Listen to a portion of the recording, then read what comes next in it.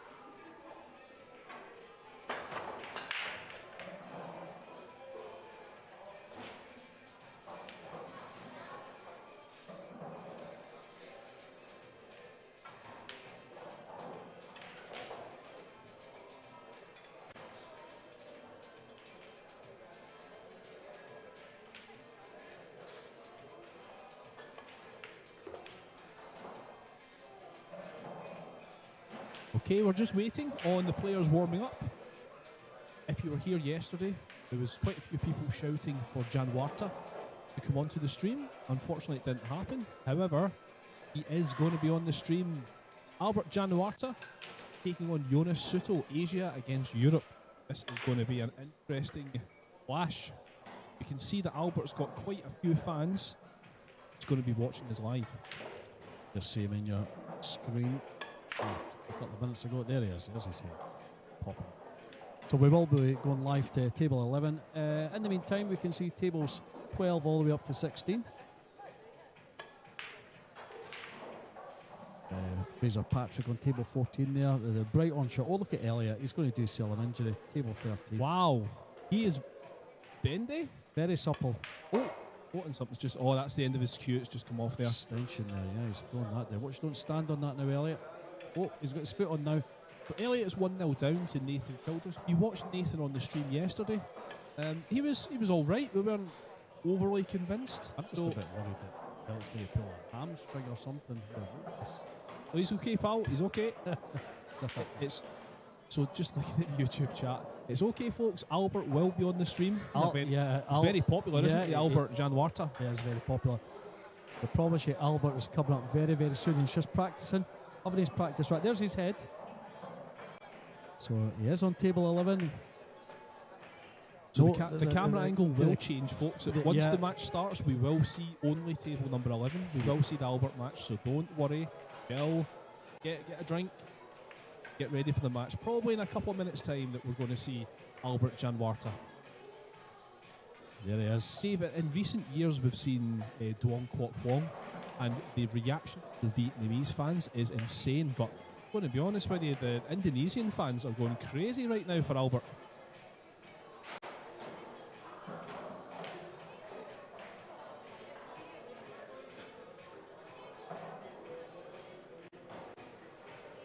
Yeah, so just a couple of moments, we're going to see the Jan Warta match. So let's just tell you about what's happening. As you can see, so the first table there is Aloysius Yap, 2-0 behind against Petri Mäkinen. How good was Yap yesterday, Dave? 10-0 win. Absolutely fantastic. Really, really good. Tip to win this potentially. There we go. There's the camera, folks. Okay, so we're seeing the action now. Yeah, here we go. Right. Albert Jan Warta, Jonas Suto. This is the winner's qualification match. First to 10. The winner will go through to tomorrow. That's their prize. They've just got to win one match today to qualify for the final day. Yeah, race to 10 racks today. As it is all the way through, I think. It's more 11, racks in the final. 11 is the final, Dave. Yeah. Final. So, Dave, I don't know a huge amount about Albert Jan Warta, but looking at his results, he looks incredible. So I'm really looking forward to seeing Albert. We know Jonas Suto, we've seen it times. Yeah. Really looking forward now to seeing how Jan Warta plays. And a little bit of pressure on him because he's got so many fans. Yeah, absolutely. Very popular player. He's made the ball there. He doesn't have a shot in the one at all, so... There's fans in the chat that's just calling on 8-0. I don't know. Jonas Suto is one of the best players in the world, so I don't know about that one. But Yeah, I mean, feel free to give us your predictions, your realistic predictions in the chat. Yeah, 8-0, but yeah, it's a race, Race to to 10. 10, yeah. So Of course, but we're still at the double elimination phase, so whoever loses this match, it's not the end of the world. We will stay alive. that's a great shot. Great shot. I mean, the way he's controlled that one ball is absolutely unbelievable. The problem he has is got the two down the bottom end of the table. He's going to have to travel. So if he's going to cut this one into the middle, he needs to go 3, potentially 4 rails to get to the 2. He could bank it. He's going to just roll this into the middle. He could roll it out to centre table, actually. Oh, it is the bank. Right, okay. That's Good. a great shot there. That was the shot, wasn't it, Dave? You don't want to be travelling too much with that cue ball, especially with the number of currently on the team.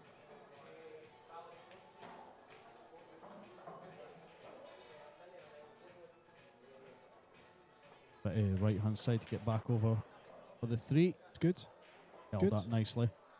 Hold the cue ball so well. Oh, watch that template. That template's overhanging. Not that that's going to make any difference. I don't think he's going to. No, I think he'll be. But you're right, Dave. It is. It's overhanging.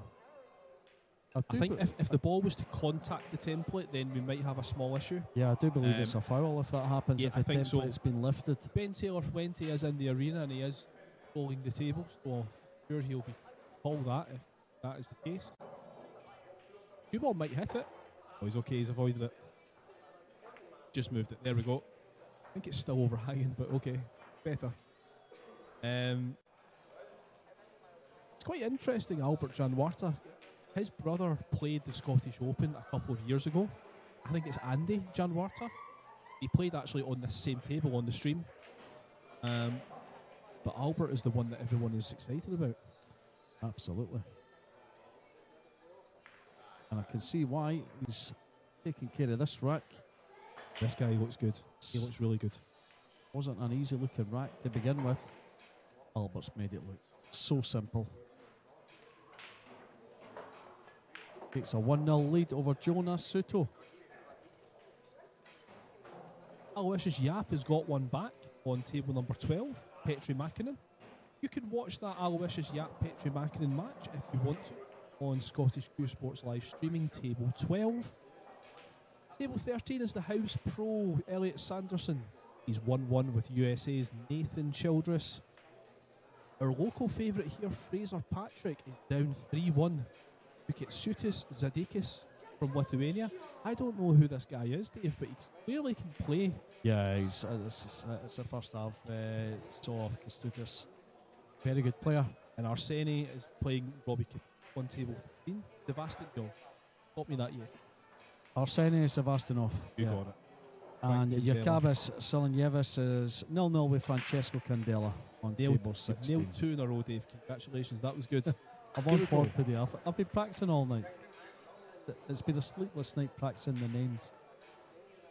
Yeah, the loser does not go home. We're just having a look at the YouTube chat. Of course, you can, if you're watching us on YouTube, make a comment and we'll answer any queries that you may have. But yeah, the loser does not go home. This is the winner's qualification round, so the loser does still have another chance. I think it's is it double elim to last 16? It's double elim. No, this is the final stage of double elim days. Is it? So it's the quarter final after this. Oh, sorry, yeah, so it is. So yeah, that starts tomorrow. So we're playing down to the quarter final today. By the way, folks, keep tuned to this channel because Piers Lobutis Jason Shaw is the next match on. So probably in about an hour or so. Can't wait to see that one. Jason Shaw was outstanding last night. It'd be less than an hour if Albert's got anything to do with it. He's making light work of this. Not if he hits his shots yeah. like that, though. He's got trouble with this 4-ball. Okay, so this is a toughie. Looks naturally aiming towards the middle pocket here. This 4, but yeah, I mean he's looking at that. G, looking at the 4 in the middle. And why not, Dave? He's going to hit it. He's, the outside of the 4, so he might as well go for the cut. Ball's going to be travelling, and it has to take it back for the 5, I suppose. Not surprised that he's missed that, though. That was super tough. Just to watch the middle pocket, he's okay. But this is our first look at Jonas Suto. Yeah, he's not got much to shoot at here.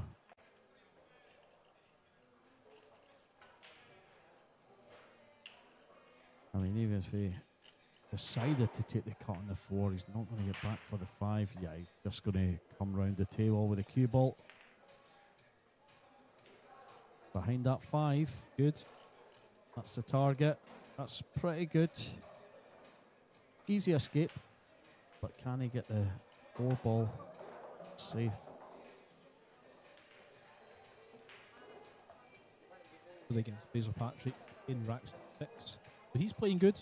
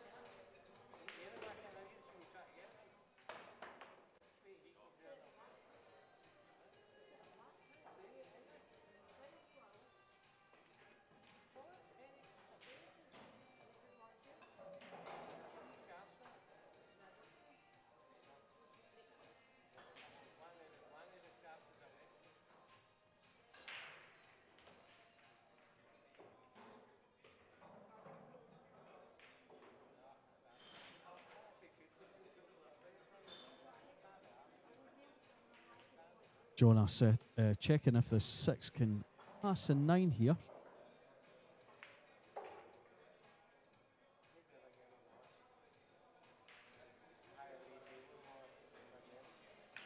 And he chopped this 5 back into the top right pocket. Apologies, folks. I think my microphone was cutting out a little bit there. Yeah, having a little bit issue with the sound here. Sounds a bit better now, Graham. Great. Yeah, I think you just cut out there again. I'm sure Craig will fix it for us. Maybe need a new mic. Yeah, a nice safety that. Almost on the rail there.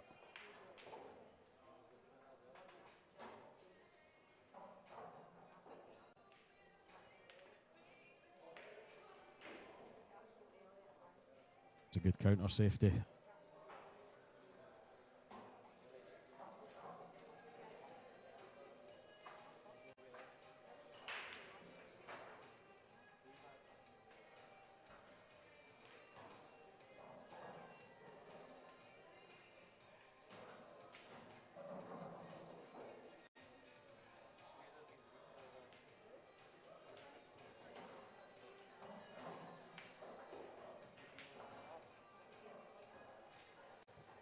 Okay, so tricky one here. It's a 1 rail escape. Might even come off the top rail, maybe 2. There we go. Yeah, just pick off the top rail, and he's got it safe. I don't think it's going to work, Dave. I mean, it's ran just enough to be safe. I didn't think he was going to be safe there. That mic sounds much better. Yeah. With switch mics now, I think Graham's back in business. Unfortunately for you. Thank you very much, Craig. Thank you, Craig, for fixing that. Craig Anderson of Scottish Q Sports live streaming, responsible for this outstanding stream. Thank you, my good friend. Oh, he's caught that so thin. What a shot that is from Januarta. What a shot. Thought he was going to make the 8 there.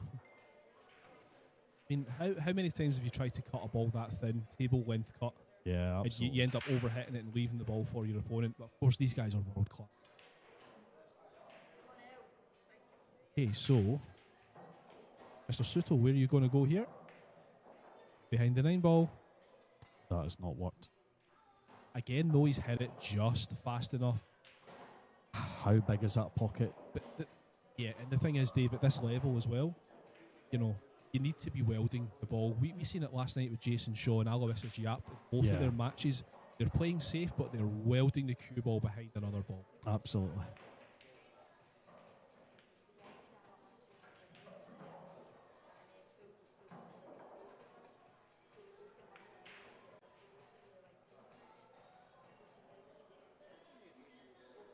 Yeah, he's left us now. So, good chance here for Jonas.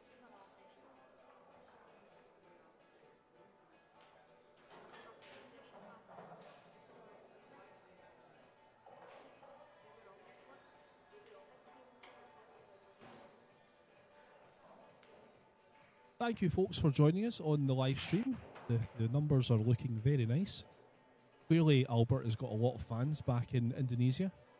Yeah, he was very popular yesterday. It was just a shame we couldn't get his match on. There was a change at the last minute, but good to have you folks. Thanks for joining us. So Jonas has already had a look at the 6 to see if it passes the 9. Having another good look at it. I believe it does pass the 9. Might have to just catch the rail. Stretching quite a bit here. Good. That's a good shot. I really like the way Soto plays. He's very loose. Doesn't, bother with lots of errors. He doesn't do anything too complicated. Just gets the ball. That's the right way to play.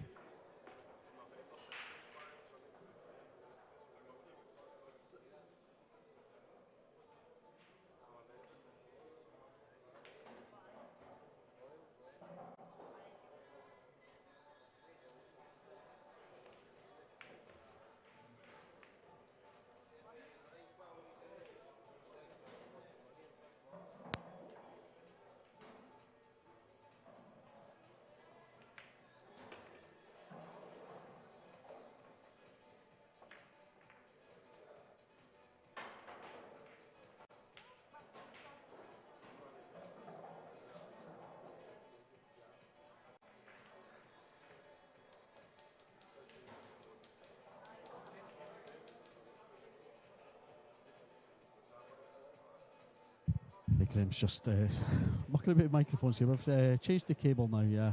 So Yes, we have changed the cable, and hopefully that comes through a little bit better.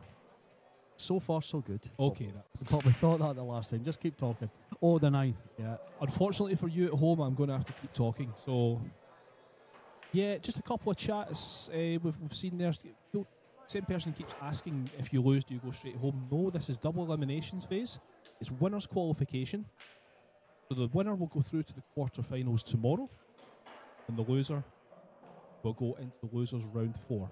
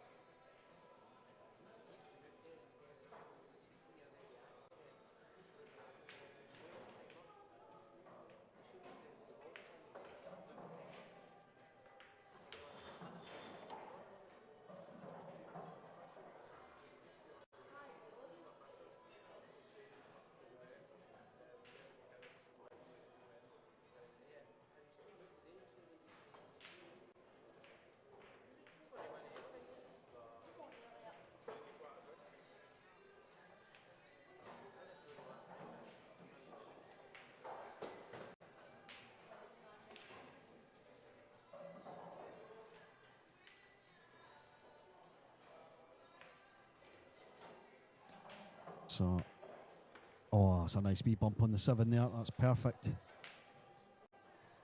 Oh, looks like Jonas could be going ahead in this one.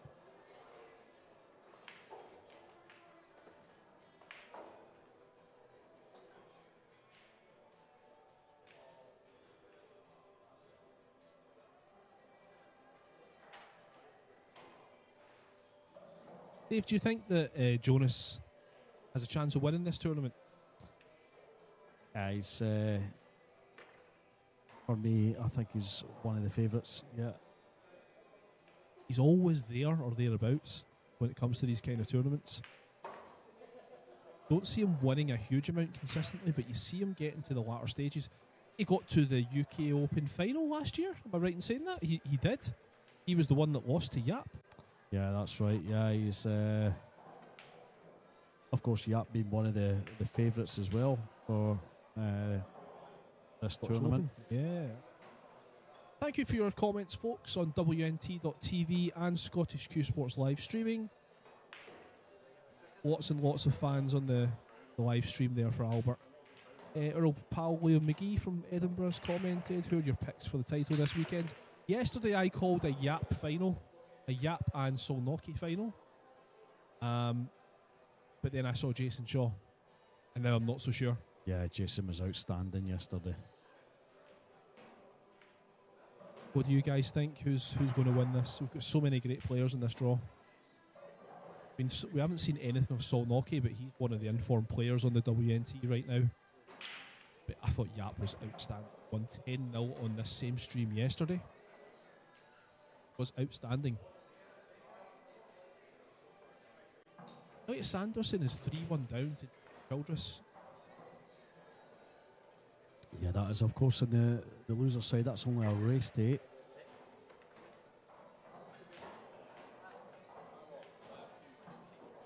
Albert's got some fans on this chat, Dave. Certainly has, yeah. He's they all came here to see Albert. Oh, what's happening here? What is happening?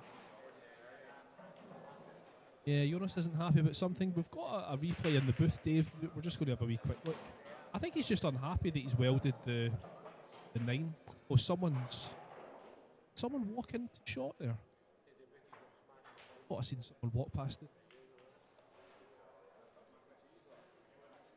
Yeah, I'm not sure what's going on there. Sure. Anyway, regardless. Live, let's have a look. Yeah, he's taking a bit of time, Joe. Ben Taylor Fuente, you can't see him on camera, but he is behind this shot. He's watching Jonas to make sure he doesn't contact that 9 ball. Looks okay from where I can see. Yeah, he's good, but I mean, how hard was that shot though? Yeah, it was difficult. I thought the middles are super tight, but I thought middle was the shot there. I thought it would be easier. Yeah, because you only had to really roll it in. You were almost guaranteed on the 4. However, tricky wee bank here for Albert Yamwata. Or does he just play safe? Yeah, just to... That's not going to work. That is not safe. Yeah, that's not a good shot at all. So Jonas breathes a sigh of relief there. Still got to get on the 4 here though. Bit cluster in the middle of the table. Cuts it in nicely. Yeah, that's a good shot. A wee bit of work to do to land on this 6 ball. 4 to the right hand mid centre pocket. Maybe a little bump on that 8, Dave. Yeah, I was going to say just control the cue ball. Just a little bit of screw onto the 8 here. Cue ball should just hold it. He's going forward. Okay. Oh, he could get through the gap. Although it's not worked. Dave, I'll be honest, I fancy what we chose there. I thought drawing it onto the 8 just to stop the path of the cue ball. Yeah, it depends what you feel, OG. Yeah, that's a shot I would have played, but this guy's a pro for a reason. Yep, he knows better than we do. Played that well though. Good shot. Goal ball snooker. Albert being punished for his mistake. So he's just going to have to use the rails. He won't be jumping this. I mean, that's a long jump. There's no value in jumping this. So just the 1 rail kick. 2 rails if he can get behind this, the 6 ball. Send the 6 back down table. Yeah, oh, he's missed. That's not a good judgment at all. Yeah, Janwarta is struggling slightly at Maybe the start of this game. It's not judged the slide these newly clothed tables.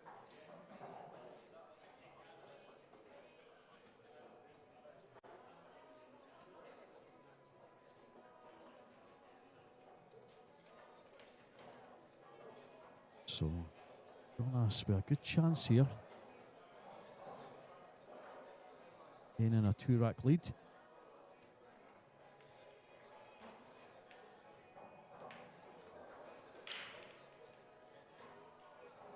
Things are looking a lot easier now.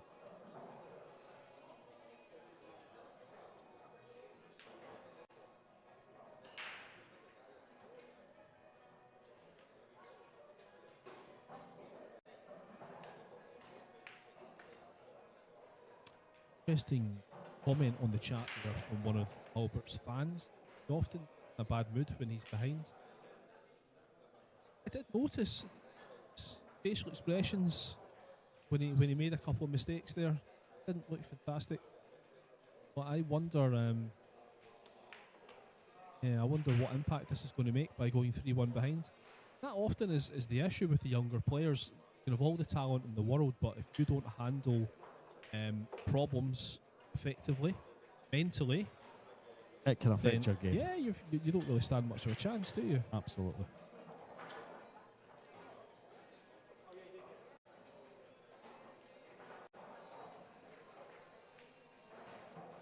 It'll be interesting to see how Gianluarta recovers from this one.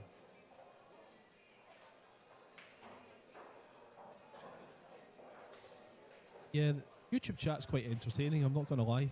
Not entirely sure what most of it means, but anyway, we're keeping us entertained. So Jonas Suto 3-1 ahead. He's made the one. He's going to have a shot in the two. Yes. Just, A little yes. bit of a roll with that little bump. Sat up nicely. What do you do with the three, though? Three in the bottom right.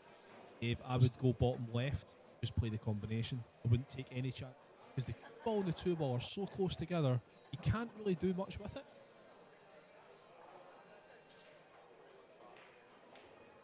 Yeah, You think? yeah. I mean, you're close enough to the two there. Just punch this in, and cue ball's going to roll back close to the rail. Safe. Could do that. Okay. Travel. It's not travelled far enough. And our good friend Roaring Coin is on the chat, Dave, and you know it's an extreme situation when Roaring seems like the most sane. Yeah, Roaring, nice to see you, sir. But lots of viewers keeping in touch with there. Yeah, the body language that Albert Gianluarta's showing, it's not convincing me that he's got a chance of winning this title. Yeah, he's almost looked like he's given up. So interesting because that's what someone said earlier on in the live chat. Said that his head drops when he's faced with adversity. That's not the best shot though from Jonas.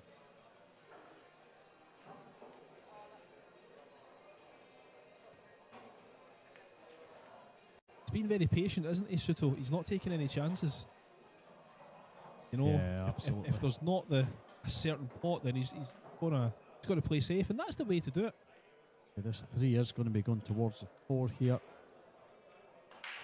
And the thing is, certainly. Dave, if you're in Jonas's shoes, you can see the body language that Albert is showing at the moment. And of course you're going to just tie him up and frustrate him even more. There's nothing worse when you're behind in a match and you're getting tied up. It's a good effort, but he's left it. Let's just watch Albert's reaction.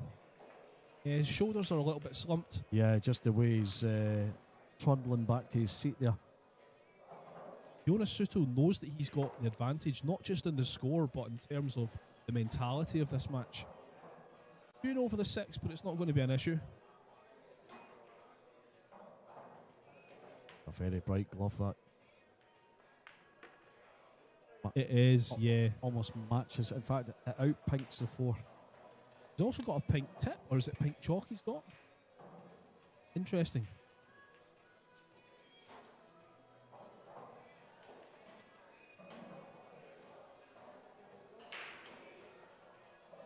A little bit hampered by the 9 here. A little bit straight as well, Dave. Maybe just push this forward off the side rail. Well, watch. There's that template overhanging the table again. Yeah. And he's underhit that by some way. I don't know why I let the template get to me. It's It gets to me, Dave. I have to, yeah, especially with this shot. it's If I'm untidy. Jonas Suto, I need to take that template away. I can't shoot knowing that the template's there. Yeah. But fair play. Gets down. I mean, played that awesome. What a shot. Ah, great shot. I love the way this guy plays.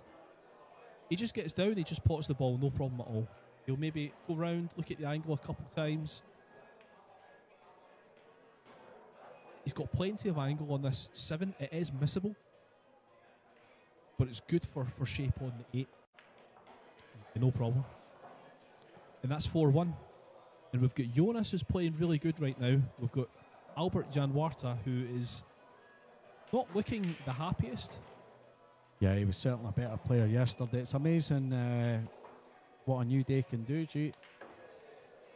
Well, Albert needs a new day to happen now. Yeah, you get off to a bad start and it just doesn't go your way. That can affect you for the rest of the tournament. There we go. So 4-1 to Jonas Suto in a race to 10 winners qualification. Albert needs something to change very soon if he's going to please his many fans that's watching us live right now. Petri Mäkinen is 4-2 up on Aloysius Yap. Alex Anderson now taking the lead, 4-3 up on Nathan Childress. What a comeback that was from Elliot. 3-1 down. It was 3-1 down, aye. Kestutis Sadikis 4-3 up on Fraser Patrick. Fraser's coming back as well. Arsenis Stavastinov 4-1 up on Robbie Capito, and Jokabis Salanchevas 2-0 on Francesco Candela there. Some fantastic matches going on at the moment. I have to say that Capito looks like he's struggled at the Scottish Open. He had a really close match with Scottish amateur Matthew Wrigley, who sounds like he played super well. And Capito only just came through that one. Capito lost yesterday to Albert Janwarta. It was 10-5. And he's struggling here against Arseni. Listen, it's a top-class field, so, you know, even though he's a world-class player, Capito, you're going to see world-class players get... Yeah, Savastinov is no slouch either, as we know. Top player. Ronan just made a really good comment, actually, there. He's 100% spot on. You're saying that there's a new day. This two balls close, it's not. Yeah, he was just saying that Yap looked invincible yesterday, but he looked a little bit more sluggish today, and he's absolutely right. Yap's 4-2 down to Petri. Yeah, he looked unbeatable yesterday. Everyone's different. Today's a new day. Yeah. And the amount of times, Dave, I've played, to the GB, you'll beat a guy one day, and then the next day you'll draw him again, and then you'll lose. You know, that it's... That's new a good day, shot. it stands for a lot. Oh, I say it's a Is good that 3 shot. goal? Yeah, I think so, yeah. Well, I don't know, Dave. this is very, very tight. Can I just get past 5 ball? Super tight. I mean, I'd be calling a ref over if I was Jonas Suto, just to make sure this 5 doesn't get clipped.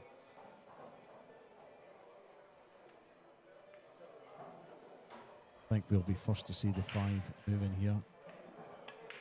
No, it's fine. Well clean, played. Beautiful shot. That's a great shot from Albert. Look Great at shot. Oh, the cue ball's going to nestle on the rail. He doesn't want it. With the position of the 5, it's not the worst thing to happen. Yeah, that's not a disaster by any means.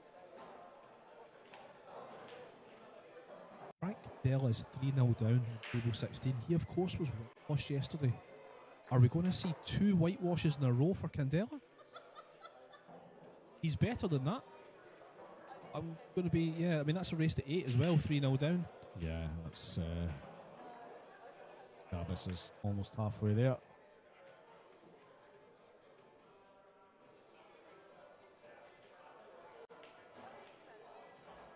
Just looking at the YouTube chat, Dave, just as we go through. He's got so many fans, Albert. He's underhit that quite a bit. A lot of positivity from Albert's fans in the chat. They think he's going to come back. Good thing is it's on his right side. He's left-handed, so he's okay there. Going to have to hit this with a bit of vinegar, as you say. Yeah, The bounce. That's Yep, pretty good. that'll do.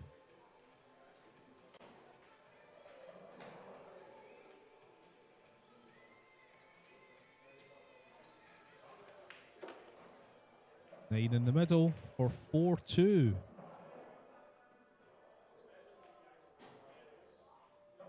See some celebrations in the chat.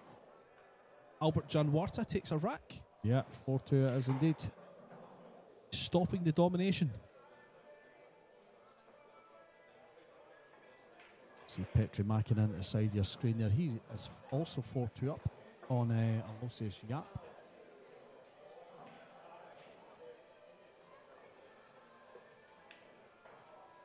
All scores are still the same. Yeah, there's not much change at the moment. This is a winner's side match, Dave. So is the Aloysius Yap. But everything else on at the moment is loser's side.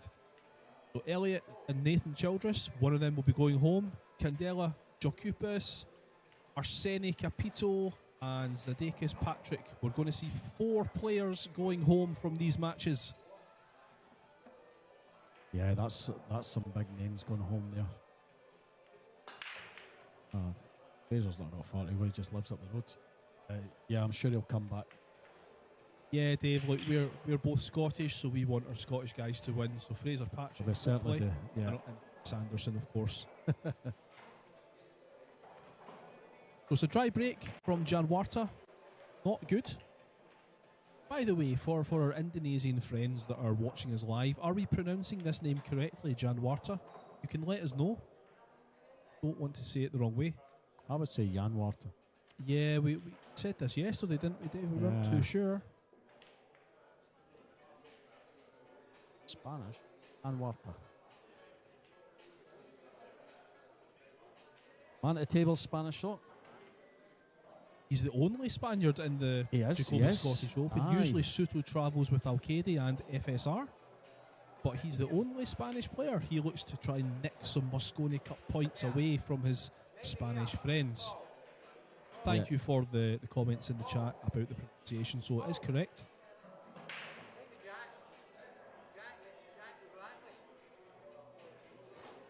The 4 does pass the 8. Then everything else is wide open. Yeah, this is no problems here for Jonas.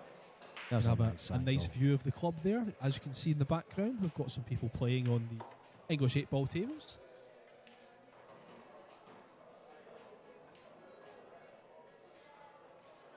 Very busy club, this. No doubt about it. And for the Jason Shaw match last night, that looked really intense because ball tables were all filled. There was a tournament going on with some of the locals, and there was a lot of people actually watching the Shaw match as well. Yeah. And it just felt very tight. The atmosphere was very, very tight. And I think that kind of adds a bit of tension, personally. Soto running through these balls nicely. He's not happy with it, but that's okay. He can just draw this one back, knock the 8 into the bottom right, as we see. Yeah, he's going to be fine here.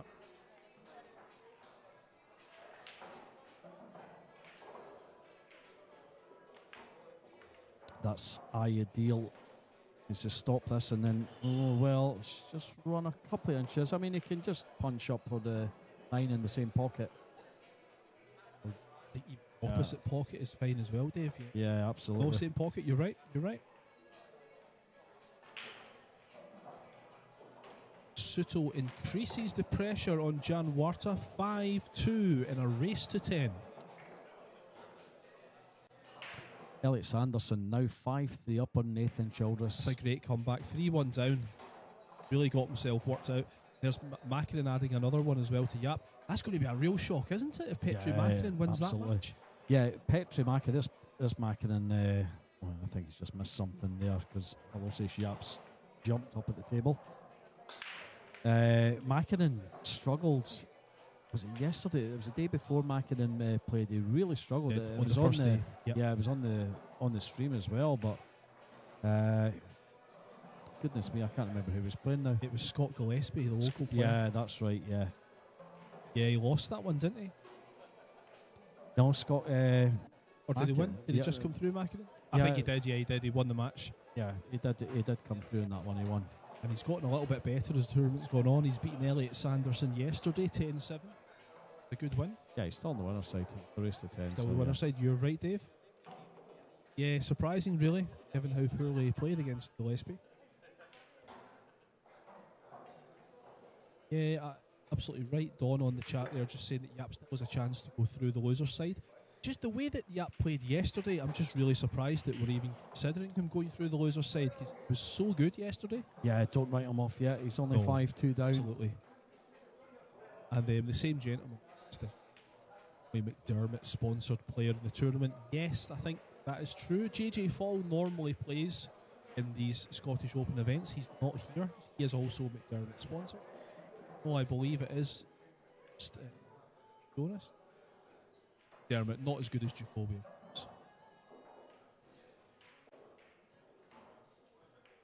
So this is missable with the rest. Not many pool players that are good with the rest. Jonas clearly is, though. Yeah, Played that perfect. there. He missed the 7 as well, so he's done extremely well with that shot. And he doesn't want to be queuing over the 7, but he is. So just makes the 5 slightly harder.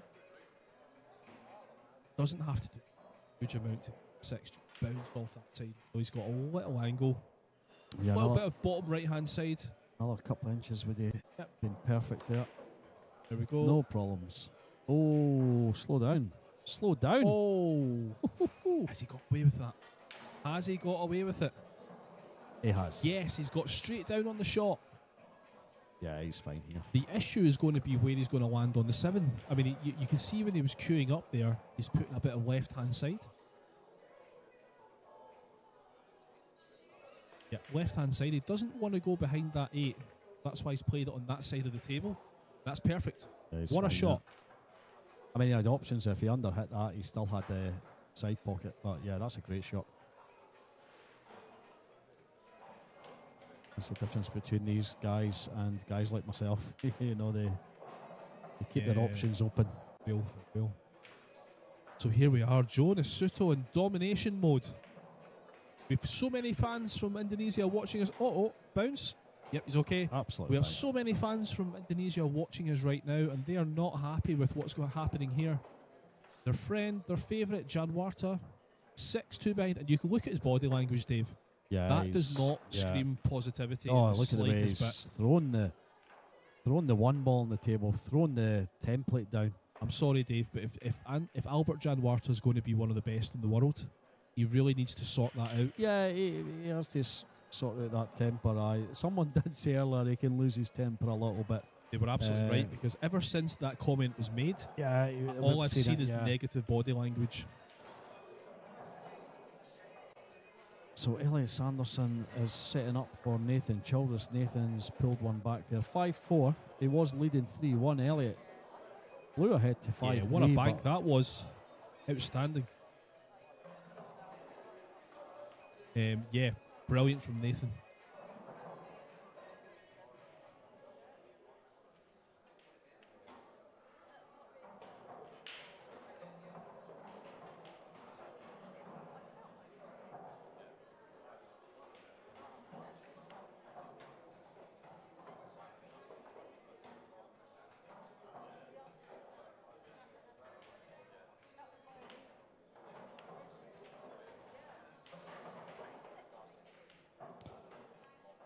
Ben Taylor went to the referee there.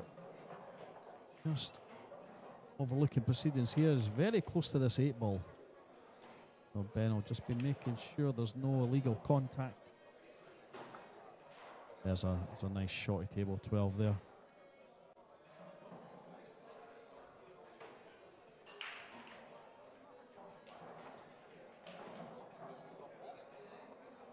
It's a good hit, but he's left half a shot here for Yap.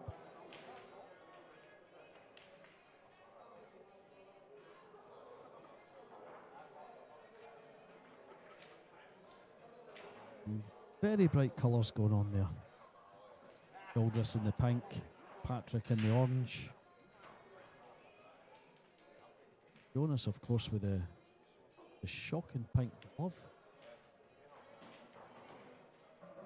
Very colourful game.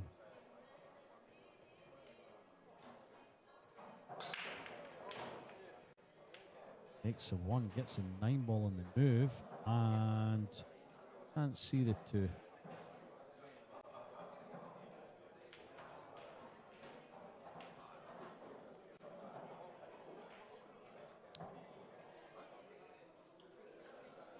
May just kick this off the bottom rail, kick the 2 back up table. Kick and stick. Ah, yeah, just to push out.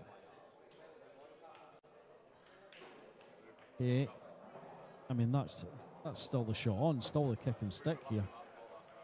I would have thought that Jonas would have took on that shot instead of the push out. However, he's been put back in. I think you can see an edge of this. Yeah, he does indeed play the kick. Oh, has he left that? That's tight.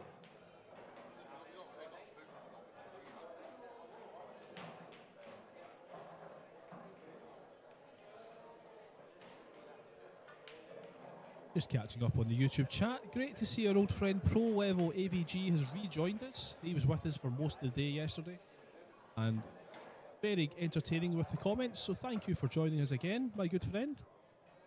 And if you want to make a comment, we are live on Scottish Sports Live streaming. Let us know what you think. We are, of course, also live on WNT.tv. Interesting to see the views have gone down a little bit, Dave. I wonder if some Indonesian fans have decided that this is not going to go their way. Still got plenty of viewers, though. And there's still plenty of time for Januarta to come back into this one. Absolutely. He's only 4 racks behind. Yeah. That's nothing. To hang about and support the young 17-year-old. What a star this lad's going to be. Oh, he's almost banked it into the middle there.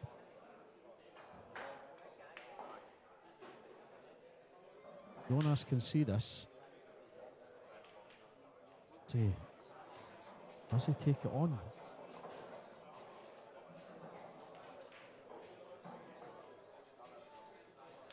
I don't think it does. I think it's got to play safe here. I mean, can he? Yeah, but how do you play safe from this? I mean, it just naturally looks like you've got to go for this. It's tricky.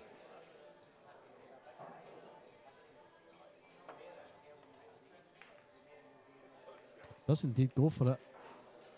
Yeah. Doesn't make it, but yeah, it's still a tall order for Januarta here. Hey, what would you do here? I'm looking at kicking this 2 in off the top rail here. Contact top rail, kick the 2 in. Cue ball comes back down the side of the table.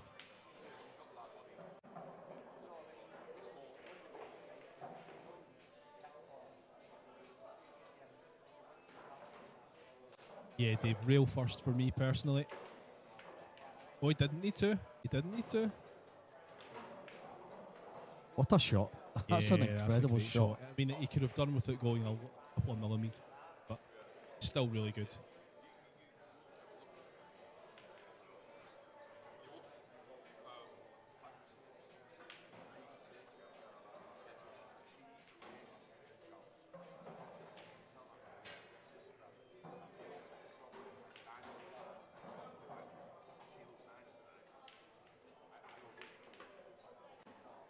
He's chopped Played that well. That's a great shot. Absolutely chopped that. That's a great problem. shot Look from at that. Januarta. Guy's incredible. This is what he needs. Boost his confidence a little bit. Banging in shots like that. Yep, for sure. I can see our old pal Dev Chadder on the chat there, Dave. Great to see Dev. One of the real good guys in pool. Not seen you in the club for a long time, Dave. Hope you're doing okay, my good pal. Yeah, good to hear from you, Dev. Thank you for your nice comment there. It's quite straightforward for Januarta. A little bit straight on the 6, but no issue. Considering the body language that Januarta has been showing recently, he looks pretty cool in this rack. Yeah. I think he's got his act together now. Yeah, that's good. Yeah, he's Still in it, Dave. Januarta is still in it. He's a bit more upright now, not so slouched.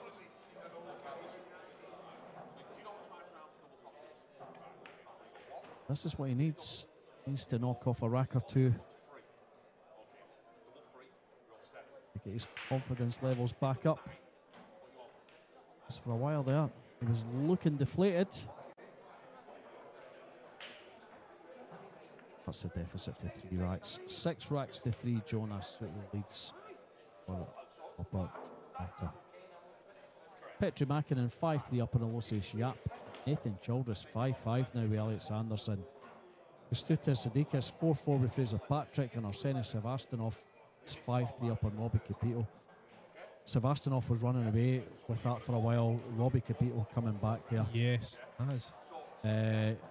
Francesco Candela, he's pulled a couple back. He's now only 3-2 down for Jakabis Solanchevas. Dave, every match is close. Everything. Yeah. Don't forget, this is winners' qualification, so the loser will have another chance, but the ones on the outer tables, they are losers' side, so we're going to lose 4 players in the next hour or so. Can Januarta catch a gear? It's been going against him this entire match. Oh, that 2 balls just sat against the side rail, and that is very tough. How many times, Dave, have you tried to make a ball that's caught against the rail, just sitting on top of the middle knuckle, and it just catches the far away knuckle on the middle pocket there. Definitely not easy. Especially with the position of 3 as well. There's just no value in taking the one. Let's see exactly where he's queuing. But then where does he go safe, Dave? Maybe he is worth it. He cues low left, which he is. I think he's gone for this. Oh, wow. Unbelievable. Unbelievable. Never even thought about it, really. Outstanding. Now that problem is out the way. The next problem to think about is the 7 ball. Yeah, because it looks like the 8's in the way in the middle pocket. The good news is the 6 ball is so close to the 9-7 cluster. So he's going to have an opportunity to break them up if that's what he desires. And I think he has to, Dave. As you rightly say, it does appear that the 7 doesn't pass the 8. It might. I'm not going to lie, Dave. Not sure. I think that 7 might pass the 8. It does go in the bottom left here, though. Does he have a good angle here So on the let's 5? see. It's a bit straight looking. It is. It is. Look at his body language He again. doesn't like that. Gonna have to put a lot on this.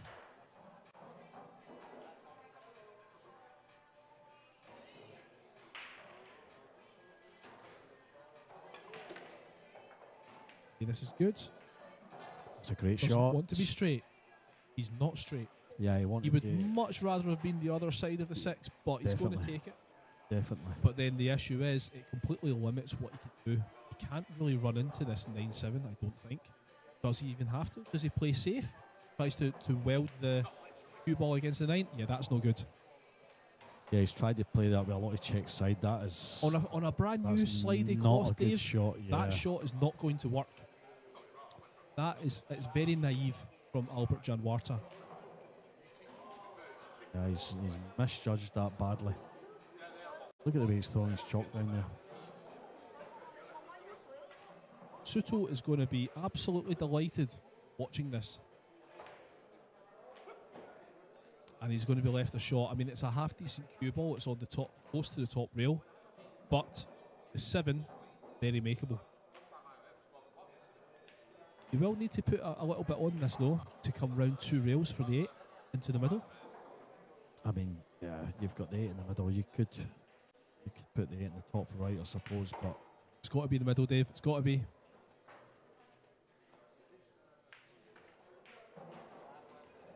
yeah, Played it really well. I mean, how gently did he hit that? that's He millimetre put nothing perfect. into it. He put nothing into that at all. Yeah. Outstanding. When he hit that, I thought he was going to leave it for the top right there, Yeah, just because he Because did. he hit it so soft, He right? hit it so soft, yeah. But incredible. There we go. Jonas Suto 7-3. Albert Janwarta is in big trouble here. Yeah, just And he's when it not looked helping like, himself. just when it looked like Bert was coming back there, he's let himself down with that attempt at the checking back onto the 7. Yeah, He's got so many fans, happened. hasn't he, Dave? You just see the YouTube chat. It's going crazy right now for Albert Janwarta. Not quite as crazy now that he's behind and he's really clearly not in the best mental state.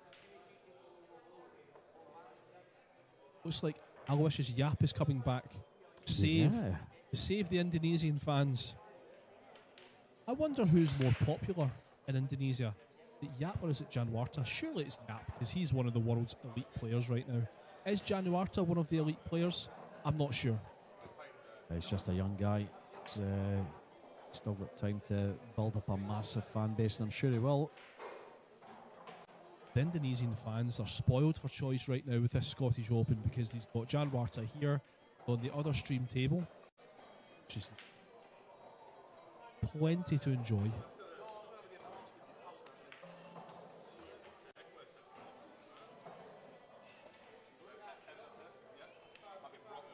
Oh yeah, my mistake. Sorry, I've been corrected on the chat. It's Singaporean. Of course.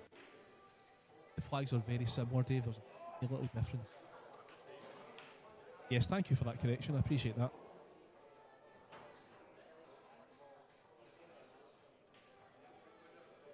Other great Singaporean players of them.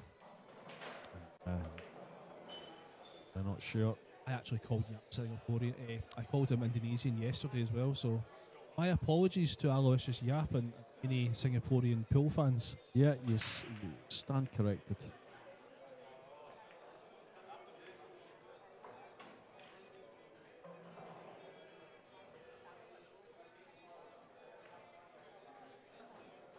This is interesting, the way Jonas has played that. He didn't have an option really because he was so straight. Just going to go off the side of this. That's not good. That's not good. The good news for Jonas, look at the 6 ball. Can he pot this 5? Is that 9 just interfering with the potting angle slightly? Very close, isn't it? Yeah. Very close. I think this is 50-50. Albert's having a really good think about it.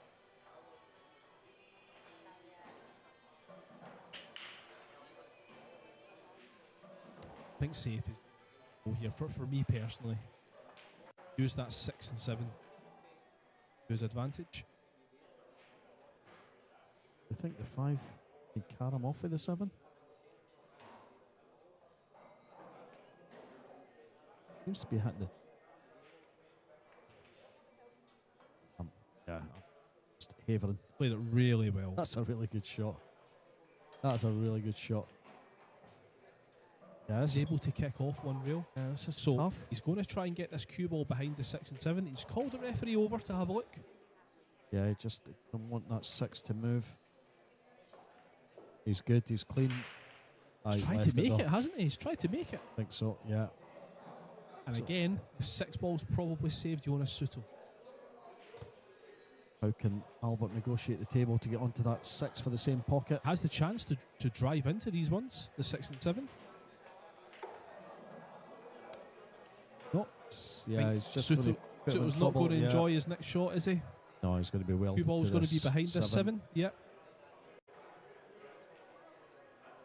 Just wants to make sure he doesn't accidentally make that 6 in the middle.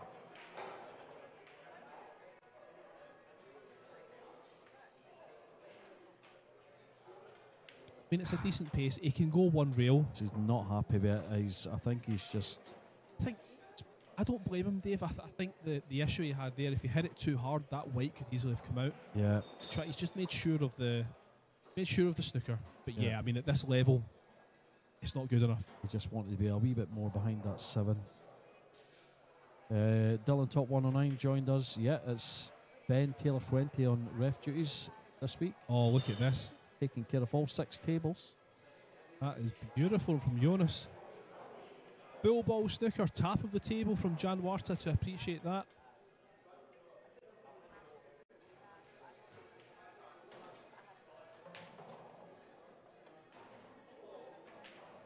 He's tried to do the kick and stick and it's not worked out, and he's left Jonas Suto a shot. And again, negative body language from Albert Janwarta. Yeah, just the way when you swung that cue.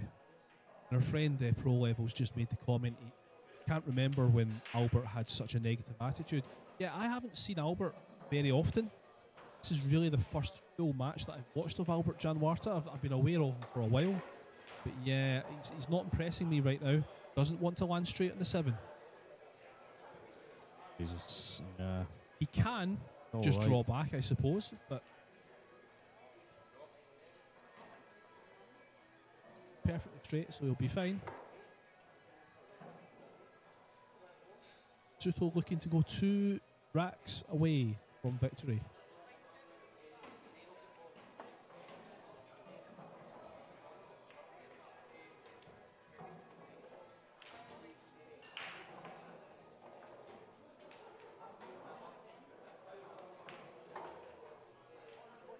Takes care of the 8. Easy finish on the 9, and he will take an 8-3 lead. And there we go. So, Bert in a little bit of trouble here. As is Elliot Sanderson. He's now losing 6-5. Made a great comeback, went ahead against Nathan Childress. Nathan's knocked 2 or 3 racks in off the bounce, although Elliot has finished that rack. So it's tied at 6-6 there. Fraser Patrick 5-4 up on Kestutis Zadikis. Jakubis Salanchevas 5-2 up on Francesco Candela. Petri Mäkinen has a 5-4 lead over Aloysius Yap.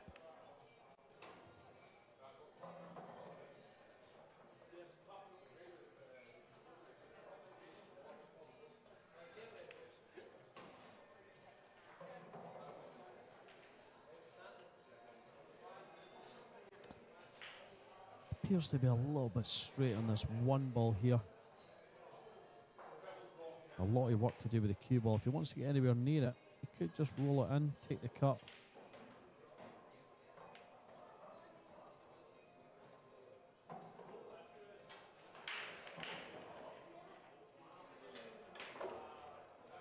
Yeah, he's put a lot on that. Oh, how about this?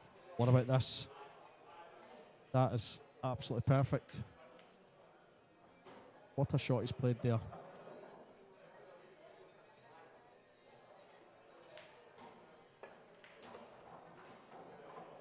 Three in the same pocket. Great chance here of pulling one back.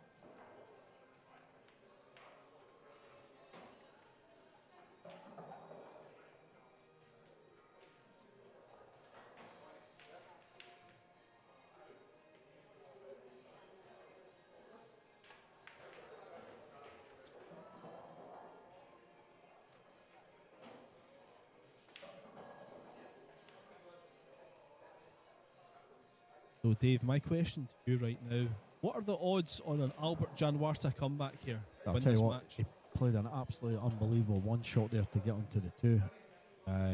Fantastic. I have to say, I've not been impressed with his attitude off the table, but when he's actually on the table, calm and composed. Yeah. Does Albert know how many people are watching this right now?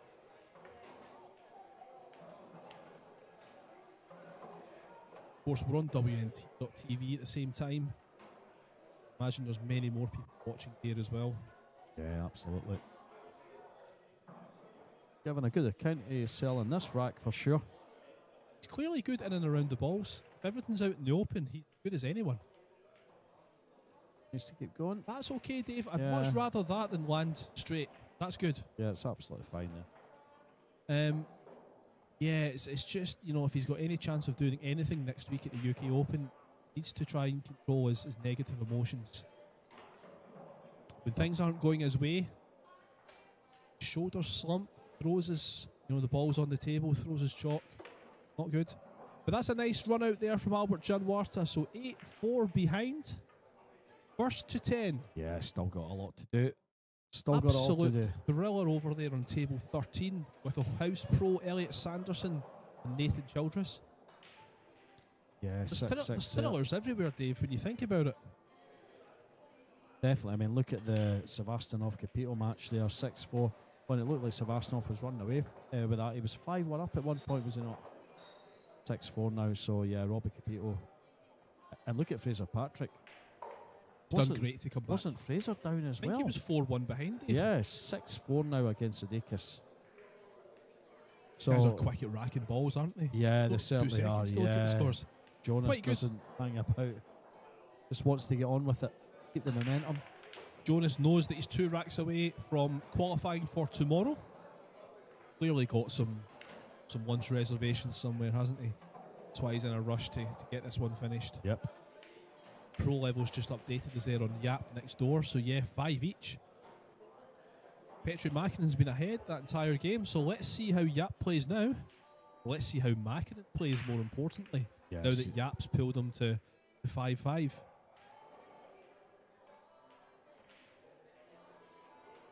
Can't believe I called him Indonesian. Terrible. Rookie mistake. Yeah, it's It's a funny one. It's the same with, you know, a lot of Scots, they get called English or British, you know what I mean? It's That's right. Well, we are British, Dave. The Scots are British. But yeah, sometimes they confuse Scots and Irish and Scottish and they English. just call them all English, yeah. It's funny that, yeah. Dave, you're going to have a British flag next to your name next week when you're playing Can Salim. Yeah, absolutely proud to represent the flag. I think there's half a chance we might see you on a stream as well, Dave. I won't be proud of that.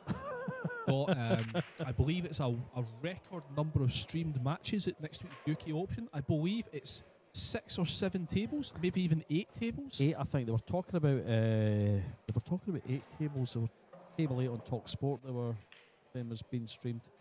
So yeah, it could be up to 8 tables. Oh, it's almost made that 2 there. He's through his cell at that. Have a look at that in the replay, G. I will do. We have a replay here for our benefit in the booth. So through his cell. Well, I mean, watch this. Absolutely smashed that, hasn't he? Yeah, it's almost made it. What's he going for? He's trying to just make it. I think he's just tried to make the 2, yeah. So this is a tricky cut back. He's looking at the angle. Of comments on the chat just about what happens at the end of this match. So this is still the double elimination phase. Great shot from Albert. Needs to watch this 4 ball. Yeah, he's welded to it almost. Yeah, that's a pit. That was a great cut, and to avoid the 6 ball there. But yeah, it's not turned out well.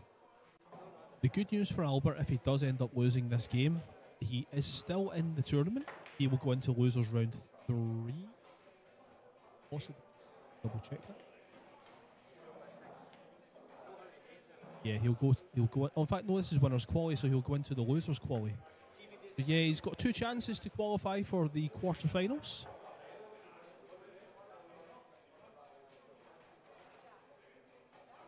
And of course, the quarterfinals are on tomorrow. It's actually a slightly shorter day today. Final round of matches are scheduled for 6 o'clock UK time. Here's the jump.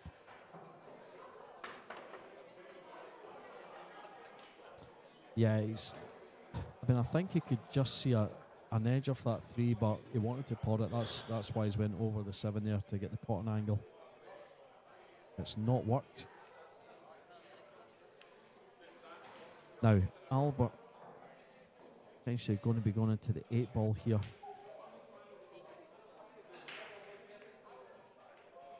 Does he just play safe? Went for the cut. It's not worked out. And he's a little bit lucky there. Yeah. See an edge of this, but not enough.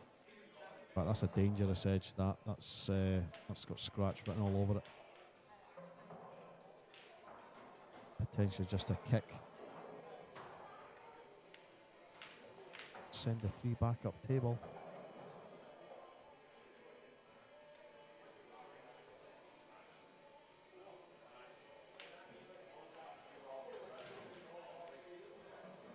What a match we've got coming up next on this table, Graham.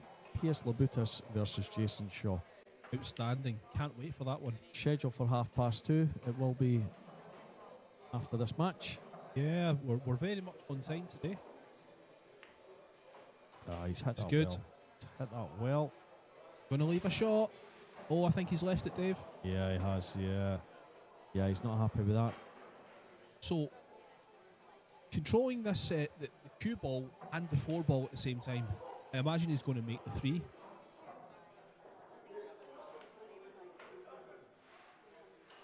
Looks like he's only going to really cut the left-hand side of that 4 ball, so very easy to control. Oh, wow. I think he's cared so much about controlling the 4, he's missed the 3.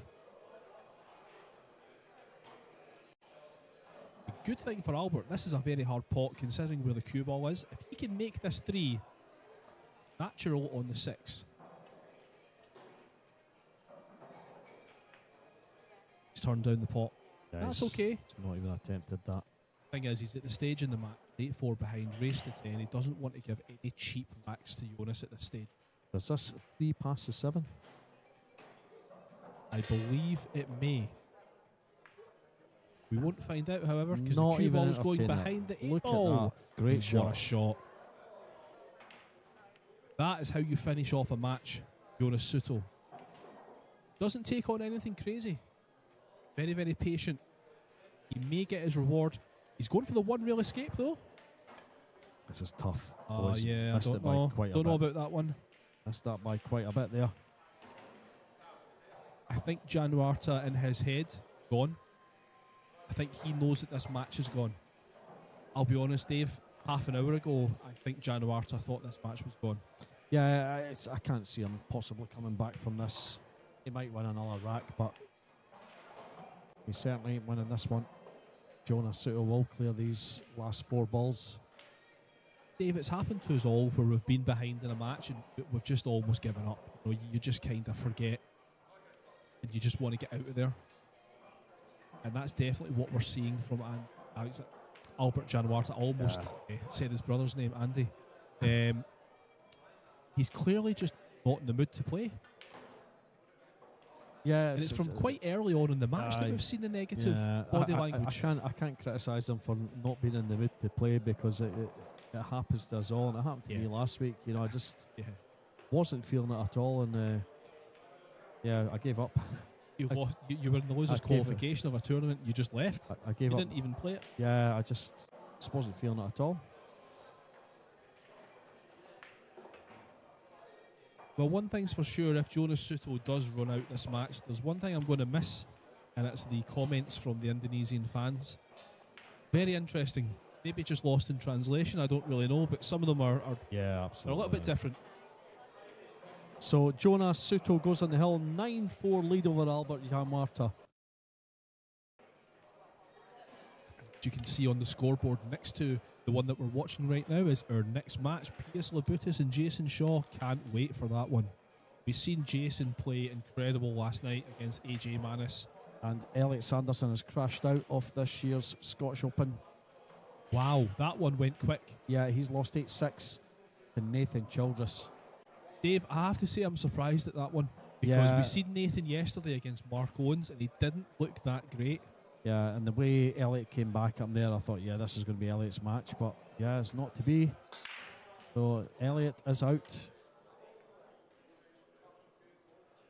Just seen Moritz Newhausen take to the table, so he's going to play Paul Song. Paul Song defeating another one of the local players here from McGoldrick's, Andrew Finnegan, earlier on today. Fraser Patrick is still going strong. Alongside Jason Shaw, Fraser Patrick is the last remaining Scot. He's 6-5 up on the loser's side. Yeah, Aloysius Yap also 6-5 up on Petri Mäkinen on table 12.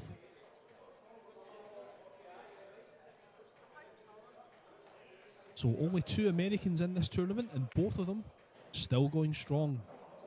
Childress and Song. He's left this. I don't think he'll be too concerned about that, though. Still a bit of work to do here. Look at the 6 and 9.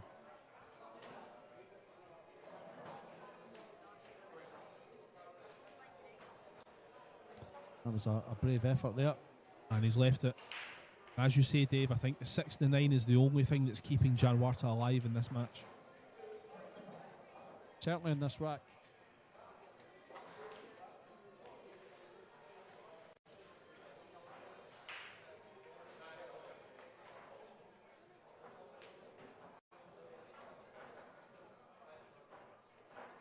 Arsenij Sevastyanov is on the hill against Robbie Capito, 7-5 there.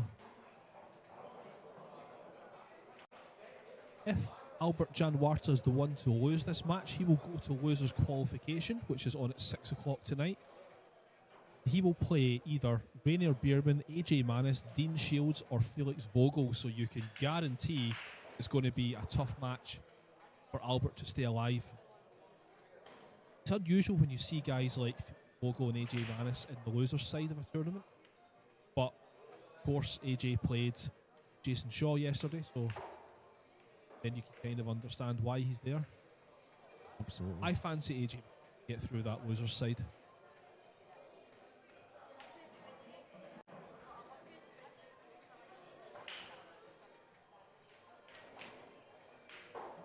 see Jonas just going safe here with the 6 and 9 the way that they are.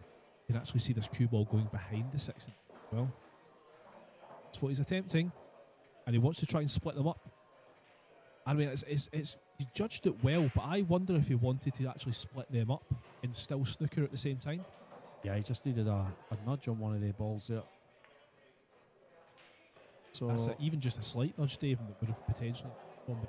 Yeah, there's still a little bit in this. Oh, he's missed it. Oh, right. Missed it both sides. So now Suto's got his chance to break up this 6-9. It doesn't look like the 6-9 goes, or the 6 goes anywhere. Doesn't appear. Yeah, so he's looking at the angle he wants to leave on the 5 there to take out the 6. That's where he wants to be, just on the rail almost.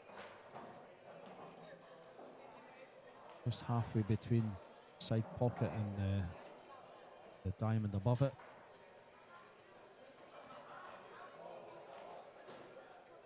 Albert's clearly got a great amount of potential. He's clearly quite young as well, so he's got plenty of time to develop his game. Yeah, for sure. If I'm a coach of Albert Janwarta, I'm going to get him to focus on his mental game for sure. Pro level age AVG hitting the nail on the head there. His kicking game has been miles off today. Yeah, and he's probably been caught out by the slide on these tables. I don't know how used. I mean, he's a young guy. I don't know how used he is to playing on slick tables like these. Yeah, good point. Actually, I wonder what conditions there are. Yeah, you're right. Junior games maybe just tables not quite changed as often as a pro game. But so Dave, what's he played here? He's going to come off the right hand side of a 6 and just get it behind the 9. He's going to bank the 9. He's going to bank the 9. Yeah, going to bank the 9. Oh, not sure. I think he just caught the cue ball the way back there. Did he not? So Albert Janwarta is still alive. Did the 9 catch a cue ball the way back? I'm just having a look at this replay on our booth monitor here. Can Albert win this match? Yeah, caught the 6 in the way back. If Albert ends up winning this match, that's the shot you need to think about. I'm not sure he judged that correctly. The issue was his position on the previous shot on the 5 ball. Because he left himself very straight, so he wasn't able to run into the balls. That was the issue. I'm not completely sure that banked, Dave. The worst thing about that too, he had ball in hand on the 3, so he should have been a lot better on that 5 there. He's just taking his eye off the ball because he knows he's got such a gap. But then at this level, 9-4 gap, it's huge, but it's not really that big. So we are still going in this match. Jason Shaw just entered the arena because he's on next on this stream table. Very busy ball there. Look at that. There's a lot of bodies there moving about. Aye. That's just the 9-ball side. There's the 8-ball side of the club as well. Couple matches just going on here. Clint Janssen, George Anton on 50. Boris Newhausen, Paul Song, just about to begin. I am going to pull you up on your pronunciation of Clint's surname there. What's his name? I'm going to say Janssen. What did I say? Janssen. You keep calling him Clint Janssen. Or Janssen. Janssen. I don't know. Well, only Clint knows. Clint's second favourite in that match, so we might not have to say his name for much longer. Yeah, George Antonakis has been absolutely superb. Fraser Patrick is 6-6 with Zadikis. Race to 8. Yeah, just a race to 8 there, so yeah, it's still a bit to do. Zadikis is at the table at the moment. But yeah, we're back to table 11 here.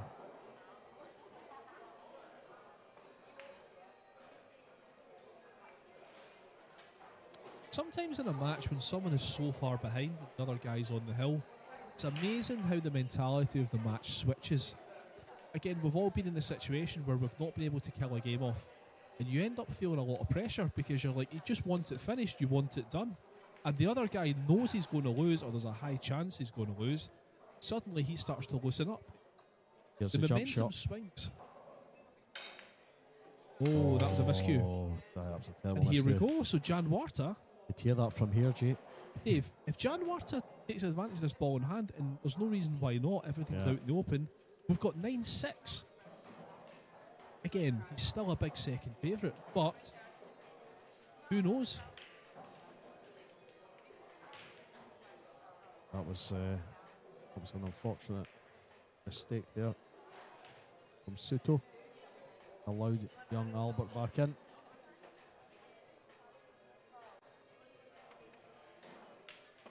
He's certainly got a bit more of a spring in his step now than he did half an hour ago.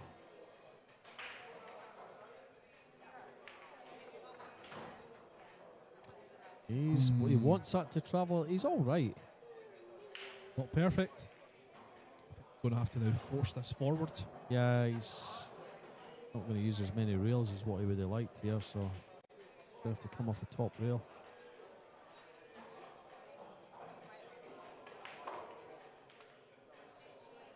That's nice. That's all right. Done so well to avoid that 7, actually. It's a really great shot.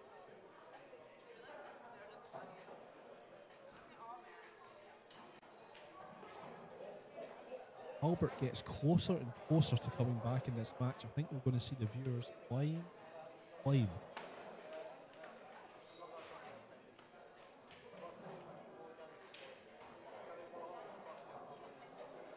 As the momentum has switched a little bit in the last 10 minutes in this match, you don't really see the negative body language that Albert was showing earlier in the match.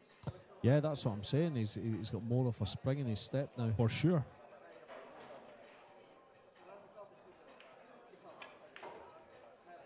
There you have it. 9-6. It should have been over. But a big mistake from Soto. Took on a 6-9 combination that I don't think even went. And now suddenly it's 9-6. If Jan Warta can run this one, who knows what's going to happen? Yeah, Jonas will be kicking himself for that one. AJ Manis, a question there. Does AJ Manis have a match today? He does. He's playing Rainer Bierman next. Not on this table. He's scheduled to play at 2 o'clock UK time. Our pal Pro Level made the prediction earlier on that Aloysius Yap going to catch a gear. Could be right because it's 7-5 now to Yap. Yeah. Mackinnon was ahead for a lot of that match. Good call, AVG. Still super tight. You can see in the background, there's Fraser Patrick. He's on the 6 ball. He is 6-6. And another one that was behind for most of his match. I think Zadikis was 4-1 up at one stage. This is a race to 8, don't forget, on the loser's side. We'll keep you up to date with that one. So he's left with that 7 combination. It's a tricky one for Fraser. But here we go, back at the main table. Not a bad snap. Got a shot at the 3.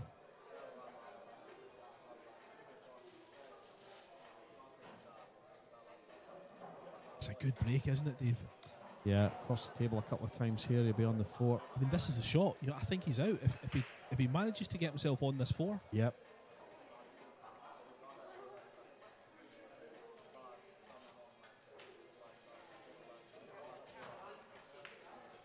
Oh, I can't believe it. Yeah. Oh, he's you know what? There was so much potential there. I really thought he was going to come back into this game. He could still come back, but that's going to kill his positivity a little bit. I mean, he's had a wee bit of luck there. He has. With regards to where that few balls landed. It's poor there from Albert. You don't expect him to miss that. I know it was relatively difficult on the 4 ball, but you wouldn't have expected him to make that sort of mistake. I mean, it was rack ball. If that had went in, if the 3 had went in, he was winning the rack from there. He's got a second chance though. Yep. I think this one is much harder. I think He's going to have to come round the 6 it's and 9 to get back up. Yeah, it's a harder pot, I think, but yeah, I think it's got more of a natural angle here to come back for the 4. Missed it by quite a bit as well.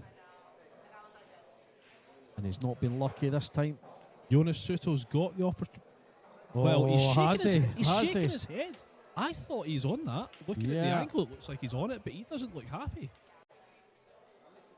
I think he's on that, Dave, no? It's tight. It's very tight.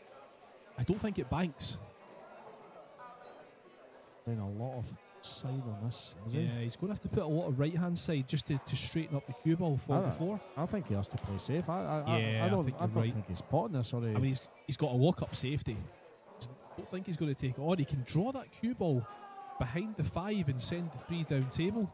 yeah, you can see where he's pointing to the 4 there. That's where the cue ball's going. Okay. What That's a a great shot. Really great shot. Exactly where he pointed. And now Mr. Albert's in trouble. The position of the 8 ball is a real problem here. Position of the 6 and 9 also. Coming down the right hand side of the table, 3 rails. Made a nice hit. He's left somewhat of a shot. The thing is, Dave, getting on the 4 from here, That's really tricky. because he can't play a draw shot or anything here. No. Because the scratch is on. He's just got to. I think he's got to play. I don't think he pots this. I don't think. Is there any value in potting this?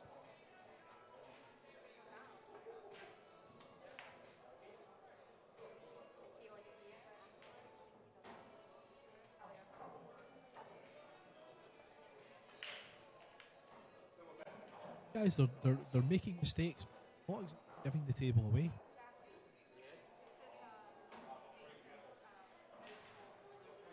You thinking about cutting this back? Around the table. 4.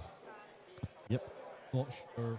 I personally wouldn't, but these guys are far better than I am, so.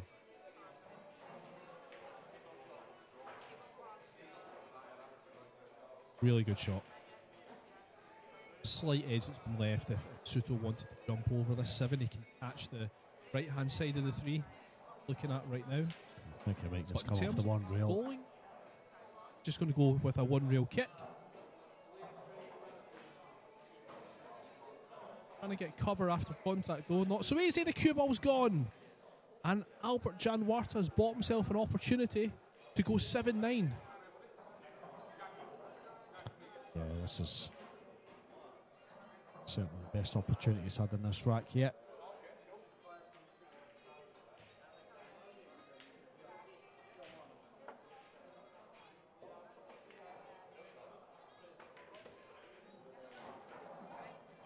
Oh, He's not happy with he that. got the little bump. Yeah, Away with that, just and he's just a little apologising. wave. I think he thought he'd Gone behind it, right? stuck his cell up there, yeah. Yep.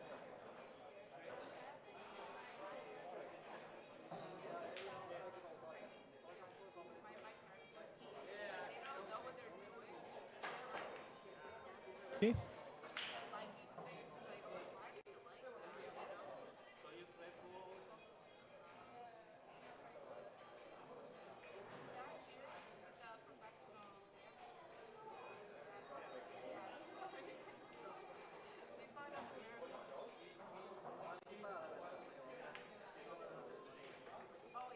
Straight in the heart of the pocket.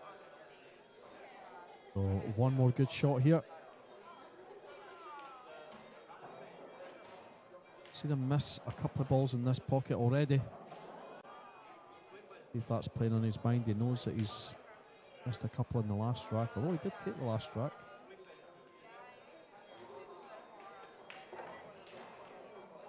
And no issues this time. Really do feel the momentum. This game was over 15 minutes ago. There's a shift. It's not completely shifted yet. I would expect Janwarta to finish this to make it 9-7. And if he takes the next one, I can see Jonas getting a little bit tight. He's not happy with where the 7 is. I still think he can push it forward. 2 rails for the 8. That's good. That's a great shot. Hitting the sides. Got a little bit of angle on the 8. What you might see him doing here is drawing the cue ball back to the top rail, or he could push it to the side. Depends really what he wants to do. It's going forward, but it looks Okay, yeah, that's fine. It was more straight than I thought. Albert is right back in this. Still needs to take care of this 9 ball though.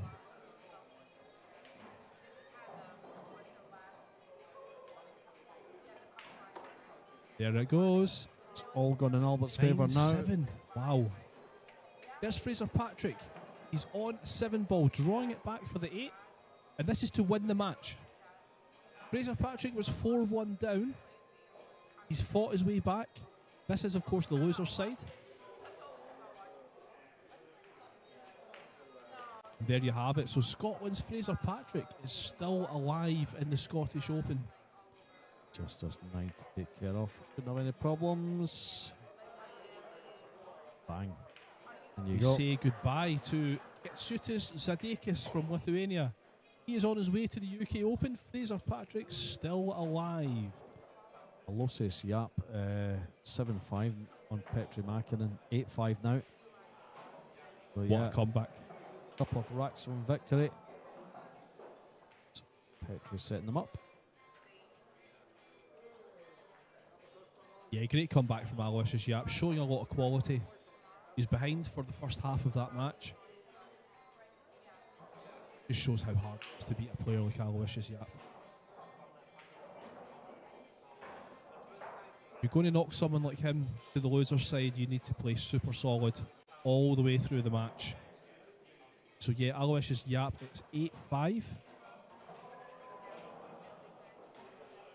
Thank you very much for your comments, folks. Again, the viewing figures are still nice and high.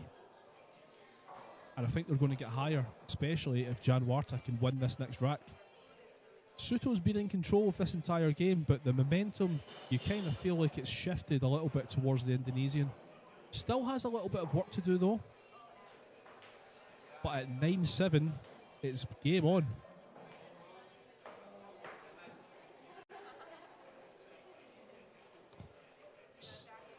Ben having a little word with Fraser there about something. I don't know what's happening there.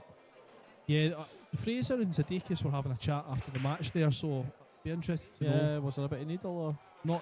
Not entirely sure. Anyway, forget about that. Here we go. Where's this 2 ball going to land? It's going to land nice. He's on the 2. He's got a little bit of angle. It looks like he might have enough to come down for this 3. Yeah. Albert's going to be feeling a lot better about his game now.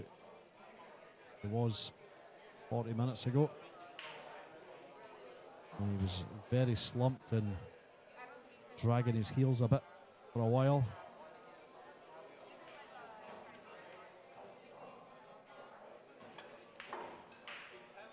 Yeah, he's checked that down really lovely. nicely. And suddenly, Dave, don't be hampered. He's all right. It's suddenly, perfect. look at this rack. Everything's wide out in the open.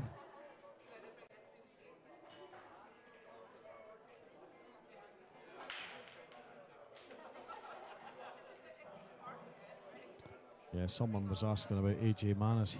He has been called up now against Raynor Bierman, table 14. So that match just kicking off. We are about 20 minutes behind schedule with that match. Albert Jan Waters on schedule to take this rack, cut the deficit to 1. Don't see any head shakes anymore.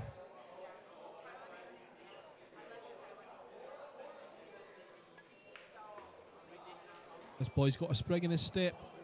He should have been finished by now. Jonas Suto had a tricky 6-9 combination to win the match, and it was to win it 10-4, I think. Yeah, he's certainly looking a bit more upright now. His shoulders back. Oh, yes. Not so slumped. And now we're starting to see why Jan Warta has so many fans watching us right now. There's no doubt the quality that Jan Warta has, and when his attitude is good and positive, he can play as well as anyone. Moving that rack away, that's good. Nothing Jonas can do about this. He's sat in his seat this whole rack. This is the brutality of 9-ball, isn't it, at the highest level? These guys can break and run out of nowhere.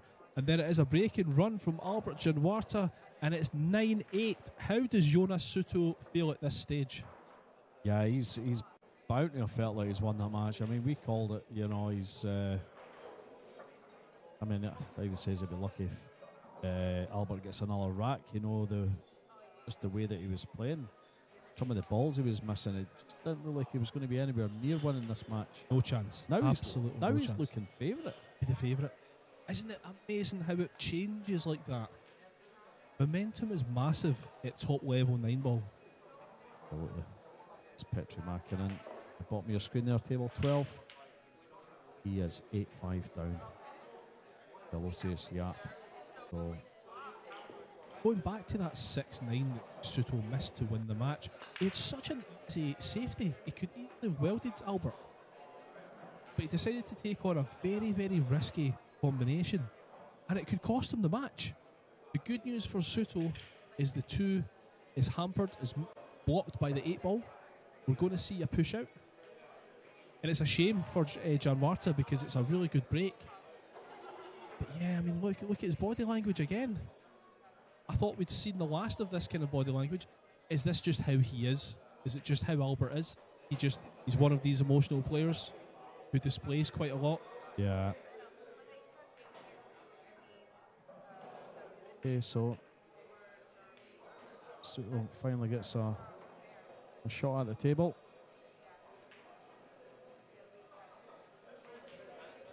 How long has Soto been on the hill at this stage?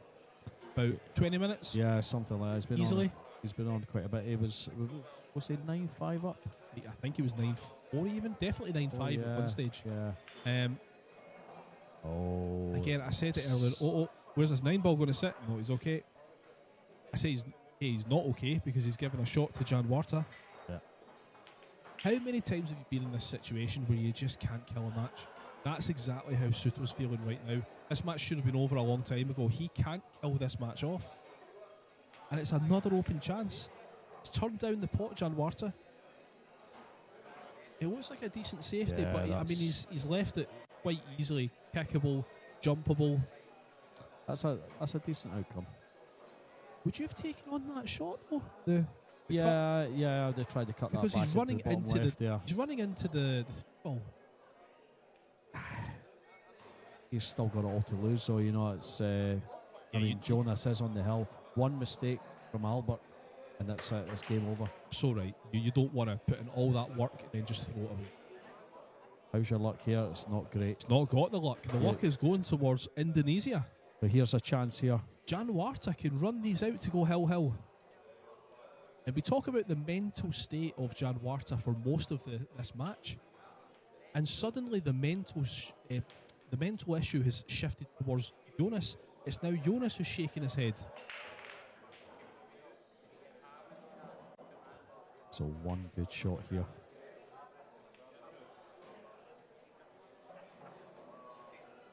Look favourite to tie the match up. Taking his time.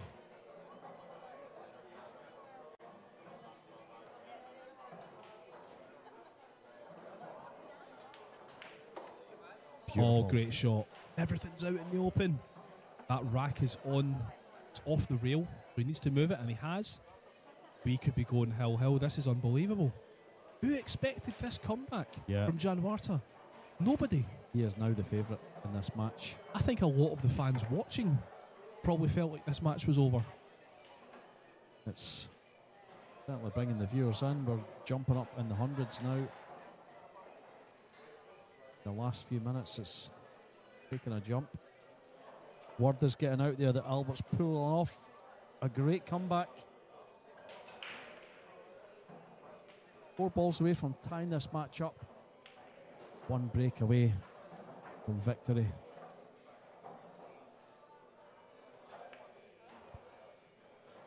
And what a comeback this will be. This is going to be the best comeback we've seen so far this week.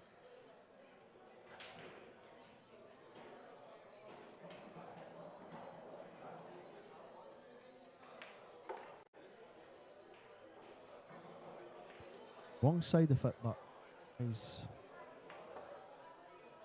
still fancy him to get on the 9 here. Oh, he's yeah. Keep that under control, Albert. You're almost there. Yeah. Keep it under control. Just kicking himself a little bit there. He'd be okay. Uh-oh, he's overhit it. Or underhit it. He's on the 50-yard line. Yeah, he's under hit that. By This is a little. massive shot. Jonas Suto was 9-4 ahead in this match. Januarta has brought it straight back. He needs to make this 9 to go hill.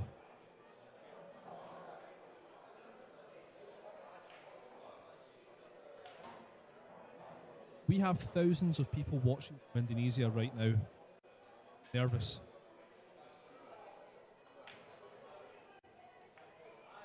Going to make this, you know. The 9 is gone. It's hill. It's an unbelievable what a comeback. match this is. Jonas is going to be absolutely sick, as pro level AVG predicted. Who If expected? Jonas loses this match, he's going to be absolutely furious with himself. Dave, we remember the attitude that Albert had. Even his fans online were calling it out. They were saying his attitude's terrible. It's the worst we've ever seen. And out of nowhere, Jonas cannot kill this match and finds himself fighting for his life. Yeah, and I think both players have went for a little break here. Well, certainly Suto has. Look at the momentum. You can see it on the screen there. 5 straight racks. Yeah, And so he was 9-4 down at one point. Look at that. Yep. 8-3, 8-4, 9-4. And full credit to Januarta. I have to say that I was a little bit critical of him earlier on, but fair play to him. He's brought it back. Imagine he gets a golden break here. Yeah, I thought Jonas went for a break there, but you know, he's just Where's wants the one? to get on with it. Where's the one? The one one's is in. in. He's on the 3. What a chance this is. And this is the shot, Dave. This is the shot here. If he can get... Oh, Yeah. what's happened here? Hold on. I'm watching the comments. The comments have went absolutely crazy. There's a delay here, Dave. Hold on a second. He's trying to get the rack removed. Januarta's just sat back down. I'm not entirely sure what's happened there. Yeah. Is he just taking his time? I think he is. Dave, this is the key shot here. If Januarta can somehow avoid that 5 ball and land on the 4, Yeah, that He was could be out. that was unusual. I don't know what was happening there. He was cleaning his because he's dropped his I think, towel. I'm just looking at the I think that's what he just wanted to give himself a little second. Because bear in mind, he's been on the table solid for the last 20 minutes, Yeah, working his way back into this match. This is a massive shot. You could say this is the biggest shot in the Jacoby Scottish Open so far. the comments have went absolutely crazy. They're scrolling so fast. This is an incredible comeback. If you've just joined us, Januarta was 9-4 down, showing a lot of negative body language. This match is completely turned on Suto. He's missed the 3. That is the worst shot he's played in 6 racks. Back He's to shaking. missed that by a bit. Yeah, Back to shaking. can't be doing that to yourself, Albert. Keep your head. Regardless of what happens here, you've got another match. So Dave, couple of things he can do here. He can bank this 3. I think he's got to play safe. Try and get that cue ball up behind the 8 ball. He has Oh, banked he's it. banked it. Look at that What for a shot. That took guts. Oh, That took a lot of heart, that shot. watch a cue ball. We've got the replay here. Have a look at that, G. Look at the cue ball. Look at this. How much guts did that take? How much guts did that take from Jonas? What a shot. He struggled to see this match off. For the last half an hour, he's been certainly the second best player, that's for sure. He fancies himself to take these down. You know it. You think so? He knows he's got this match.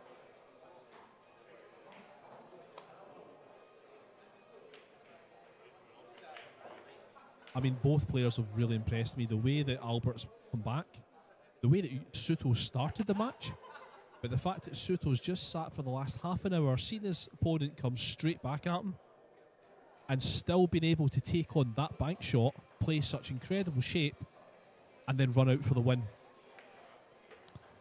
Regardless of what happens here, folks, the excitement is not over. We have got Piers Labutis versus Jason Shaw coming up straight after this rack. The good news for whoever loses this match, they're still on the loser's side. This is, of course, winner's quali, so it's loser's qualification later tonight. Jonas Suto is looking to book his ticket into the quarterfinals tomorrow. 2 balls away. I think he's got this.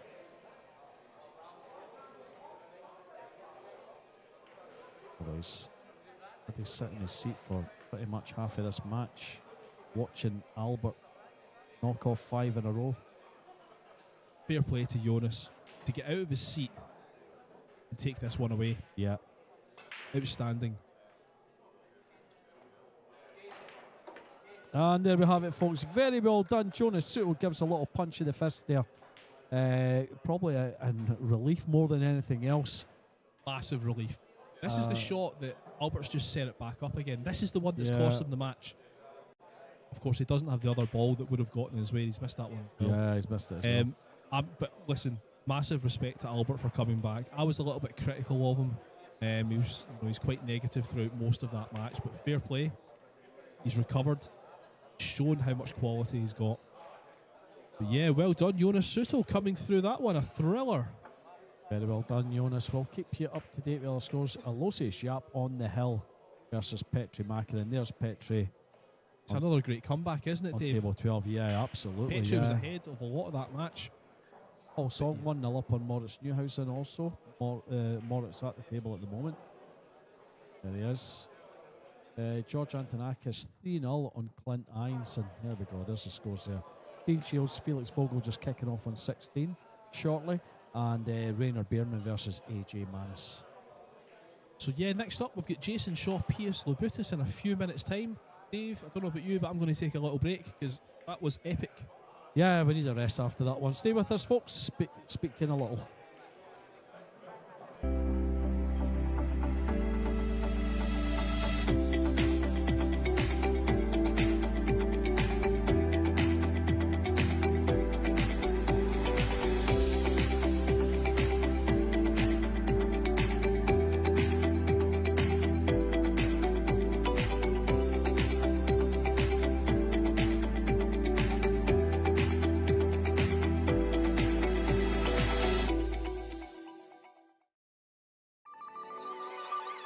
This championship is being played with the new Aramith tournament set. Featuring a unique molecular structure, it guarantees razor-sharp precision and unsurpassed longevity. Unquestionably the best bull balls in the world, this set is available in a TV and a value pack version, as well as in the new My Aramith Ranger of Ball and Q cases. Now you can bring and play with the best ball set everywhere you go. My Aramith, bringing new dimensions to your billiards experience.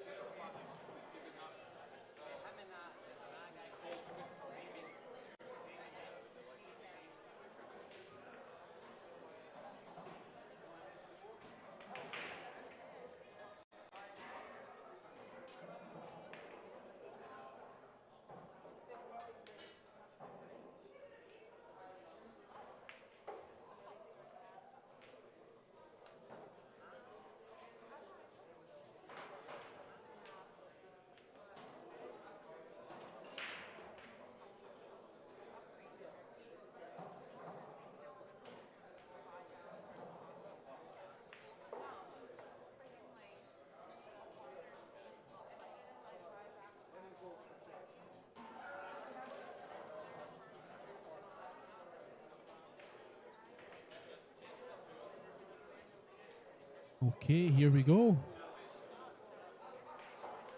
Good one coming up here. P.S. Labutis and home favourite Jason Shaw. Two Europe Mosconi Cup players going head to head. Good friends off the table. P.S. has been playing great the last couple of years. Really come out of nowhere. Jason, of course, has been super solid for a long time. Played really well last night. Jason against AJ Manis.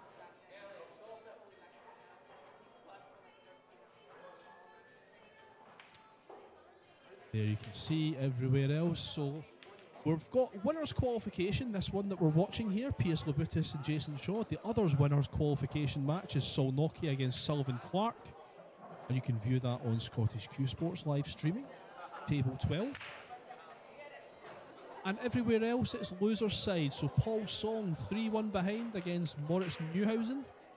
Rainer Bierman and AJ Manis 2-1 to AJ Manis. Clint Janssen 3-1 behind against Antonakis, and Vogel and Shield has just begun. Here we go, race to 10, and it's Labutis to break. Got the 1, he's got the 2. He's got somewhat of a shot on the 3. Very difficult, even if he cuts this one in, very difficult to land on the 4, so I can see him going safe. Thanks for hanging around, folks, after that unbelievable match that we've seen. So unlucky for Jan Warta to land on the loser's side after that great comeback.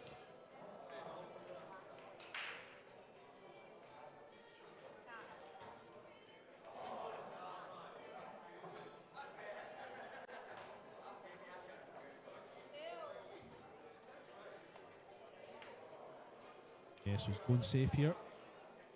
Not worked out though. Going to leave a shot. Good news for the Lithuanian is that the 4 is going to be very tricky to land on.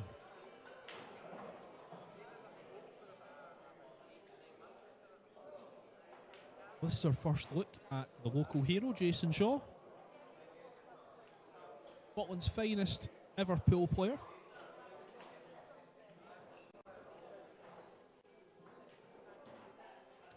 I think he's going to try and draw in, try and release the 4 ball from the 6.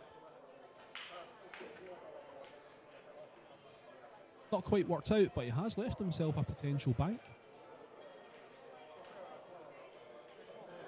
Got some safety options available as well.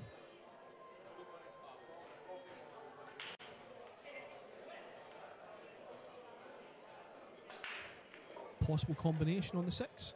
Nope, he's going to go safe. It's good. Bull ball snooker. Dave has joined us back in. Dave Black of... What's your channel called again? It's Q-Snap Photography on Facebook. Yeah. Give him a little follow, folks. He does amazing photos. He is, of course, the photographer of this Jacoby Scottish Open. He is also taking photos UK Open next week. Yes, that's right, yeah. Check him out on Facebook. Q-Snap Photography. Want me to say the name one more time? Go for it. Go for it. Yeah. I'll give you a mention later on. Don't mind a plug. So Labutis and Shaw. Last night we seen Jason Shaw defeat AJ Manis. He was outstanding. I was chatting with Jason Shaw's father earlier on, Charlie Shaw, and he was telling me that actually Jason has barely played the last few months. Is he going to leave? He's left a shot, but nothing dramatic. But yeah, so Jason's actually been injured. He's got an injured hand. For the last couple of months, he's just been resting up. Last night against Manis was actually one of the first times he's played in the last couple of months. That just shows when you have so much talent practice. Yeah. Look at that for a shot. I mean, his touch is perfect. We saw that last night as well, Dave, against Manis. His touch when it came to the safety play is just outstanding. It's a relatively easy one to get out of here, I think, off the... I think he'll use the 2 rails. Send the 4 towards the middle, potentially.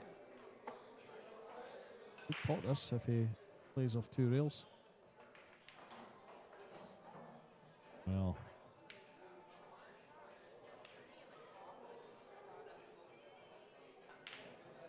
Might even be looking at 3 rails here. Just try and push the 4 back down table.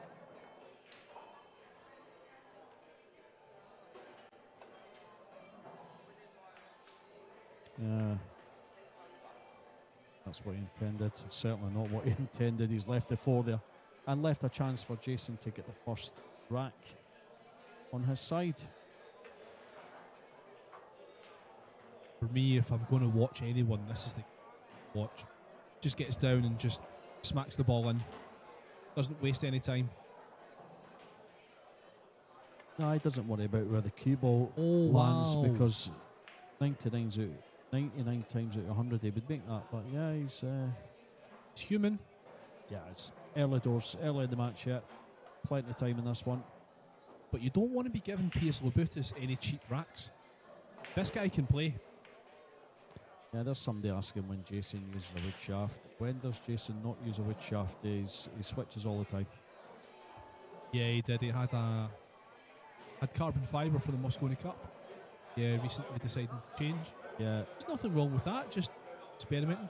But Actually, I have a theory when it comes to switching up your equipment, and Pierce has done the same as well. He's gone back to wood by the look of things. Sometimes when you switch equipment, you kind of focus a little bit more, kind of concentrate a little bit more just to make sure that you don't make any mistakes with it. My excuse for switching my equipment. yeah, I've been using the same cue for years. You have to. Yeah, Landed a wee bit It short does me. here, Lobutis. May have to try and kill this cue ball off the side rail. Side English, quite possibly. Yeah, that was going to try and do. Oh no, he's not. He's gone the other way. That's good. Or is it? Not really. Tester? Similar shot that Jonas was faced with at the end of that last match, I think.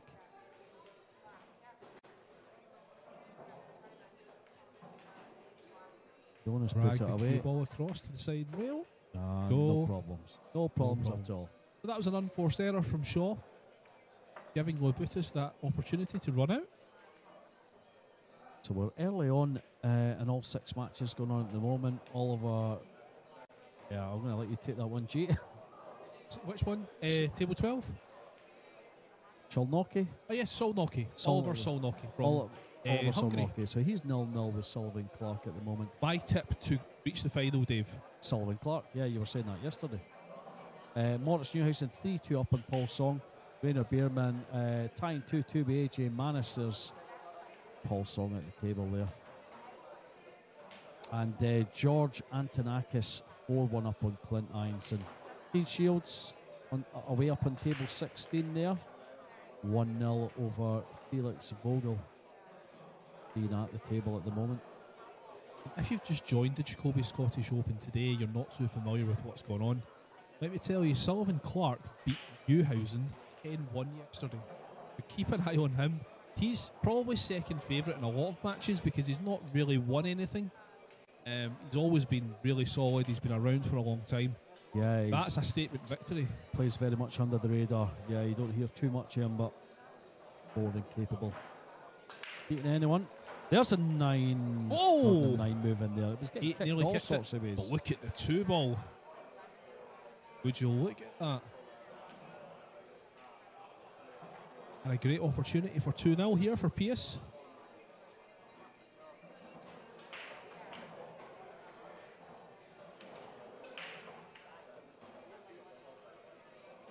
Dave's just watching the football. Dave, we're here to commentate the Scottish Open. To be fair, this is a classic. Leicester, Watford beating it. Classic goal from Deeney. Okay, we're back to the 9 ball. We're talking about football there. What's it? Talking about football for. Here we go. 9 ball. This is the only game in town. Today, anyway. And tomorrow. And Tuesday, Wednesday, Thursday, Friday, Saturday, Sunday next week. Yeah, it's maybe a different atmosphere in here tomorrow. There's a massive match going on just a couple of miles up the road. Football match. Oh, wow. Yeah. A miss from Lobutis. He's taking his eye off that big time. Yeah, I didn't expect that. That was an easy shot. So both players have missed easy balls in this match so far. I expect they'll tighten up as this match goes on. just controlling the path of that cue ball. That's okay. He's running to the 6. It's okay.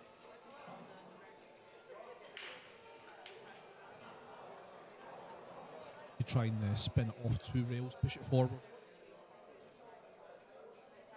Option, so just driving it across to the side rail and back out centre. Couple of chances, couple of options.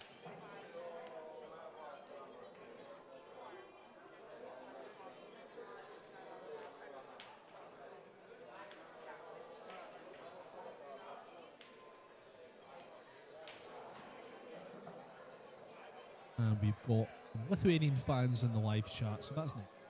That's what I really like about the Jacoby Scottish Open, Dave. Every match we've got a new set of fans that enter. Yeah. You know, you've all the Indonesian fans have now gone. Yeah. And the Lithuanian fans have now arrived. They've all joined us, and we've got plenty of Scottish fans as well, I'm sure, for Mr. Shaw here. And let me tell you, there's plenty of Scottish fans in the arena as well. You don't really get to see it on this camera angle, but there's lots of people around this table.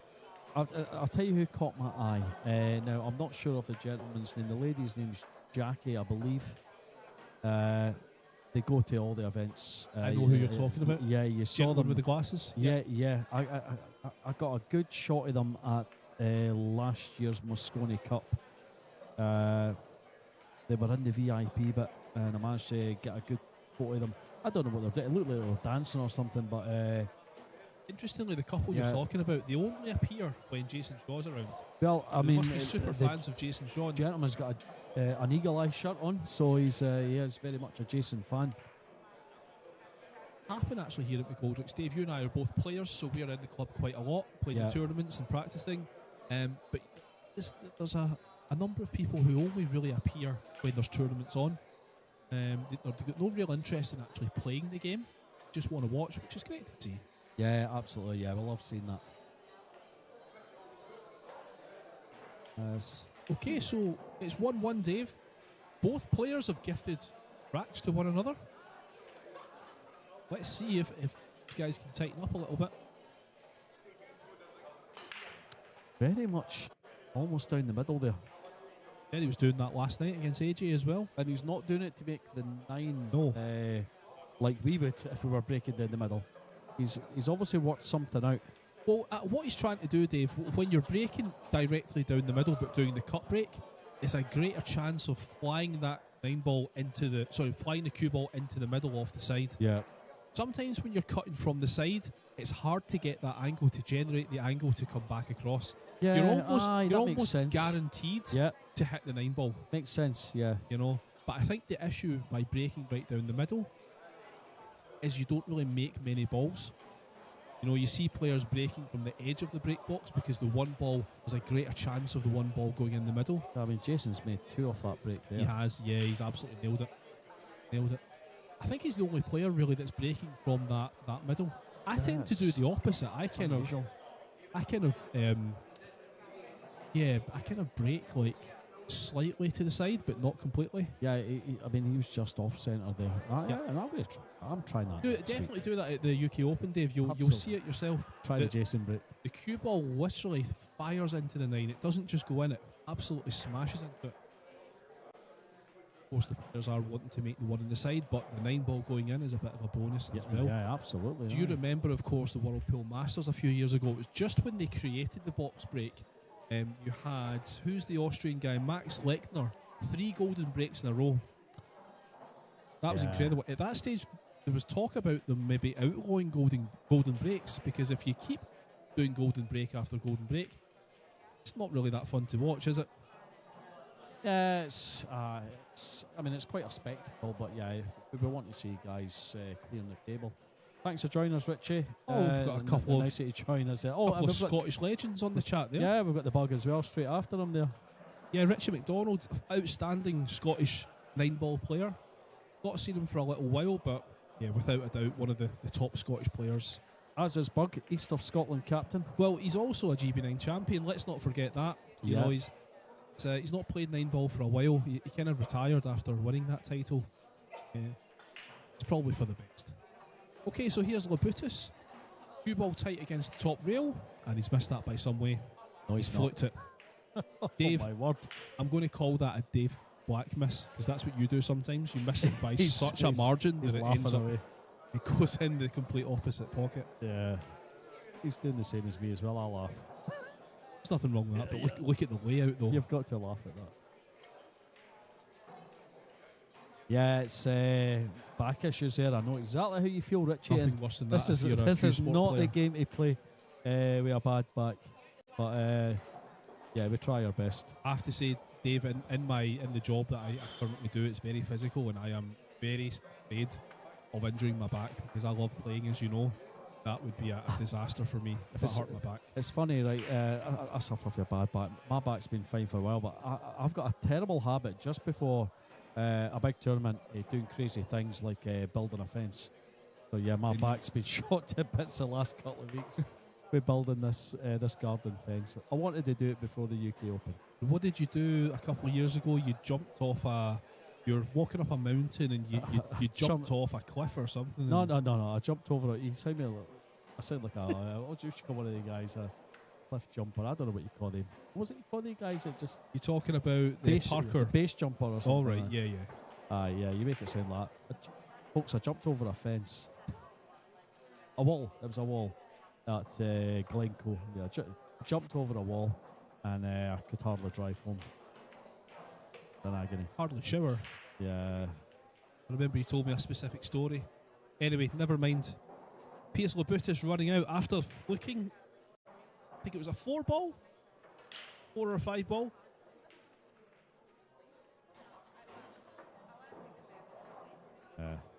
Still though, the quality's good. Just a couple of wee mistakes. It's bound to happen, you know. It's still relatively early on in the tournament. This is the winners' qualification round. The winner goes through to tomorrow. Yeah, we're early on and a lot of the matches going on just now. Dean Shields 1-1 with Felix Vogel away up on table 16 there. Clint Einstein 4-2 down to George Antonakis.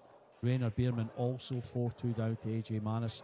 Morris Newhausen tying 3-3 with Paul Song, and Oliver Solnocki 0-0 with Sylvain Clark. They started a wee while ago. That's still 0-0 there. So Piers Lobutis breaking 2 racks to 1 to the good.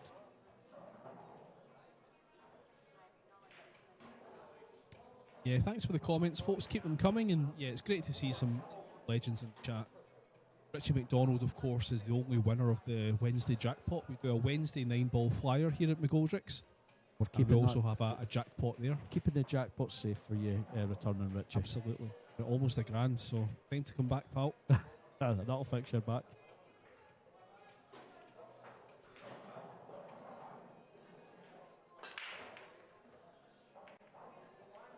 Oh, look at this for a break. The 3 has to stop, though. It hasn't.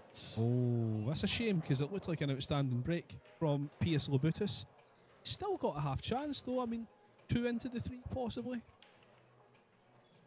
Yeah, I don't think so. I think there's more value in playing safe here. Someone asking for an update on the Manas score. The AJ Manas is 4-2 up on Rainer Bierman. You can get all the scores on QScore. If you go to, but there should be a link. There should be a link on the YouTube the description page. Yeah, there usually is. Yeah, Craig Anderson, quite good. Giving us link. Yeah, it's easy to search for, isn't it, Dave, on QScore? Just literally type in Scottish Open. Yeah, it depends what platform you're using. If you're watching it from a television, then yeah, you can't really go on the links. If you're watching from your phone or your computer, obviously you can click on the link. But yeah, go into QScore and yeah, search for the tournament. Even go to McGoldrick's Facebook page. The link is there as well. Various ways you can find the scores, guys. Just talking about GB9 there, talking about how Stephen Slater's a GB9 champion. And of course, the legend Dan Suh suddenly appears, the custodian of the current GB9, the saviour of GB9. Good to have Dan back with us. Yeah. I would definitely say to anyone watching that's interested in getting into 9-ball, regardless of your level, GB 9-ball is the place to go. It's played out of Spots and Stripes in London. It's available for all levels, Dave, and plenty of pool for your entry. Usually played over a weekend, Friday, Saturday, Sunday. Yeah, usually 4 or 5 times a year. Yeah, I've played in one. I must say I thoroughly enjoyed it. It took me long enough to get myself to a GB9, but really enjoyed it. He's missed that, Jason. He's given up ball in hand for PS. And PS in control at the start of this match. But of course, we've seen that yesterday, Dave, in the AJ Manis match. AJ got off to a good start. I think he was 3-0 up. And Jason just completely took over. He just took control. So Jason's not going to be too worried that Pierce is up at this stage. I think Jason just does it. He just takes his time at the start of a match. He knows it's a long race. So just try different things. Let his arm go a little. Take some risks. It's really interesting because for me personally, I used to do something kind of similar. You know me, Dave, my levels. You know, I would let myself go behind in a match. I'd be 4-5-0 down before I even start trying, and it's horrific. Yeah, you know, well, my focus has changed completely. I know that only too well, and I know when we play, it's not anything serious. But how many times have I been so far ahead of you, and you've managed to pinch it off me? It sometimes plenty of times. Momentum is massive, especially at our level, Dave. Absolutely. Richie's very correctly said there that the 6 passes 7. Or if it does, I think it does, Richie. It's tight. It's tight. I mean, does it get past the 9? The way that Pierce has played position on the 5 would tell you that the 6 passed the 7. In fact, he's gone the other way. That's good. I don't think it even passes it. It'd be nice to see the other camera angle from the corner. This is fine. The 6 absolutely goes into the top. It's a great shot. I don't know if Craig can show us that camera angle if he's at the booth. No, he's absolutely fine here, Dave. Yeah, I'm just thinking that the 6 doesn't even pass the 9 to go into the bottom left. But yeah, he was fine there. A wee shake of the head. He's a tiny bit straight, but let's have a slight angle to just push forward here for the 8 into the top left-hand pocket. Could even play the 8 into, I think. Yeah, that's what he's gone for.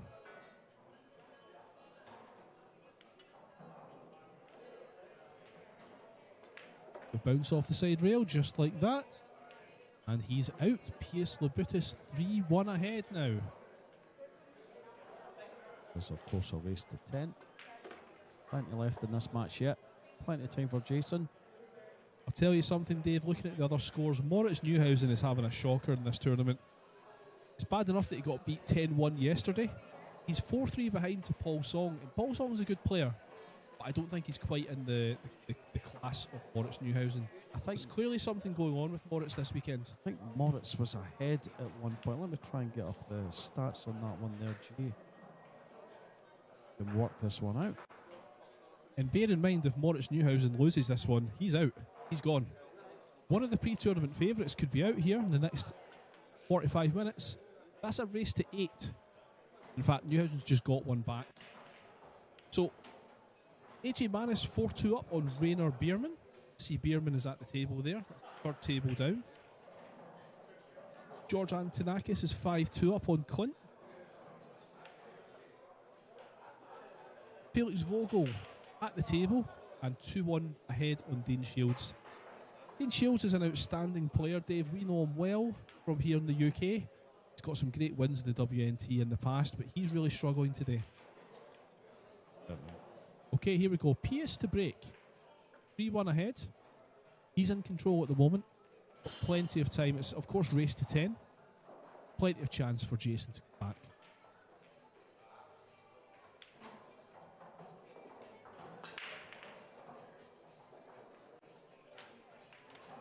Not going to sit nicely for this too. Going to see a push out.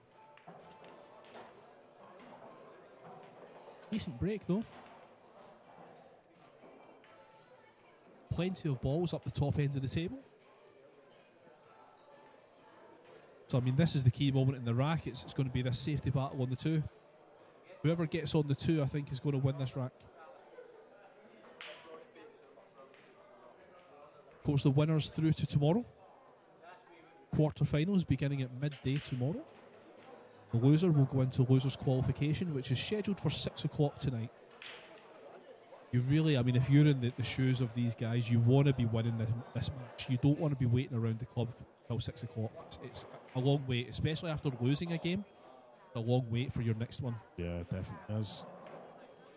Jonas Suto is probably the most relieved man in Glasgow right now coming through that last match, because again, he lost that one 9-4 up. If he ended up losing that match, he's having to sit around for hours on end. before his next game. Also, he was behind, wasn't he, in He his was. match? He And was. Yeah, He's he done managed great to to come come through back. that one. Petri Mäkinen dropping into the losers there, getting beat by Alosi Shiap. But yeah, he's still got a chance. A couple of matches confirmed in loser round 4 there. Fraser Patrick v Arseny Sevastyanov. That'll be tomorrow. Sorry, today. Yeah, absolutely. 4 o'clock. We're playing down to the quarters today, Dave. So on the loser side especially, there's a lot of meaty matches. I mean, it's a slightly reduced day today, but there's still lots and lots of pool to be played. Getting into the business end of things now. Yeah, it's been a good 3 days so far. Hasn't it? Hasn't it, Justin? We've still got another full day tomorrow, Dave. And then we're off to the UK Open, of course. Starts Tuesday next week. Absolutely. Can't wait for that one. Yeah, different venue, new venue this year. So, yeah, it's going to be interesting to... I believe it smells like bleach, someone says. It's a sports centre, is it? So, must have a swimming pool there. But yeah. Are you sure bleach is the smell, Dave? No. You sure it's not chlorine? Chlorine, bleach, chlorine, it's all the same, isn't it? It's the same thing. I don't think so. It smells bleachy. Well, we'll make that judgment when we get there, Dave, okay? So, yeah, Ace is on the wrong side of this 3. He may have to force himself into a 4. Nah, no, Arena Bug. Just the way it's set up. I actually prefer this, to be honest with you. Bug, it's much more personal atmosphere, but it looks busier.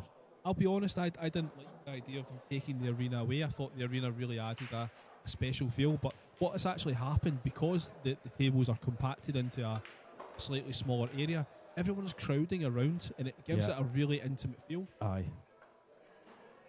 And I think it adds to the pressure. You seen the match last night with Shaw in Manus. There was no room whatsoever around that table to get in. It definitely does feel like it doesn't feel like the arena table separate from the rest of the tables now, which it has the last couple of years. But yeah, it all feels like one. And of course, if you're watching the main table, you're getting a good view of the rest of the tables at the same time.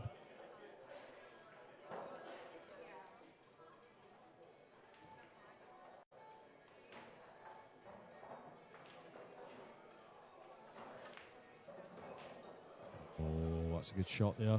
Oh. Well, I think he can avoid that 8, Dave, if he pushes it forward. Yeah, definitely. 2 rails down for this 7 ball. He should be able to avoid it.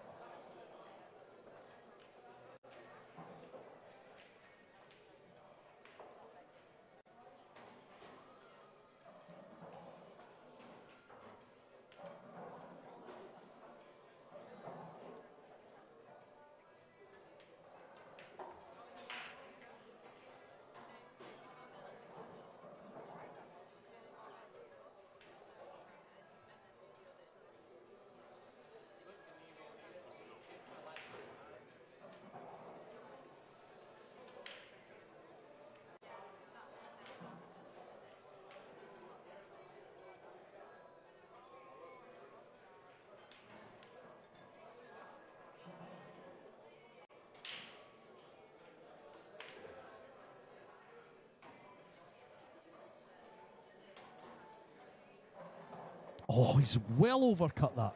He's overcut that by so much. With Jason with a chance here.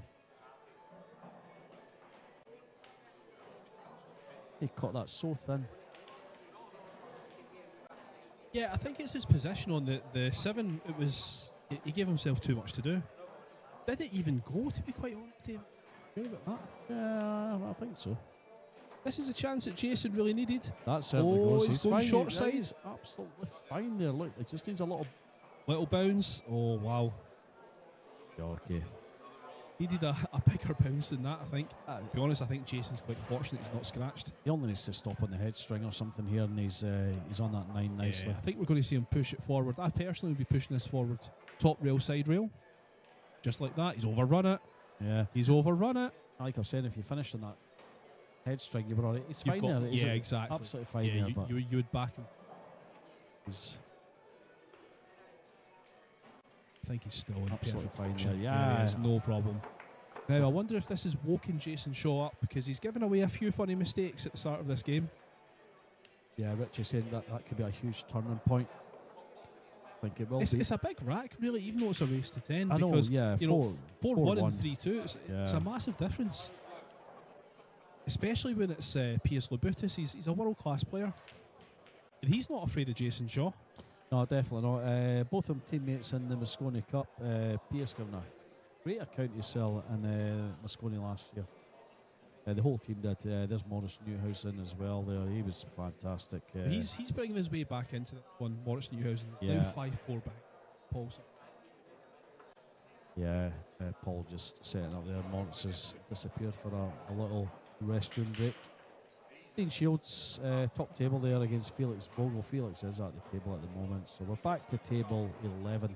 Speaking of Paul Song, our good pal Dan Suz just giving me a message there, actually, just giving us a little background of Paul Song. So apparently he was an absolute beast of a player, but he had a motorcycle accident, and that's unfortunately affected the game. So to actually having a serious accident, to bring himself back, play pool at this level is an achievement in itself. Yeah. And he's still a very good player. I was watching him play Andrew Finnegan earlier on as well, and looks a little bit unconventional when he's down in the shot, but very effective. But yeah, thanks for that insight there, Dan. So Jason's not quite got the easiest of shots on this 3. I think we're going to see him go safe, and if we do, just watch out for the cue ball. I mean, every time Jason goes safe, cue ball seems to be welded behind something. Doesn't just leave distance, he makes sure that he gets the snooker. I could see him going behind this 6 ball potentially. No, the other way. Yeah, Going behind the 8. Look at that, Dave. Exactly. It's a great Again, shot. okay, he's not welded it, but I mean, he's still got the hook. Yeah, it's What a shot. It is an easy escape here. Good judge that slide right. Cables will still be a bit slidey. Brand new cloth. And where does PS go? Because the 5 is blocking the route down the left-hand side as we see it. The 8 is blocking the route down the right-hand side as we see it. Just got to stick this cue ball where the 3 is. Push the 3 up table. Don't want this cue ball getting out of hand. But right-hand side, kick and stick. Absolutely. And that's a great shot from Lobutis. Perfect. Half of the table from Shaw. Great shot. Now, can this 3 go off the 8? Jason's going to jump this for sure. Yeah. Got both his cues in his hand at the moment. Karameter for the 8. Not sure if the 3 goes off the 8. It's funny, it's habit that the players bringing both cues with them. They're used to playing with a shot clock, so no shot clock here today. So you see a lot of the players when they do play with a shot clock, they do carry the few cues about when there's a potential jump.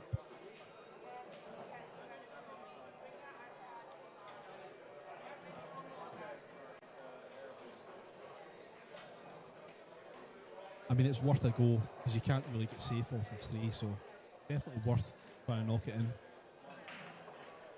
I think there's Karams as well. Let's try to cut that one, but He might actually have been going for the safe, actually, when you look at his cue ball position. He could have been going for both, really. yeah, Even if he made the ball, that's decent position for. But he's got the cover. Lobutis, this is a thin snick off the left-hand side as we see it. he's got a couple of balls up there to hide behind the 8 and the 5. Try and get the cue ball back up there somehow. That's just pretty thin. Over on table 14, Bierman has given AJ Manis a real good game, and got to respect that because Bierman, he's not the greatest of players. He's very good, but you wouldn't have him down as a top player. He's been around a long time, travels to a lot of tournaments, but he's given AJ Manis a really good game.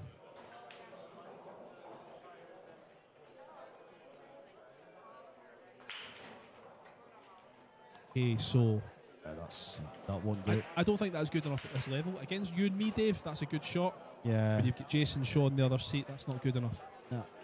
I can see Jason firing at this one, sending the cue ball right round the table. Just to safety. You're right. And that is that's not not good enough ideal either. Gives Labutis a real great chance of popping this, either the 3 or the cue ball behind the 8. Yeah, I'd be inclined to put the 3 behind the 8. it's a little safety battle going on here at the moment. You don't see too many safety battles like this at this level. Not extended safety battles. We usually get 1 or 2 shots, but yeah, this going for a wee bit. This one.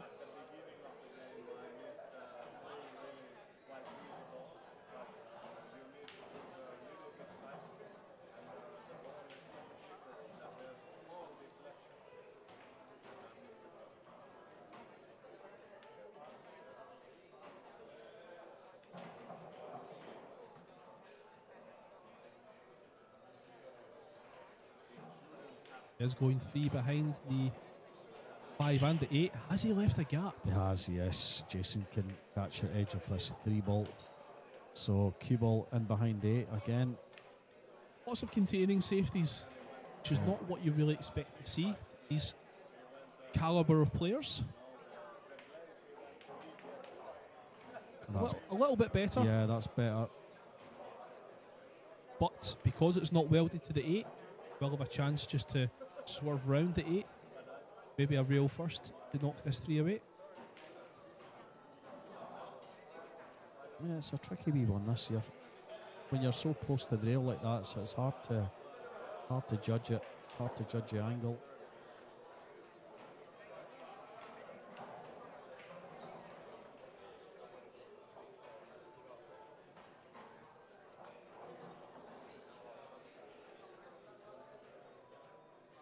Lawrence Newhousen's just levelled things up on 13 against Paul Song, so 5-5. This is a little test of the mentality of Paul Song, the American.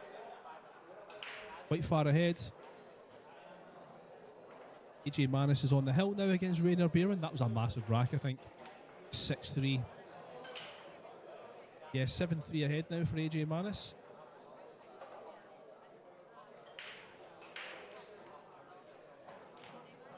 He kicking off the bottom rail. Going to look to try and make this. What's going to happen here? Half Left the chance. shot. Yeah. That's The saving grace for Pierce is that Jason's queuing off the rail, but he's such a straight shooter, that might not be as much of a problem. still a tricky shot, this one. For you and me, Dave, absolutely, but for Jason Shaw, Yeah, I mean, I'm scratching Not in sure. the middle there somehow.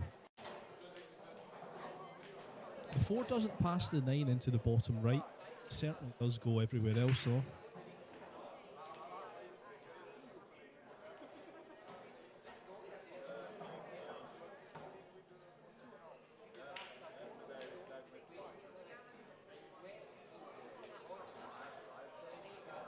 Yeah, there's no doubt the fact that it's queuing off the rail does make it visible.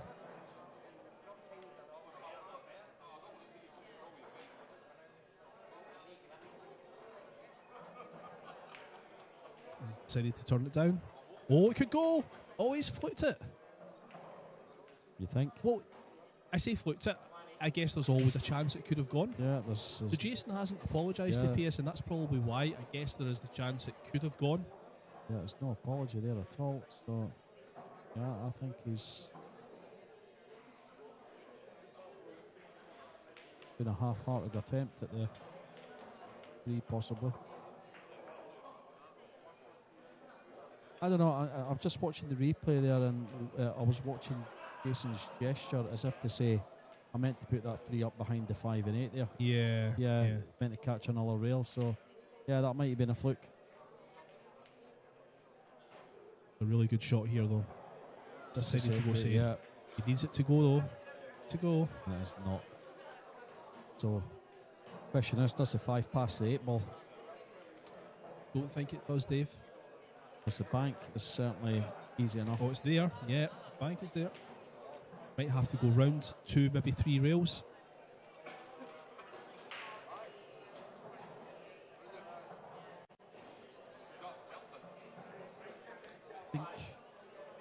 I think the safety's probably the one for me. Chance to try and get the cue ball behind the 8. Got an insurance policy with the 5. He doesn't quite reach the 8. And Pierce has gone for the bank. Tricky thing for him though. Where does he put the 5?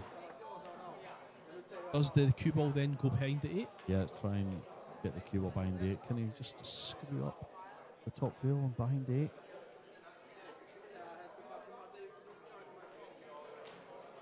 Yeah, I think he's got to go safe because look at the 6 ball. Yeah. Bottom end of the table. The angle's off as well. Yeah, so he's looking at the trajectory of the 5 here. Yes, he could push the cue ball. He does bank into the right hand pocket. He could push the cue ball through. I would be going safe personally. Trying to get the cue ball behind the 8. I think he's looking at where that 5's going to land. Yeah. Nah. Is he coming off the right hand side of this 5-8? He is. Oh, yeah, low left on this. Cue ball down the bottom, yeah. He's tried to bank that. He has played. Cross bank, yeah. Yeah.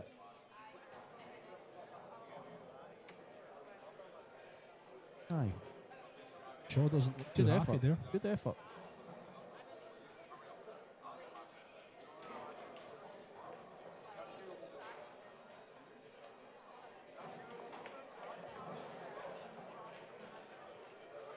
He's just so good at safety shots, isn't he? That's a great His shot. safety play is unbelievable. Yeah. It was all the way through yesterday's match against Manus. Same situation. Every safety, he executed it really well. I And mean, sure, okay, is it frozen to the 8? No. He's got a jump shot here, Labutis, but Yeah, it's easy the jump accuracy to though, make it. Yeah. to get it behind the 8 from that angle, I thought that was outstanding. It's almost like a free shot here for Labutis. He's got away with it. Jason's not going to be happy. He's sitting in his seat. He's not got up yet. He's not happy. We can't see him, Yeah, there's but a lot. he's going to be. He'll be shaking his head. Still sat there. He's just got up there. Just needs that extra couple of seconds to. I think he feels like Pierce has been lucky a few times. Yeah. That happens, Dave. Oh, he left it. Okay. Maybe Jason thought he hadn't left it. That's It why he didn't was look to me welded like to he his left seat it, for a but- bit there. Okay. Yeah. I'm just looking at the replay there. It still looks like that's impossible. Crazy. It's just this camera angle. It's not so easy. Nice little angle for Shaw just to push the cue ball forward. Needs a bounce. Doesn't want to be straight though. He's all right there. That's okay. That's good. Speed control's really good, Jason Shaw. Really good. This whole game's really good. And he's going to tie this match up at 3-3. Moritz Newhausen. Oh, sorry, Dave. Sorry, I'm talking all over you, pal. Sorry. Moritz Newhausen's ahead against Paul Song, so he's come straight back there. I love how you still didn't let me finish. No. What I've got to say is more important. I'm joking. I'm joking, pal. On you go. You take it away. It doesn't matter. Yeah, Pierce Labutis, just when it was looking like he was going 4-1 for a while there. Yeah, it's all of a sudden it's 3-3.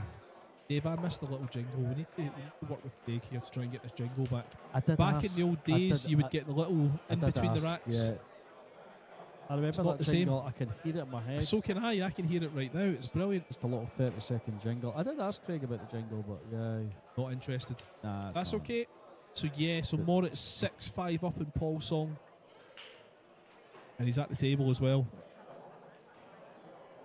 No, sorry, it's AJ Song. Manus is the same coloured shirt Yeah, as Moritz Newhausen. Song's at the table. at the Song, moment, yeah.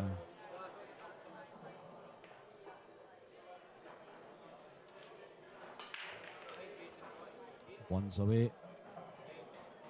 You on this He's too? got a shot at the 2. 7-8. A little tied up there. Plenty In of- comes Ben Taylor Fuente, superstar referee. He is the main referee Best of in the the business. Jacoby Scottish Open, looking after all 6 tables. little cameo appearance on the TV table. You're going to see much more of him next week at the UK Open. So, are we looking at a 3-9 Karam?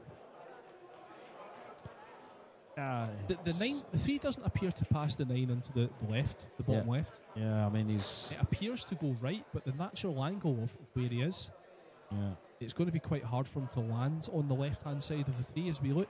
I mean, to run this table, there's a lot of work to be done on this table. I mean, look where you got the 4 on the rail there, the 7-8 tied up. Is he looking for an easy win here? Yeah, I think so, definitely. So he needs to be absolutely millimetre perfect with the cue ball here. It's a free shot. If he overhits it, he's got it to the middle. Yeah, the slide's just got away from him there, so I think we're going to look at him just running. I think he still wants to take it. Yeah, he can take this away. I think we could see the 9 going very, very close, if not in this pocket.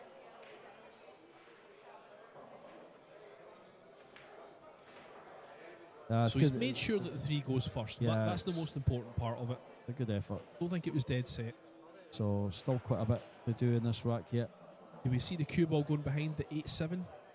Yeah, we could do. Yeah, I think that's the shot that's on. Looks like he's going for the cut here. Just the way he's... Yeah, he doesn't like where that 5 is. Stretching over the 5. Breathe in. He's cutting this. Is he cutting this? Yeah. Oh, he's went for the 9. He's the 9 again. He's desperate to make that 9. Yeah, why not? Well, so it's 2 issues really. He's left the 4 out in the open. Doesn't need to do much for the 5 because the cue ball's going to be coming down table off the top rail. That 9, it's not over the pocket, but it kind of is. Yeah, I mean, if he gets... I'm saying that the 7 and the 8's tied up. If he gets himself in such a position, he could carry him off the 7 into the 9. Has he tried to go? I don't think he's gone for the 9. No. There's no way he's went for that. Not coming off that rail. Gotten away with it though. The 6 is blocking the potting angle of the 4. Yeah, I definitely think we'll see the carom off the 7 onto the 9. So here's the safety. It's not got the legs. Pulled it off. And the 9 makes that pocket a big pocket. Yeah. So I think he'll want to leave the 9 where it is, so he'll want to pot this clean. Think so? Yeah, definitely leave the 9. He doesn't want to be... Gives him a carom opportunity, right, on this 7-8. Absolutely. There we go, he's welded him nicely to the 5. That's a great shot. Yeah, there's me thinking. Just he's to pot this. He's not. Look at that for a safety. Getting rid of this 9? No, he's not. Into just... Yes, he is. Got rid of the 9 combination. I do that sometimes as well, Dave. I understand where he's coming from. Yeah, but he's left it on if the other pocket. Yeah. The thing is, he's made a good choice there, Jason. He knows his chance of getting out of that snooker is probably unlikely. He's basically given up the rack if he fouls. Yeah. So yeah, why not? And look at, of course, where the 7 and 8 is. Pierce has still got work to do, so absolutely, I'm okay with that choice there from Jason. Yeah, had he left the 9, the 7-9 carom was on. We've had a question on the live chat there, Dave, from an AJ Manis fan. So AJ has just won.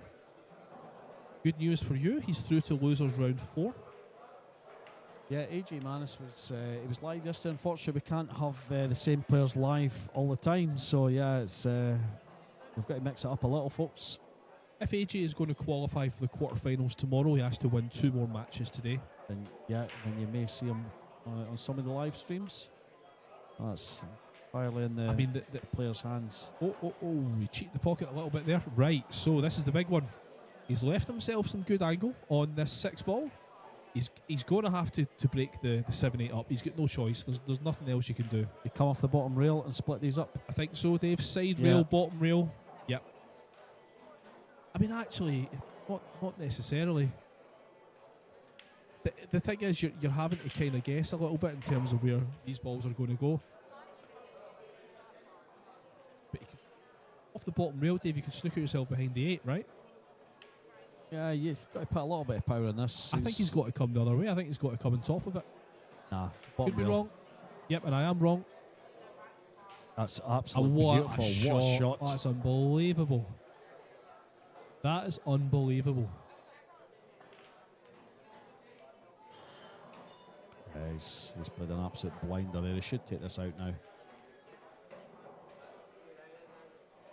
Yeah, that's an outstanding shot from Pierce. Just putting the long extension on. Looks like he's out here for 4-3. Bit of confusion on the chat around AJ Manis. So AJ Manis is on the loser's side. He lost to Jason Shaw last night, so he is playing race to 8, and he won his match.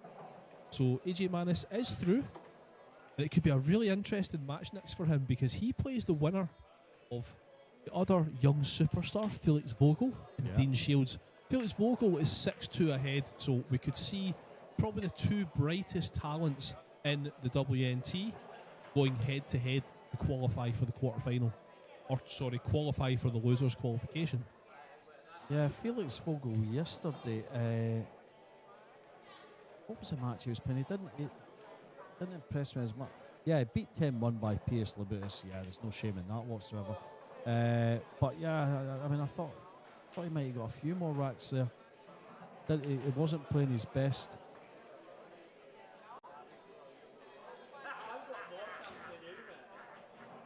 Yeah, and Pierce is playing pretty well. It's 4-3 up on Jason Shaw. Someone's taking a little break here.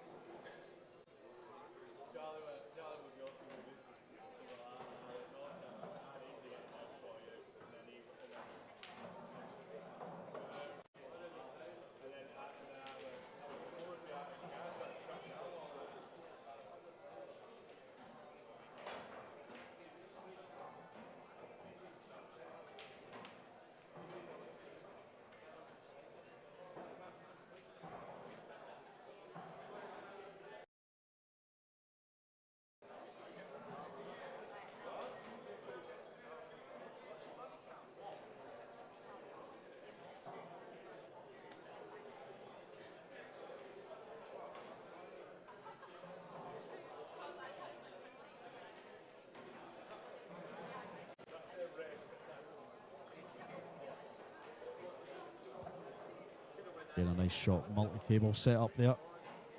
The other 5 tables. There's Paul's Song. Paul's Song is in a battle right now. He is, yeah, he's faced with a tricky one here. He's been behind. Well, he was ahead for most of the match, and now he's behind. So yeah, he's in a wee bit of trouble, Paul. Going to have to show a little bit of heart to come back into this one. But it is interesting seeing some of these players struggling this week. Moritz Newhausen especially struggling. Robbie Capito.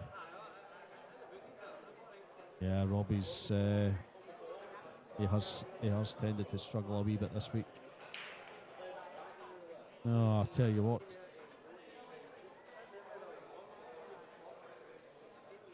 Tell us what, Dave. Dean Shields is pulling another one back here. I can see Dean Shields with a little comeback on here. Good guy, Dean Shields. Great player. Really good guy as well. First time that we've seen Dean Shields in a tournament without Andrew Betts by his side. This is probably why he's not playing very well. Yeah, he doesn't have his wingman. Paul Song is still on that shot. What's going on here? Is this a cross bank? Or can he bank it down the bottom right?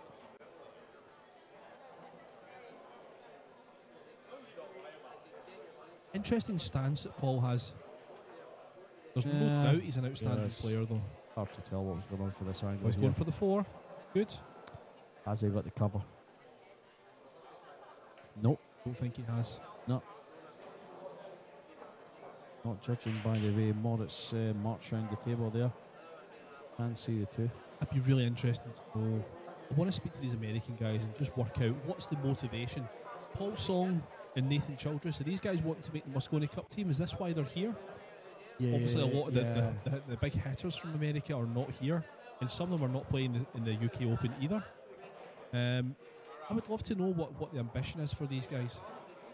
Because it makes sense if you're on the kind of the middle of the way, kind of lower end of the quality scale. This is the kind of tournament you have to come to when guys like Billy and Sky are not actually playing. This is the best way to make up points on those guys. There's still a few Americans here. You've got Raymond Linares, also from the USA, and I'm pretty sure there's another one. There is. It's Kevin. Is it Grosbeck? Kevin Grosbeck, yeah. I don't know anything about Kevin either. Yeah, they've certainly made the effort. They've came through. I would imagine they're playing in the UK next week. Oh yeah, they've got to be. Yeah, for sure. Make it worth their while. Yeah, I think SVB seems to have kind of changed his calendar a little bit. He's not really going abroad anymore, by the look of things. I know he started to play Hayball now in Chinese 8-ball, just a little bit. A real shame that SVB's not going to be at the UK Open. He's one of the elite players. But yeah, I mean, listen, he's not getting any younger, is he, SVB? So I think that's what's happened. I think he's just at a different stage of his life now. You know, he's guaranteed to be in the Moscone Cup if he wants to play. So is there any real need for him to go around the world, incur those expenses and, you know, chase points that he necessarily need? Yeah. Okay, one for Paul Song here. Jacked up, makes it 3. Yeah, so doesn't have a shot on the 4, I don't think. Can It's a he? shame because, I Can mean, he there's a get past 4-9 this- combination yeah. there, isn't there, Dave? Can he get past the 6? His body language says no. Yeah, quite a few people in the chat talking now about the potential matchup on losers round 3 between AJ Manis and Felix Vogel. That's the two young superstars of the WNT. Yeah, they could meet later on tonight. And it's 6-3 ahead for Felix Vogel, and he's on the 6 ball, as you can see on the faraway table. Yeah, that'll be an interesting matchup. We'll see that on the stream. Yeah, that'd be good. Remember, we've got 2 streams, folks, WNT.tv and Q Sports Live streaming, table 11. And there's also table number 12, which is only on the YouTube channel, Scottish Q Sports Live streaming. So here we go, Piers Labutus to break, 4-3 ahead. 1 in the side. Where's the 2 going to land? Oh, it's nice. It's nice. He's also made the 5 ball off that break there, so this is looking good. Everything's in the open. Just needs to be strategic with his placement of the cue ball for the 7. Referee's going to come in and take away this rack. He's going to have to remove a ball.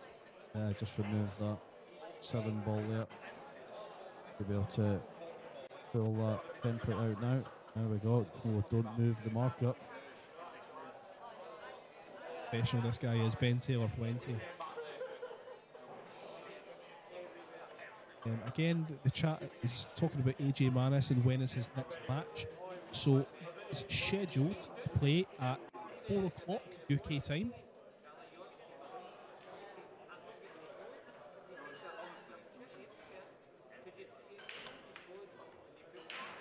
Thank you for the comments, folks.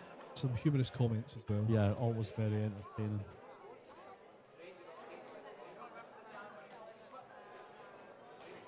Apius.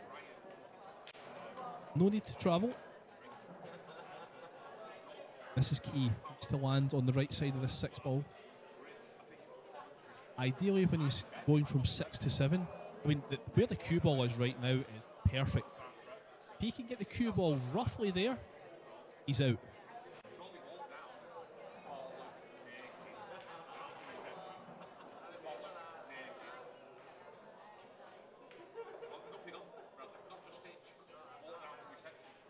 Okay. Outstanding. Great shot.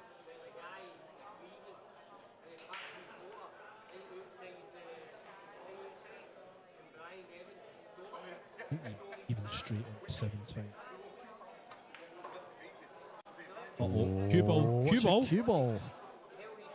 Oh, he's just caught the knuckle there. It's actually worked out perfect, hasn't it? He's got that tiny little angle just to sit nicely on the 8.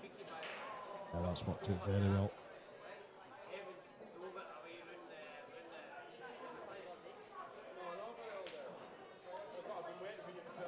queuing off the rail. Not the easiest. Just digging into it a little. That's all right. That's all right.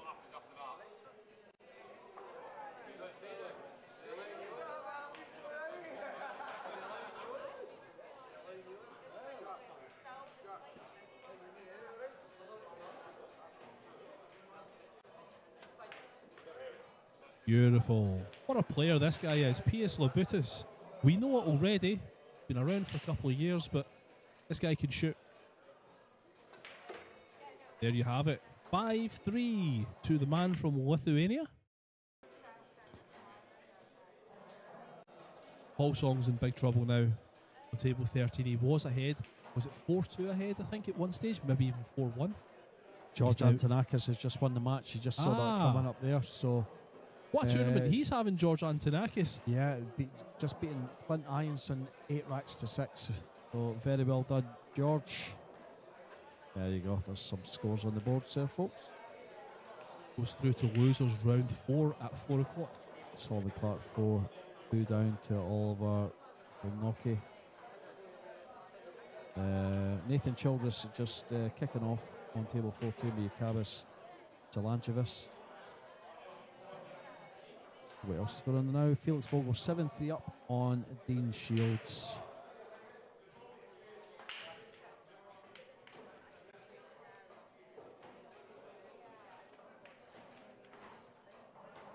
There we go, rack number 9, P.S. Lobutus 5-3 up over Jason Shaw. 1 is away. He's on this too, Dave. Yeah. Not having to do a huge amount for the 3 either. Interesting comment actually from our friend Pro Level on the live chat there. Bedder Gorst, we know he's in the UK Open next week. He's staying in America to play a one pocket event. Yeah. Instead of coming here. I mean, I don't know. I'm not a fan of that, Dave. I was quite vocal actually at the end of last year.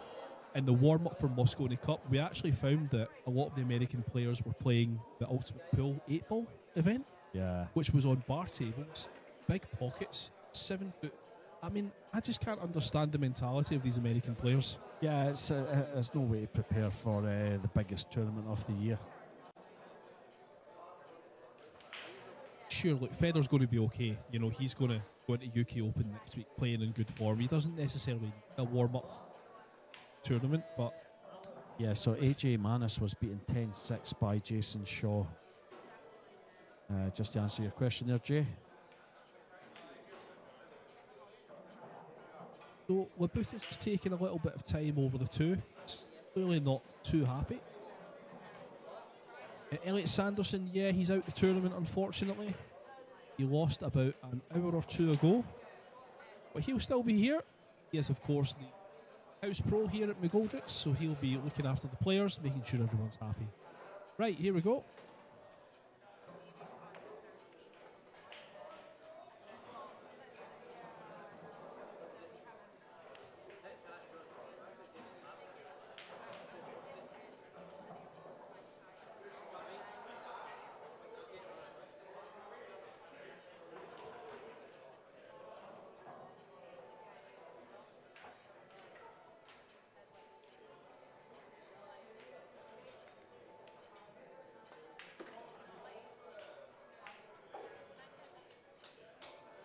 Yeah, thanks folks for your comments on the YouTube chat. Yes, we do monitor the comments on the Scottish Q Sports live streaming.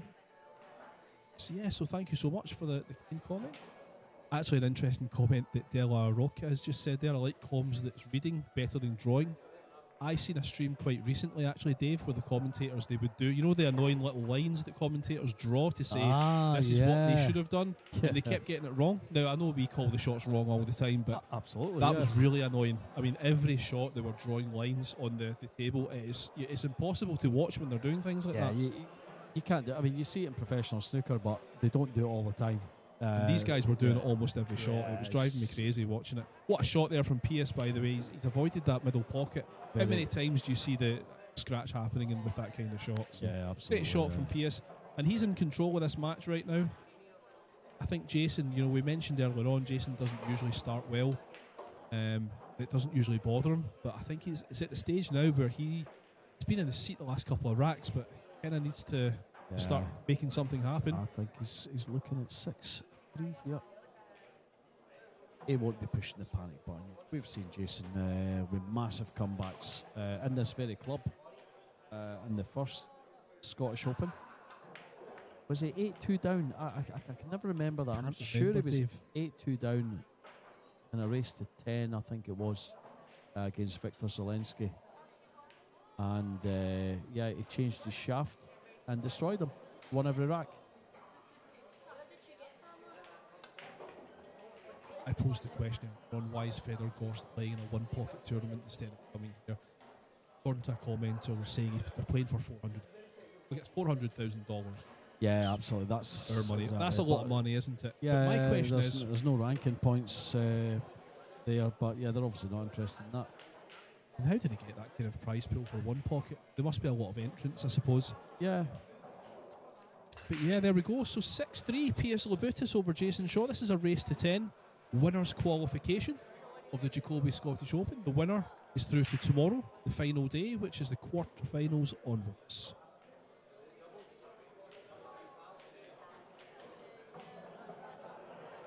Yeah, appreciate you keeping us company, ladies and gents. First time seeing Piers, he's a great player. Yeah, he is. I mean, where have you been if this is the first time you've seen Piers? He's been around a long time. Absolutely, yeah. He's a great player. Top European player from Lithuania. Absolutely fantastic Mosconi Cup he had. Nice guy as well, Dave. You were saying you were having a wee chat with him. Yeah, really nice guy. Yeah, he was one of the first guys in the door on Wednesday, and yeah, he's happy just to sit and have a chat. He's a really nice guy. Yeah, they're all good guys, aren't they? They're all good guys, the pool players. Most of them. So here we go. Breaking in rack number 10. 6-3 to the good. Makes the 1. Has a shot on the 2. Makes a 5. Jason Shaw can't really do anything here, Yeah, can there's he? nothing he can do about this at all. He's sat in his seat for the rest of this rack. And that's the highest level. You know, this is high level 9-ball. This is what happens. You get players that go on these kind of runs, especially when it's winner breaks.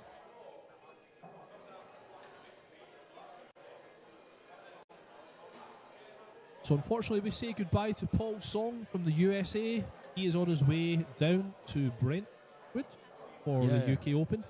Yeah, absolutely. It's Moritz Neuhausen. He survived an early scare against Paul Song. And we've got a great, in fact, the prayers have been answered of our friends on the chat here, because the next match on this table is going to be AJ Manis and Felix Vogel, the two young superstars of the World 9-Ball Tour. That is going to be some match. Who do you fancy for that one? I am going to call AJ Manis on that one. Yeah, I'm with you. I'm going to say AJ. But they're both amazing, I think. I think Yeah. there's every chance either player could win that one. To watch the cue ball here. All right, it's close. So yeah, stay tuned, folks. This is a race to 10, of course. There's plenty of pool left in this match, but G-Man's we are slightly behind schedule-wise, but that's okay. I think, Dave, correct me if I'm wrong, but I actually think the tournament ends a little bit earlier today. It looks like the last round of matches is 6 o'clock local time. So there's nothing wrong with the tournament overrunning ever so slightly. Yeah, that's not going to be a problem, is it? Still plenty of time.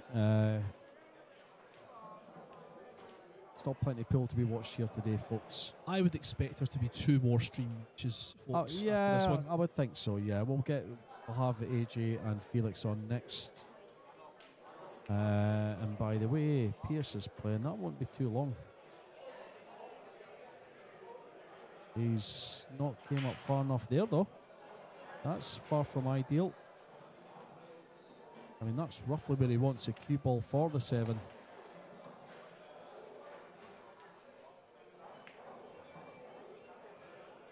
Yeah, you're absolutely right, Dave.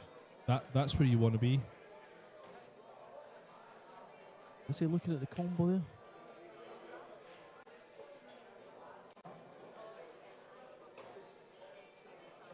Yeah, He's going to have to move the 9, I think, Dave. Yeah, I think regardless of where he lands, going to have to do it. Yeah. No, maybe not. That looks good. Looks like he can just draw this back a little bit for the 8 in the top right. Yeah, it's either that or go forward. Nah, he is drawn. Definitely drawn, so he might just nudge the 9 here. Nah, he's fine. All good, yep. He played that last shot really, really well. The position 60. Pierce Labutus is running away with this match against Jason Shaw. Jason's been sat in his seat for the last few racks, only getting up to set them up. Well, with Jason going 7-3 behind here, it looks like potentially the last great hope for Scottish pool is going to lay with Fraser Patrick. He's just been called for his match against Arseni. That would be a great match. I actually wish we were commentating on that one. There we go. Makes a 9 ball. 7-3 lead. We'll keep you up to date with that one. That is a loser's side match. As you can see, Fraser's just waiting on his opponent. Yeah, and I've just noticed something interesting there. Say interesting. It's maybe not that interesting, so I won't even mention. Thanks for that, Dave. No, that's fine. No. Here's Labutus is setting up his own. Yeah, they're racking their own. Just when I saw Jason take the balls out, walking back to his seat, they are racking their own. Okay. I mean, that's interesting. I wasn't aware that was allowed, to be quite honest with you. I'm not sure. I mean, I know they're allowed to check the balls. Is it maybe an agreement between? Yeah, it's definitely got to be an agreement, yeah. The two of them have decided to rack their own. Interesting.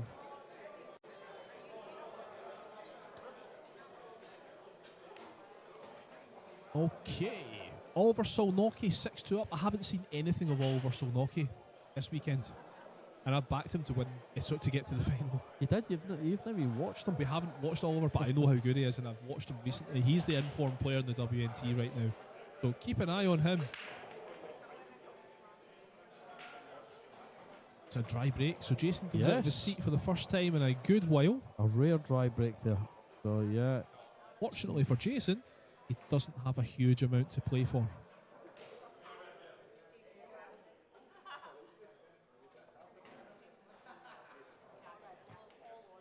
Yes.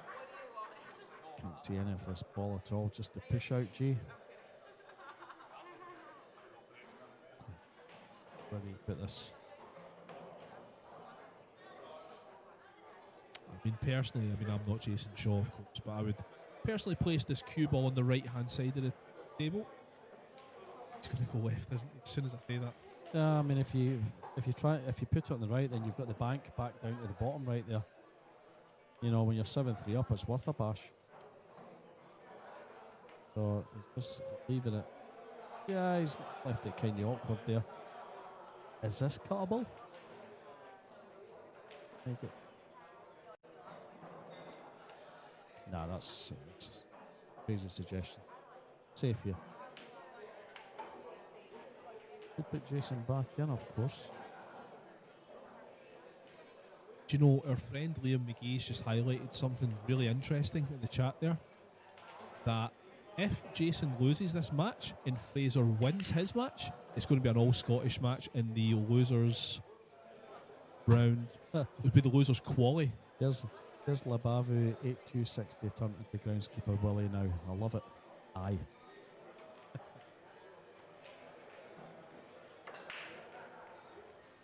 Oh, he's caught that thin. Wouldn't that be amazing, Dave? Losers qualification, Jason Shaw against Fraser Patrick. That has to be a stream table. It's got to be. Hopefully. Scottish Open. Last year they met, didn't they? I think they met in the first round. I think it was a comprehensive win. I think so, yeah, that's right. Aye. Memory serves me right. They did play on the stream table. Very observant there, Liam. Thanks for that information. Be absolutely incredible.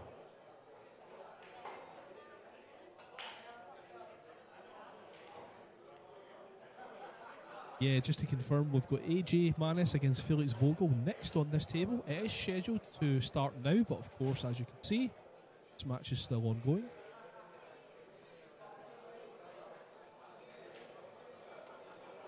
A little safety battle going on here. That's not going to work. Yeah, that safety battle's come to an end. That's exactly what Jason Shaw needs. So here's just a chance for Jason to seize control of the match again.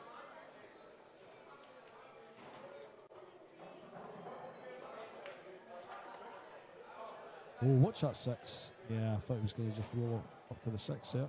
He's okay.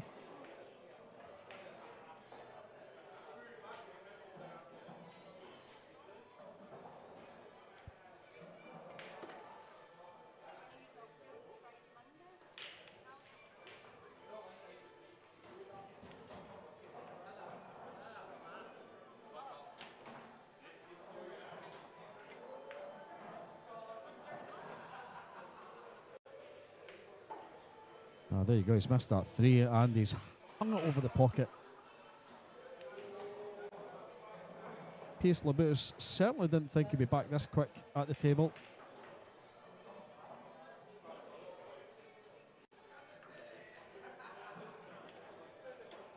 Yeah, Jason's really struggling right now.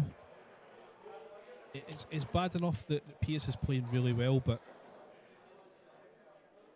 yeah, he just doesn't quite seem himself at the moment, Jason Shaw. Looking like he may have to hang around today for a chance to get through to tomorrow. His next match is going to be potentially 6 o'clock.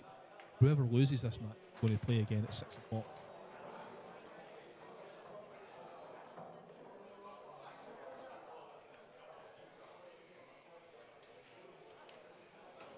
Yeah, and they'll be playing the winner of Fraser Patrick and Arseny Sevastyanov. Whoever loses.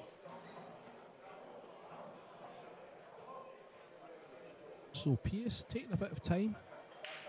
I think he should be okay. He's just got to run this one through for the 5. Is he concerned maybe about hitting another ball? I don't think that's going to happen though. He should be able to avoid it. 6. Does have a little angle. That cue ball's closer to the rail than what the 4 is, so he does have an angle. He could run into it. I think he can avoid it.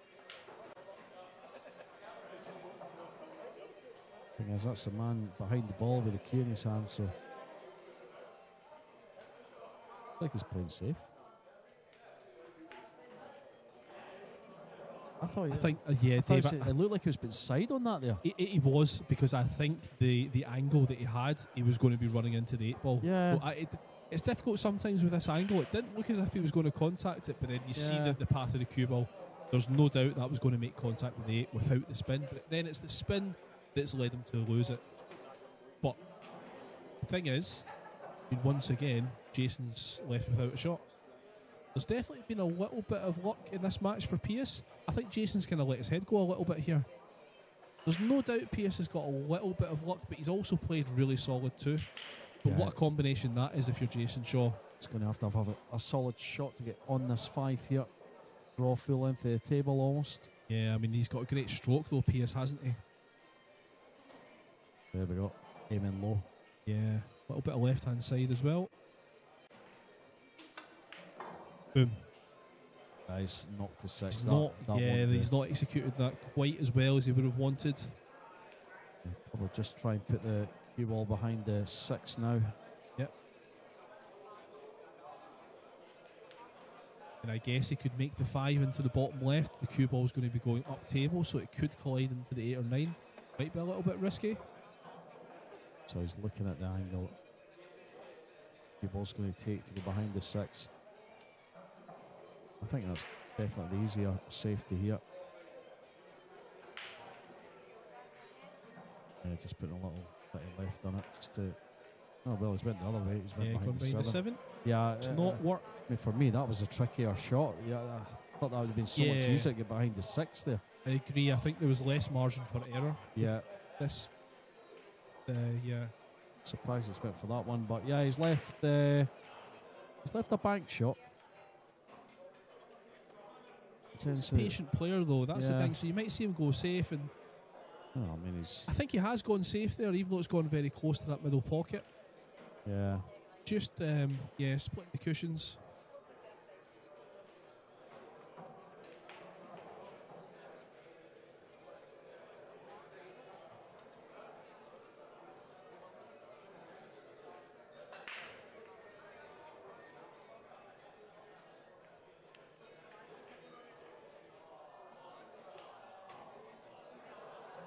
I think for me personally, the safety shot here is move the 5 ball down to the bottom rail. Little bit of left hand side. That's exactly what he's doing. Try and use that 9 ball as a blocker, potentially 8 ball as a blocker. He's completely. I thought he'd made a mess of that one, but he hasn't. It's going to be a jump shot for Jason. The 5 will pass the 7, but there's no real guarantee of a shot in the 6. Yeah, he's going to have to play an absolute blinder here. Not handing this one to Shaw, that's for sure. He's really having to work for his racks, Jason. Been a long rack, this one. Dave, I think this is a massive rack. Oh, the cue ball, it almost went.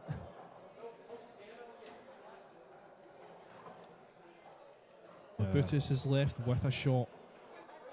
Yeah, he's just got a slight angle there to finish it. Mid-table for the 6. 7 would be no problem. Key shot. This is a huge rack. 7-4 or 8-3. Massive. Missed it. Chance for Jason Shaw. Oh, I thought I rolled up there. Going to have a look at the replay there. What about out?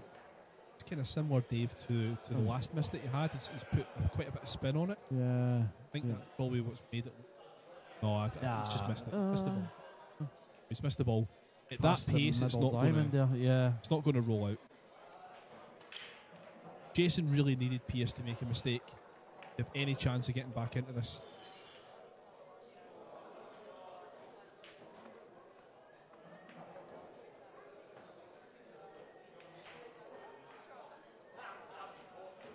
Yeah, nice and easy run out then for Jason to go 7-4. Absolutely huge rack has gone in his favour.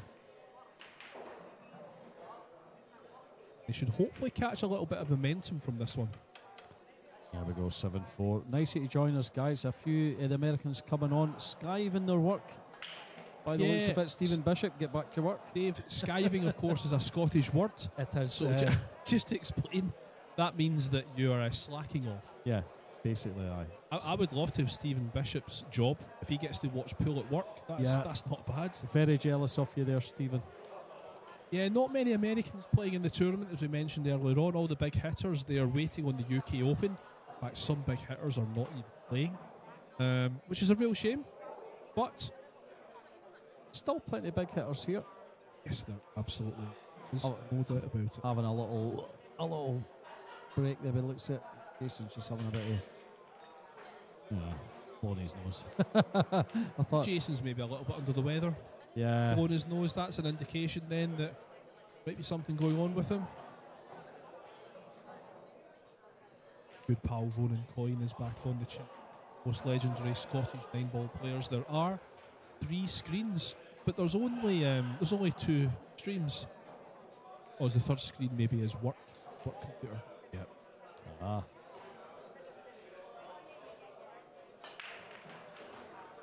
Oh, the cue ball.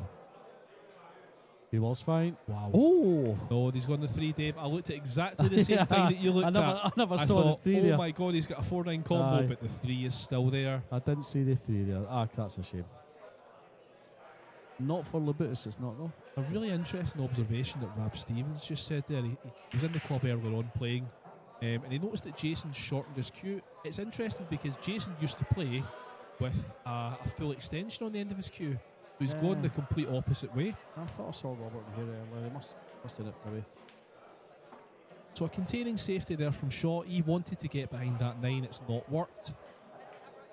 If I'm Piers Labutus, I'm going aggressive here. I'm banking that 3 into the middle left pocket. Nah, you've got plenty of time yet. Get the cue ball back up table. Get the 3 behind the 4 and 9. You don't play safe though, Dave. This is not you I speaking. don't Can't play be. safe. Yeah, You're playing I aggressive just- here if it's you. I am. But yeah, I guess you're putting yourself in the shoes of P.S. Lobutus. It's definitely. absolutely fine. But it's a good suggestion, really, because that 3 can go behind the 4 and the 9. Yeah, it's a Cue big ball target. up table. Yep. I don't think he's doing that though, G. He's behind this. Oh, yeah. Yeah, he's kind of went the I other think way. that He's trying to get the he's cue ball not- behind the 4 and 9, but yeah. Yeah, he's not executed it well, but I understand him doing that rather than your suggestion, because there's a chance you could 3-9 combination, I suppose. But the good news for Pierce, he's tied up with and the 7. Yeah, I don't know what safe is either, Stephen, to be honest with you. I can't play safe. I don't play safe. I just like shooting. Shooting and potting. How many racks did you take off Biado last year at the UK Open, Dave? 2? 2, I think, yeah. That's good. When you consider that you and I are both average amateur players. Listen, I missed some shots as well, but yeah, the guy's streets ahead of me. Took a few off Catchy as well at the UK Well, Open before that. yeah. That's a big mistake from P.S. Lobutus, and another small chance. But again, Jason's not really been given a huge amount to play for here.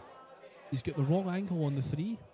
If he tries to cut that 3 into the bottom left, he's going to scratch. I think he might be forced to go safe again. I think P.S. has played really well, but he's definitely had the run of the ball in this match.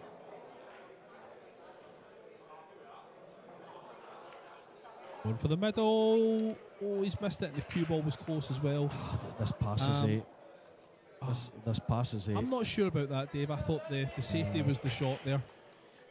This definitely passes. Do you know, sometimes when you're playing against a guy who is getting that little bit of run of the ball, you get a little bit desperate sometimes.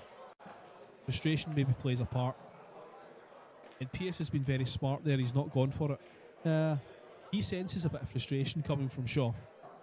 that was a clever shot.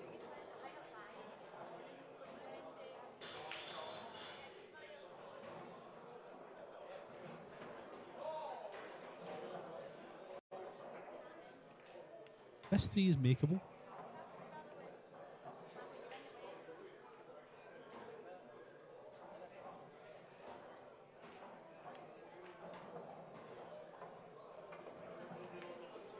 Nope, he's not. He's gone safe. 2-rail kick. It's all right, but there's a half chance. Yeah, we tapped the table there from Pierce. Yeah, I think he's controlled the cue ball really nicely. I think that's Absolutely, yeah. definitely deserves the tap. But again, it is a half chance. Pierce can definitely fire at this one. He can send the 3 back up table, leave the cue ball down. Looks like the way he's cueing, I think he's going for this.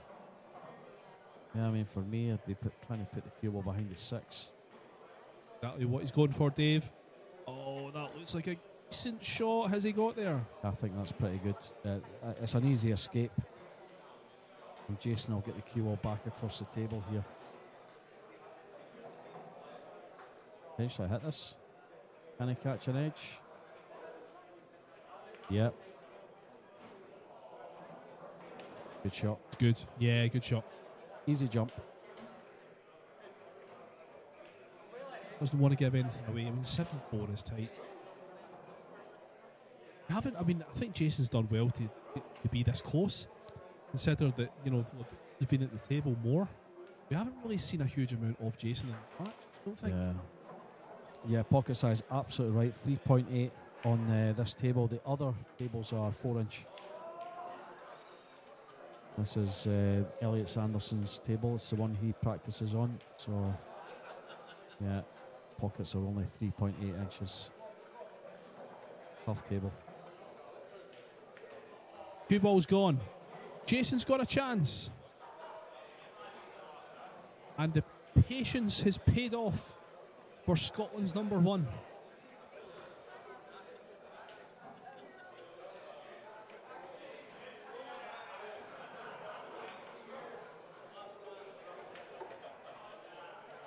Everything out in the open for Jason Shaw. 7-5 is game on.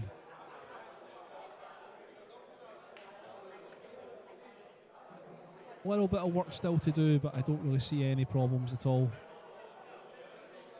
As long as he leaves himself a nice angle on the 8 ball to come across for the 9.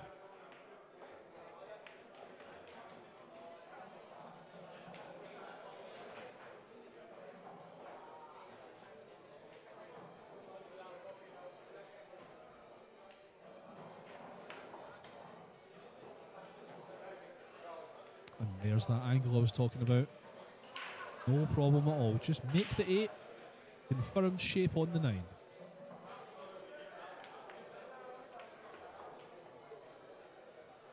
Shaw's done really well, I think, to be patient.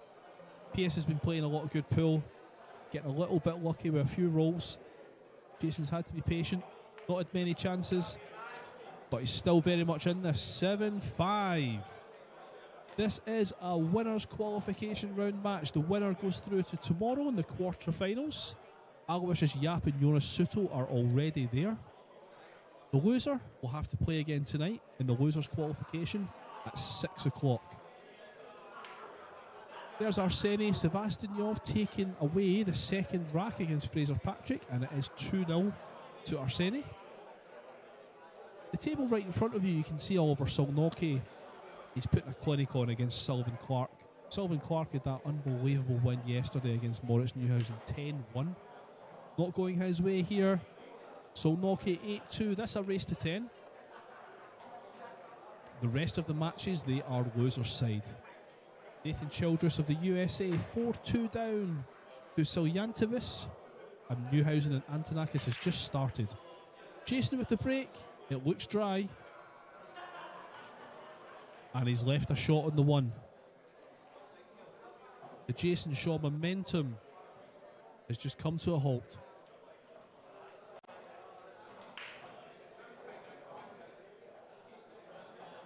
Coming up next on this table, it's the battle of the young stars of the World 9-Ball Tour. AJ Manis against Felix Vogel. That match will go on straight after this one. This is a race to 10.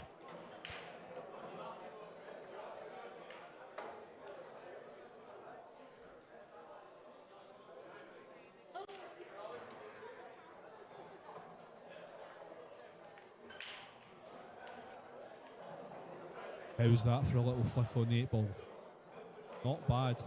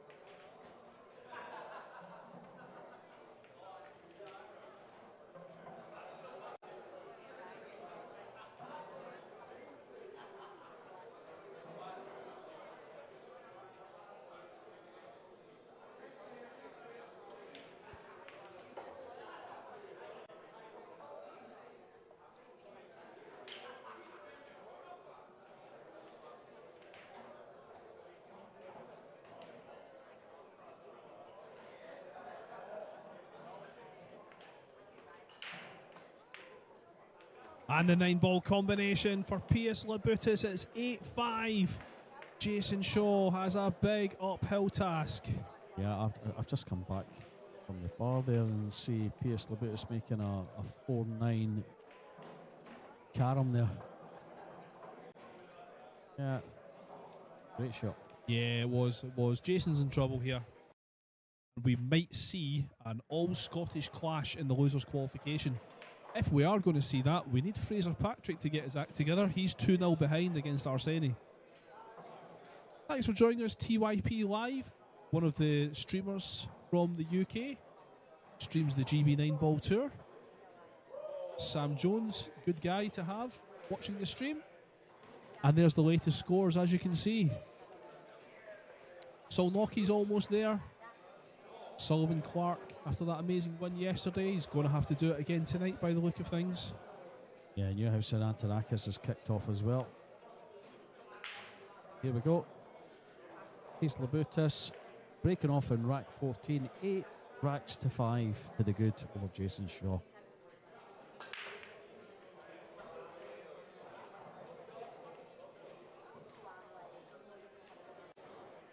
Yeah, not got a lot to work with here.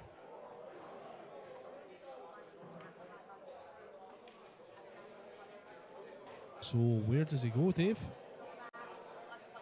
For me, I mean, I would be moving this. I'd be moving this cue ball down to the bottom end of the table. Can't leave it up the top unless you're going to leave a jump potentially. Yeah, he's going to push out to a jump, I think. Yeah, Jason Shaw is no slouch to a jump cue, that's for sure. So, yes, I'll obviously bear that one in mind.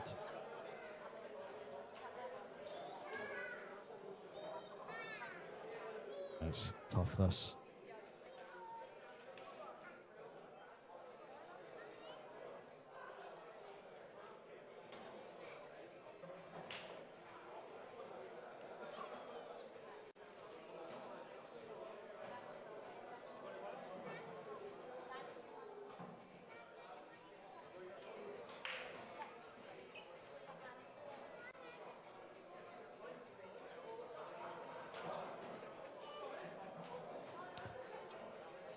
Okay. He's certainly not pushed out to a jump, that's for sure.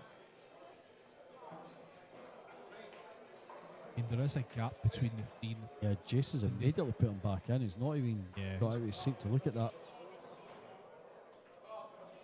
Yeah, Jason's. I don't think Jason's in the best frame of mind at the moment. Yeah, I don't think Pierce has thought about that one. It's just he's kind of shaking his head there, as if to say, how do I...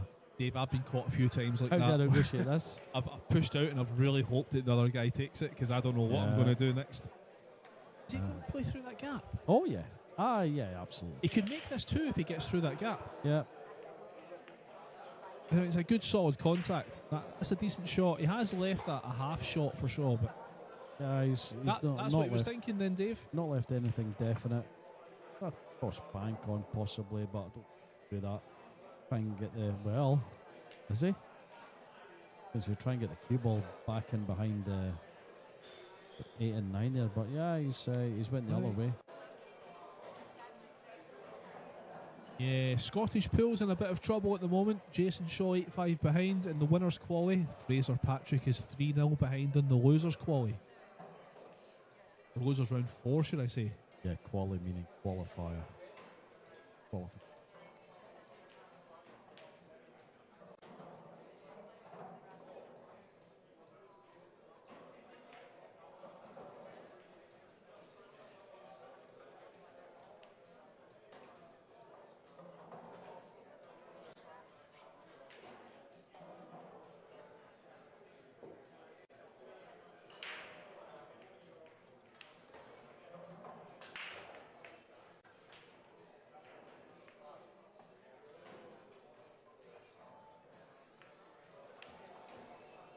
Oh, it's an unforced error from Labutis. That's exactly what Jason Shaw needed. Yeah, good chance here for Jason. Everything's there. Be in the middle. Yeah, no issues here at all. Don't be hampered by the 4. He's okay. Yeah, doesn't want to be dead straight. Might be dead straight here. And the 4 doesn't pass the 7 into the bottom. Maybe push through a little bit. Got a little angle. Yeah, he does. That's good. It's fine. Then suddenly 8-6. It's game on again. AJ Manis and Felix Vogel are on next, and they're having to wait a long time, but that's fine. Yeah, it's sometimes nice to get a little break between your matches, but you don't want to be waiting too long.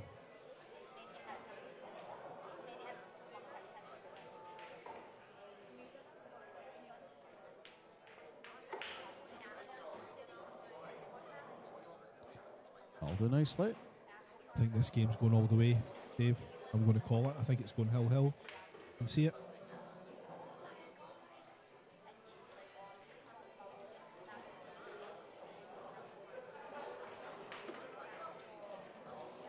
You've seen comebacks from Jason before. Yes. No reason why he can't again. 5 times before. So 8-6 for Labutus. That was a big mistake, a big unforced error from P.S. Labutus. Just what Jason Shaw needs. Dave, what can you tell us about Jokubas Siljantovas? He's 7-2 up on Nathan Childress in the losers round 4. A name that I'm not familiar with, even from the World 9-Ball Tour. But he's flying under the radar. Yeah, I'm very surprised. One thing about Siljantovas, you're very knowledgeable with all the players, G. I know that he's 7-2 up on Nathan Childress. Nathan's been playing absolutely brilliant all week, but yeah, it's Jokubas Siljantovas, one of the names that's just, yeah, he's not one of the names that stick out, if you like. Dave, Fraser Patrick's in big trouble. He's 4-0 down in a race to 8. His Scottish Open is in the balance. Of course, the UK Open quarter-finalist from last year. What a tournament he had then, knocking out Eklund Kachi on his way to the quarters. But he's in big trouble. Once again, Jason breaking from the middle of the break box, looking to have a go at this. The nine kind of flew off the rack a little bit there. I don't know if that was completely tight, but look at this for a break. Shot on the 2. Really like the chat or adopting Scottish accents. Yeah, I do, yeah. Aye. Lebavu with the I. Thank you very much for that. Okay, and someone's just given us some information there on Jokubas, so he won a WNT junior event. So thanks for that, that's good. I hadn't really heard of him personally. To be completely honest, I don't really follow the junior events. I should, because by the time I'm out of the tournaments, yeah, I have, the juniors haven't begun at that stage, so I've got plenty of time to watch them. Siljantovas is under 19 European champion. Well, that's exactly why he's doing so well in that case. He's in losers round 4 at the moment. Yeah. Looks like he's about to make his way to losers quali. Yeah, these are the Moscone Cup future stars, I think. All these young dudes here. Would you take on this 4-9 combination, Dave? It doesn't look like it's dead set, really. I'd be surprised if Jason takes it. No, you run these out. No, plenty of players that would take on that combination. Yeah, if you're Jason Shaw, you run these out.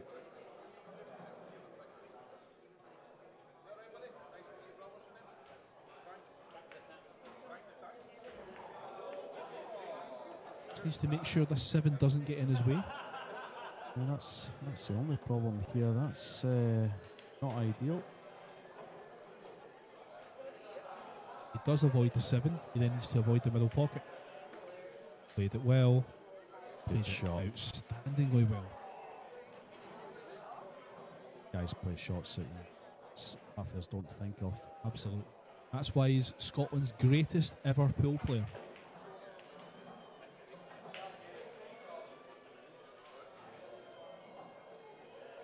There you have it. 3 tap-ins, and it's 8-7. He doesn't go away easily, that's for sure.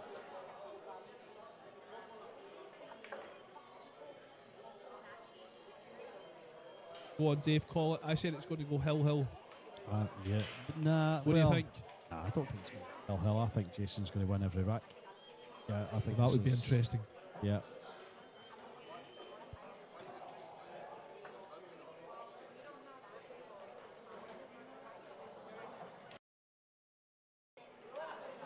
Okay, we've got another thriller here on the TV table.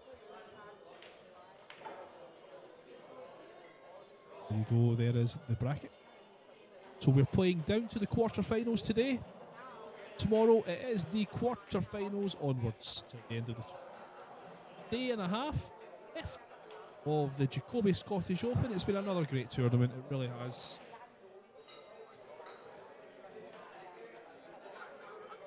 And next up on this table is AJ Manis and Felix Vogel.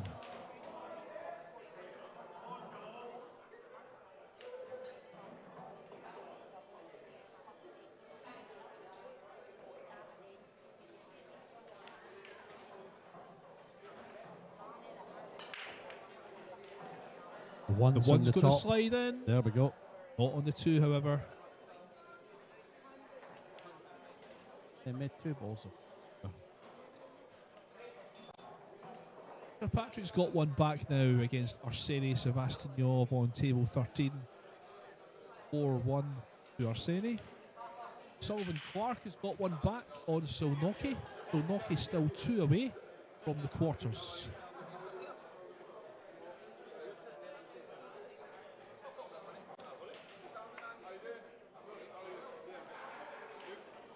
So push out from Shaw, just creating the cluster on the top left hand side of the table.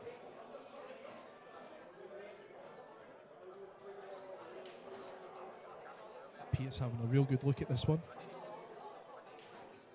I think he's going to hand this.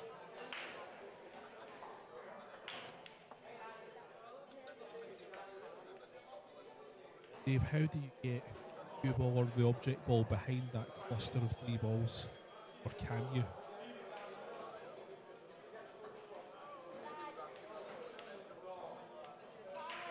That's difficult.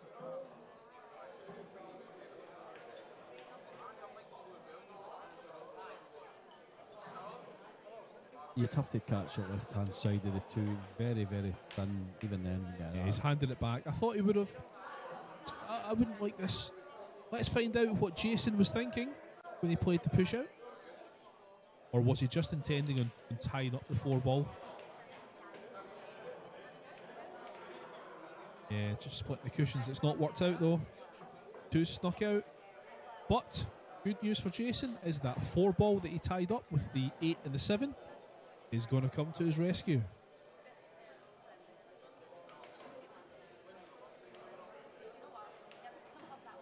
Marcas on the chat, thank you for the update there on Salantiavis. There we go, that's better. So he didn't win one of the WNT events, but he has won plenty of accolades at junior level. You can see us having an extended safety battle here. That is a bad mistake from Pierce though. I can see this cue ball going behind that 4, Dave, with the 2, potentially even behind the 6. Then again, if you put it behind the 6, you're going to leave it to potentially be kicked at and potted, so maybe not. I think you shoot this. Oh, is he going aggressive, you think? Shoot this. Take Has the 3 out. The 4? And then, no. No? Shoot this. Yeah. Yeah. Run into the cluster, yeah? No. Shoot this. Take the 3 and then play the safety off the 4. Right. Has he not got an opportunity to run into this pack now? Maybe not, with the angle he's got. He could just catch the 4, but yeah, he's got to doesn't hook himself behind the 9.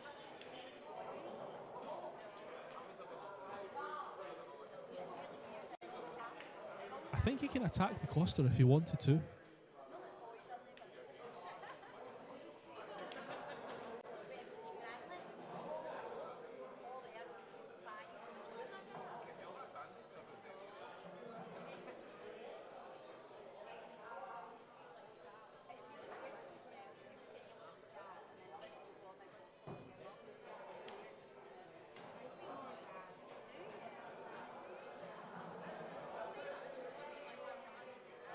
I think it maybe demonstrates so long over it that running to the pack.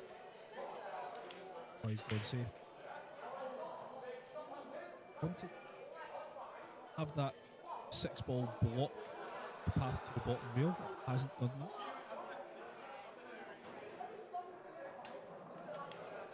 And our friend Pro Level on the chat has just updated us that Childress is out, so the USA involvement in the Jacoby Scottish Open is over. Childress lost 8-2. Paul Song departing earlier today as well. This looks all right. It's a good shot. It's a good containing shot. Yeah, good shot. Jason can't do a huge amount with this.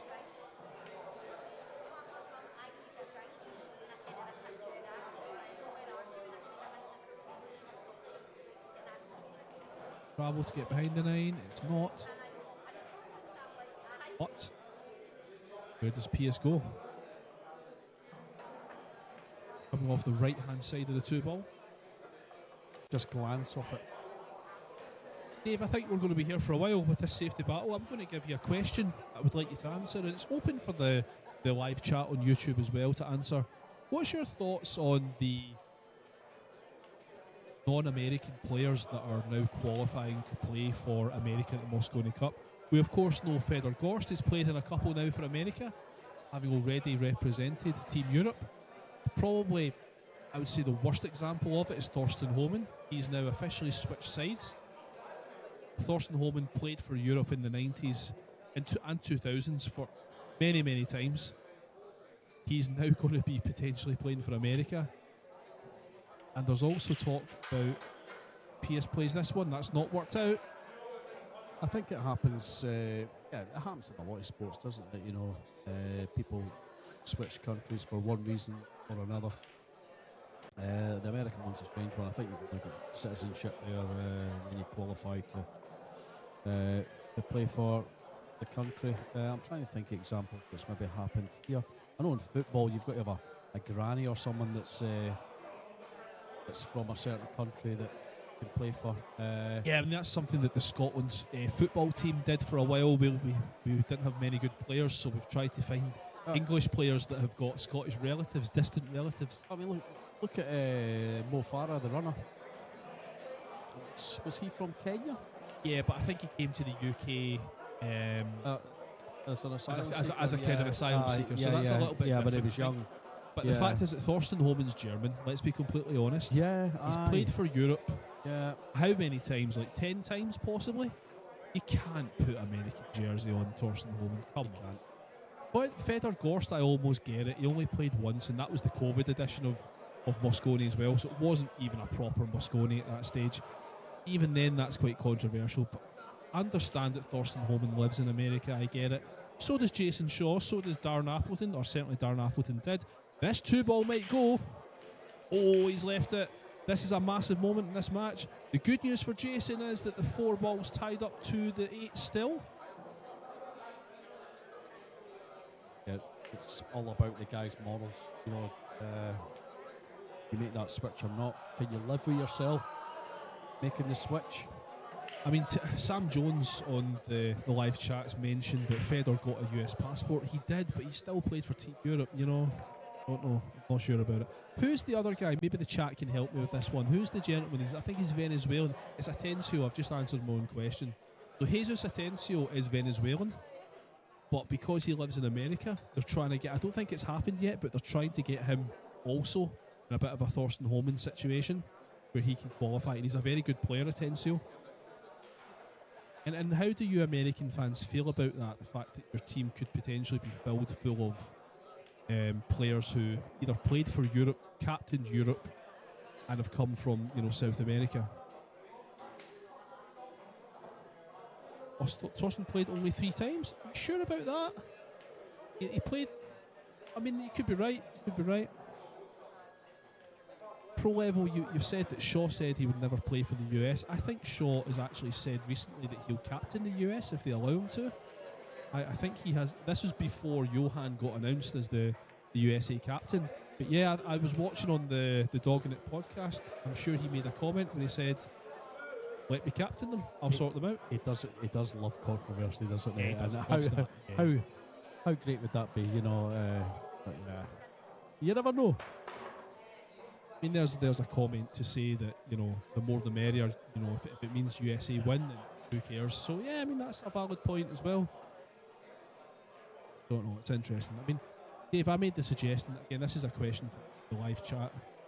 I made a suggestion yesterday to you that I personally think the Reyes Cup and the Mosconi Cup should take a year each. So every December, Mosconi 1 year, Reyes the next year. Mosconi next year, Reyes next year. Keeps things fresh. You weren't so convinced. I wonder if there's anyone in the chat that would agree with that.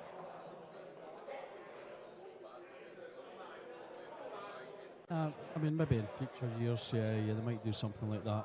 I mean, right now, the Mosconi Cup's been going for 31 years now? 32 years? 32 years. Tobias, thank you for the comment there, just connecting me. It's so yeah, Holman has played 7 years. Yep, thanks for that. Felix Vogel has just walked in, Dave. He's just strolled past the comms box. Wonder where he's been. His match, of course, was due to begin 40 minutes ago, but of course this match has become a thriller. So yeah, Felix Vogel is standing by, ready to enter this table very soon. But yeah, no, thanks for your comments, folks. Really interesting to hear all the points of view.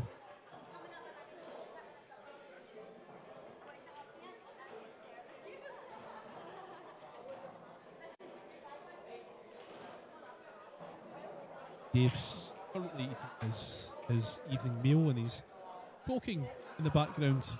He's literally choking. I hope you're going to be okay, Dave, otherwise I'm left on my own. Just let him have a wee drink there of his Coke Zero. Kick and stick there from Labutus. He's got full ball cover on that 9. Very good. Jason does, of course, have a shot at a jump.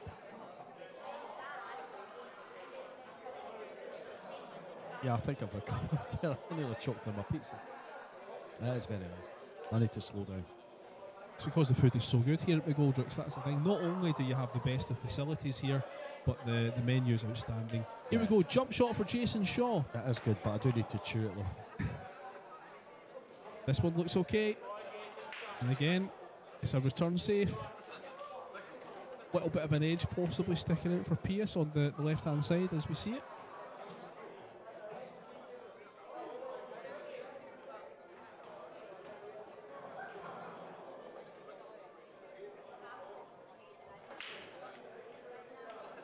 Yeah, I mean, Lubavu made a really good point there on the chat, just saying about Moscone's just free money. I wonder if they made Moscone Cup 100% of the winning team, or how that would work.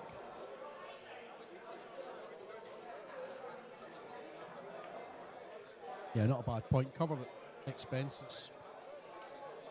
Maybe a little consolation for the runner-up, but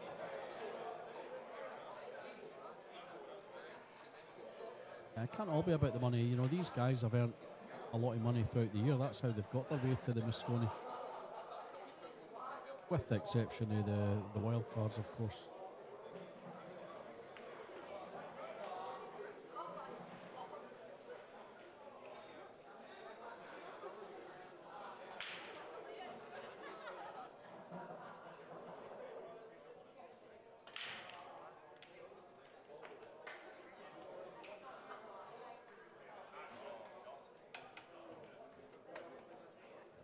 Good shot there.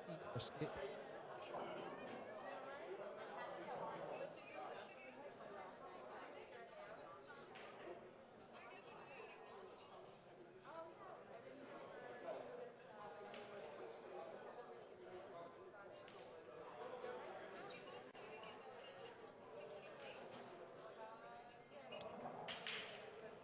Yeah, Stephen Bishop, yeah.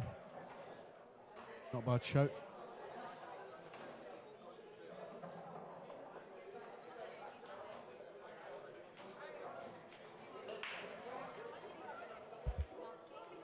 Yeah, apologies, folks. I think there's my mic's been cutting out since the beginning of the day.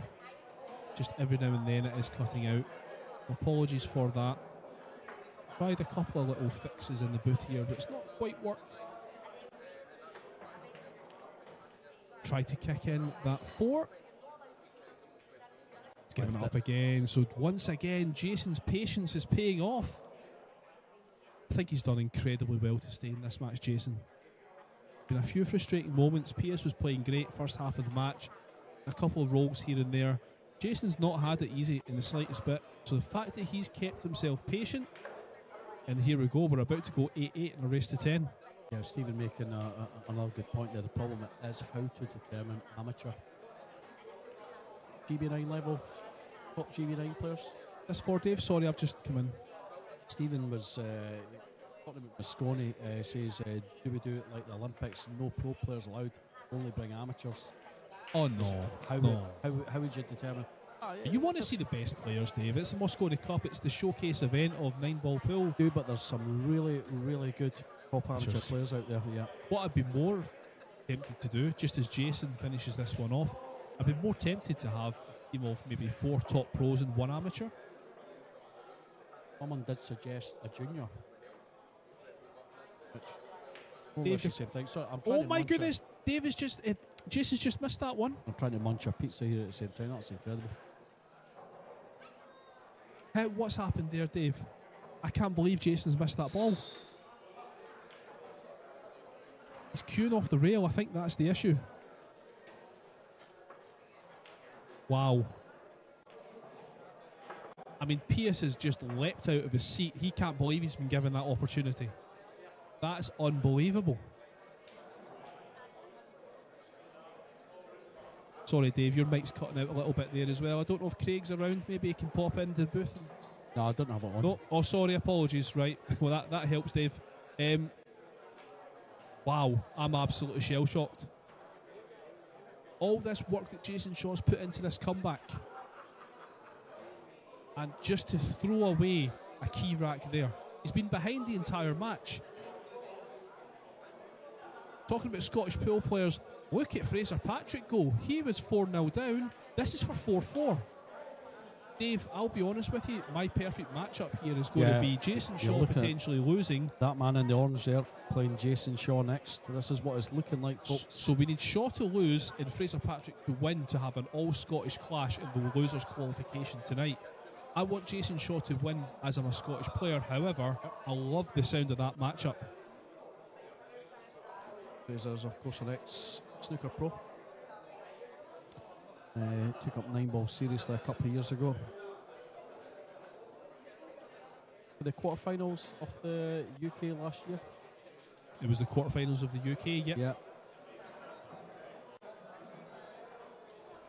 Also, you got to the final. There was one in the US last month. The Bob Stocks Memorial, yes. Yeah, I got to the final. I was up till silly o'clock in the morning watching that one on YouTube. Yeah. That's commitment. Yeah, a bit of an empty arena now.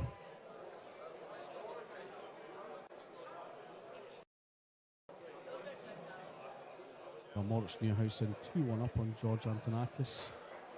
Fraser Patrick level with Arseny Sevastyanov, 4-4 there. And Oliver Noki 8-5 over Sullivan Clark.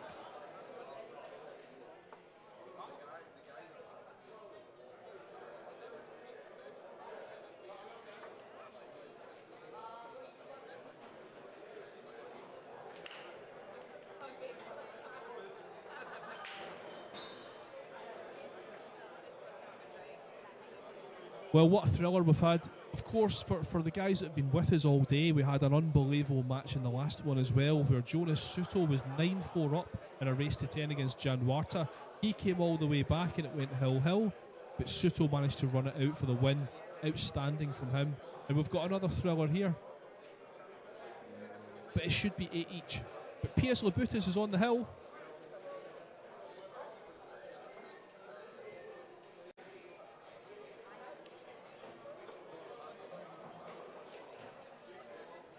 Breaking for the match.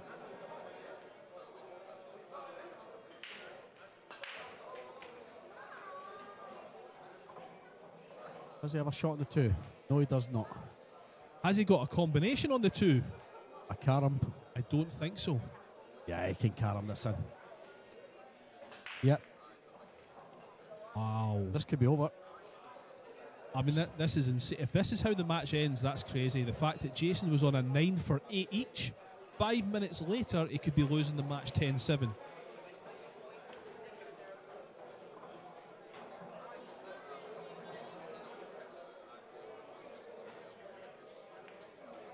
Yeah, not even entertaining it. Yeah, it didn't. Don't think it went. So, right, Jason's still alive. Remember, this is the winner's qualification. So whoever loses, they're still alive.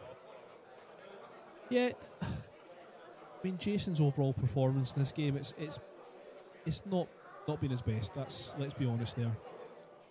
Really hasn't. But I think he's had to come up against a few things. As I mentioned earlier, Labutis he played good for the first half of the match at least, and he got a couple of little rolls as well. But yeah, look, there's no doubt, especially looking at the 9 ball that he missed. That's definitely, we've not seen Jason's best. I think last night against AJ Manis he was better. Not entirely sure why he's not been at his best today. Looked a wee bit frustrated at times.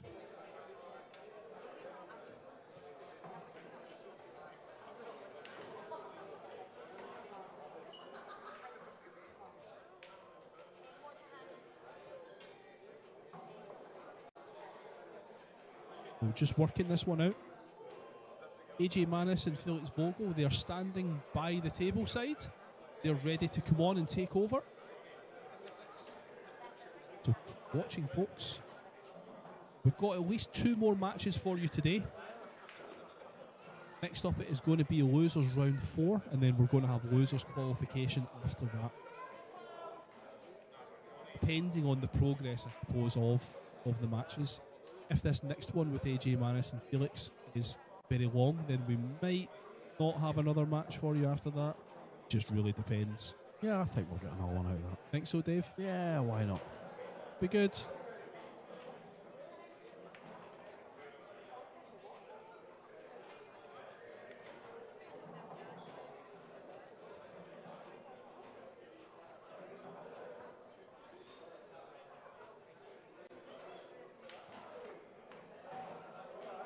Cue ball. Oh. Jason's clinging on by his fingertips here. Up on the table there, an apology.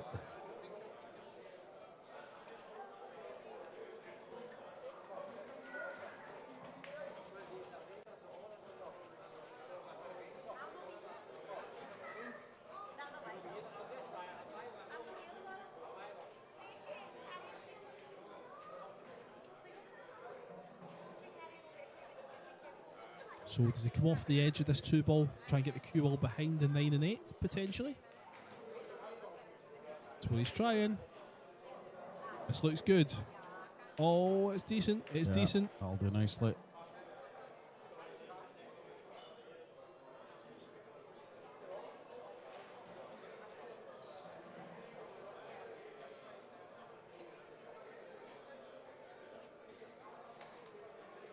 Derails here.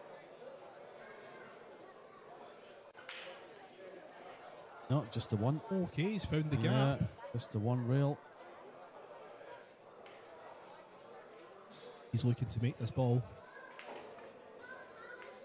Oh, what a shot! What a shot!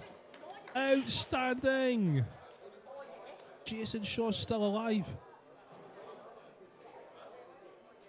I mean, that had to be perfect. That was unbelievable. That was some shot. Incredible. To get some action replays. We need to work that one out, Dave. Yeah, pro level love we need that to one. replay that one. That's unbelievable.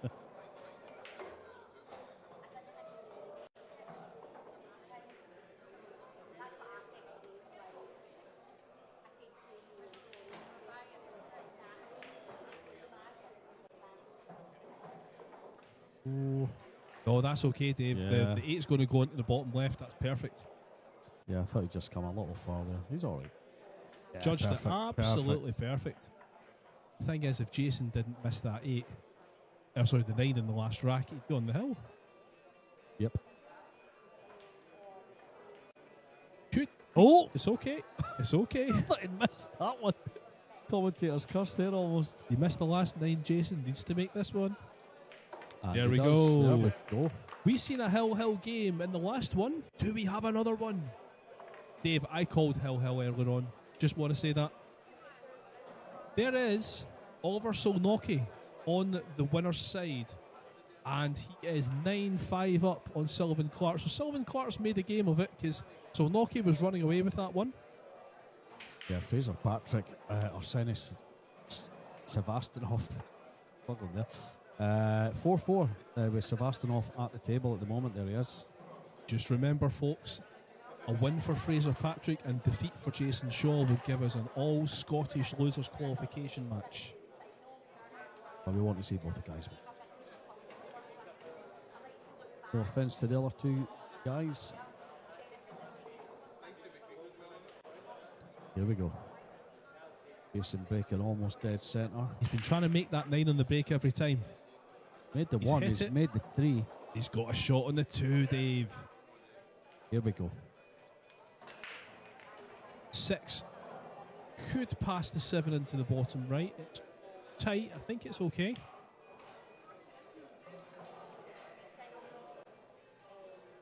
Most important shot is here. Just a little bit of right hand side on this 2 ball, just to try and straighten up the path of the cue ball for the 5. For the 4, my apologies.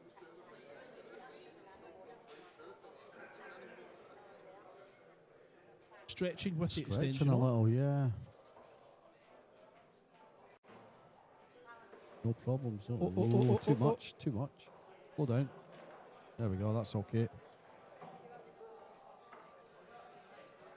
Yeah, I mean, the good thing with having this amount of angle is that you can just come across a couple of times the cue ball up this side of the table.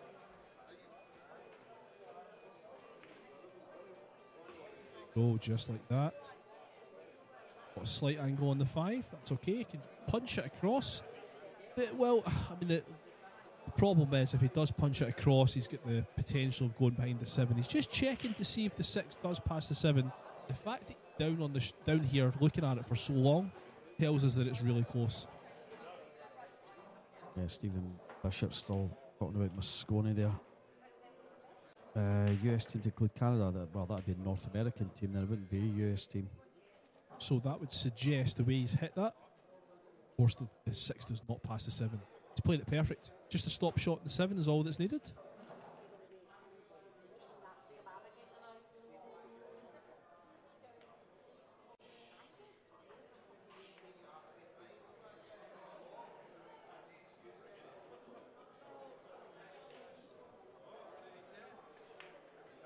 That'll do it.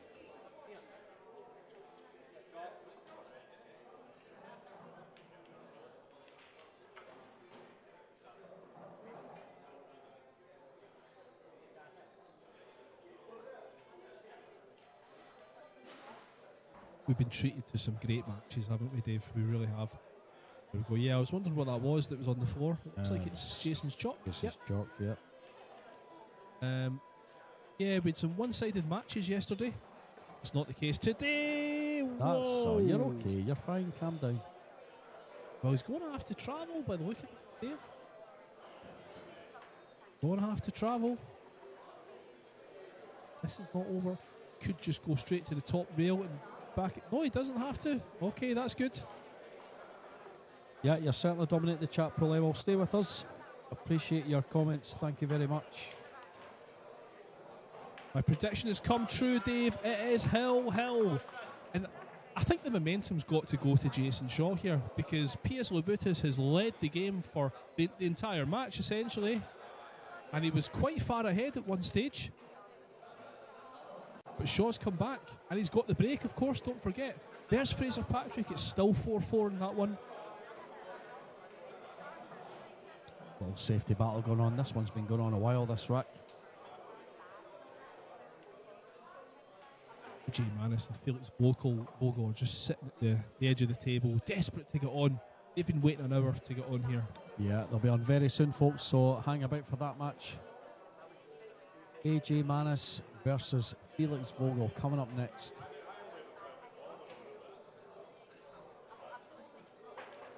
Oliver Solnocki's on the hill. Okay, So, hell, who is what going happens through? here? Who's going through to the quarterfinals tomorrow? Oh, he's almost He made wasn't that. far away from that 9. It wasn't, no. Position on the 2 looks all right. Yeah, he's not too bad. It looks okay. There's a bit of work to be done here.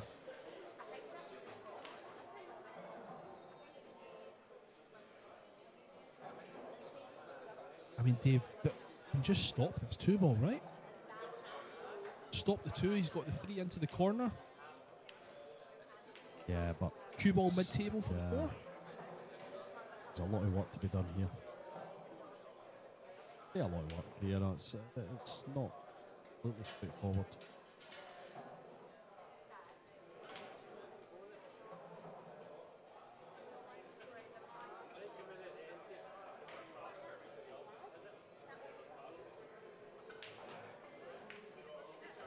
Nice shot. Great shot.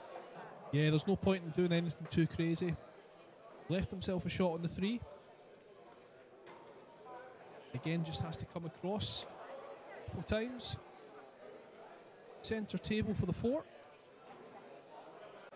A bit of housekeeping on the table there.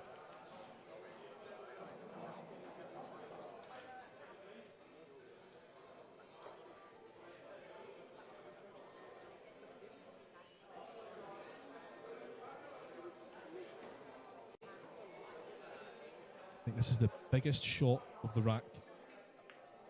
He's missed it. Oh, he's made it! Wow! And that's the slide of the cloth. He's hit it soft enough as well. That's the most important part of that shot. If he smashes that, it's going to stay out.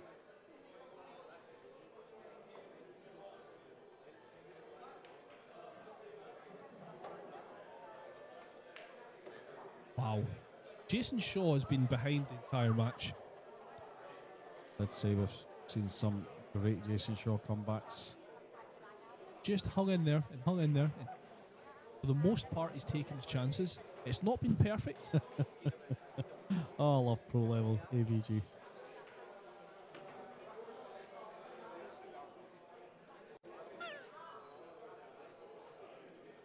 Can you confirm, are we wearing kilts or not? Dave, I certainly hope you're not. We most definitely are not. Yeah, it's funny, you know, you're from Glasgow, G. I'm from the Edinburgh side of the country. You never see anyone in Scotland wearing kilts, apart from Pipers on Princess Street. That's about the only time you see them. You don't see folk wearing kilts. Madness. We make it a bit more. Oh, he's missed it. He's missed it. Wow. The good news for Jason, he's not left that much of a shot. I mean, look at the position of the cue ball. Because he's missed it, cue ball's gone way off course. And Pierce is really just left with a chip at the left-hand side of the 6. I mean, he'll just be relieved, Pierce, that he can actually have a shot. He thought his match was over. Yeah, let's keep on getting.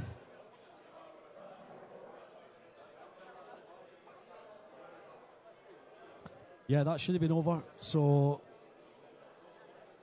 Pierce Labutus with work to do here. How does he get this safe? Cue ball up behind the 7 somehow. He's got to use the 7 and 8 somehow. Got to hit this really thin. Oh, not that thin though.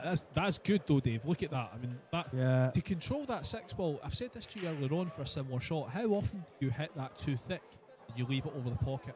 For him to hit it that thin at this stage in the match, if he misses it altogether, he gives up ball in hand. It's game over. That was a great shot from Pierce.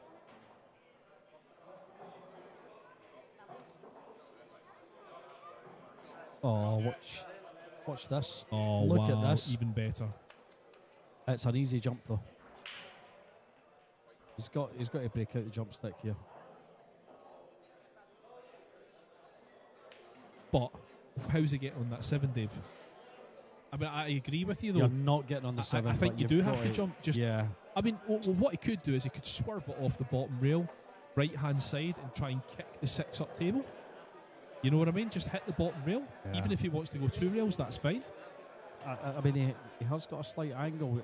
If he does jump over this, there is a little bit of an angle there. If he can somehow get himself in the middle of the table, play the 7 round the table, snooking him behind the 8.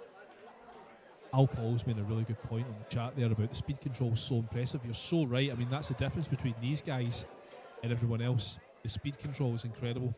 And they all play on different tables. That's the thing.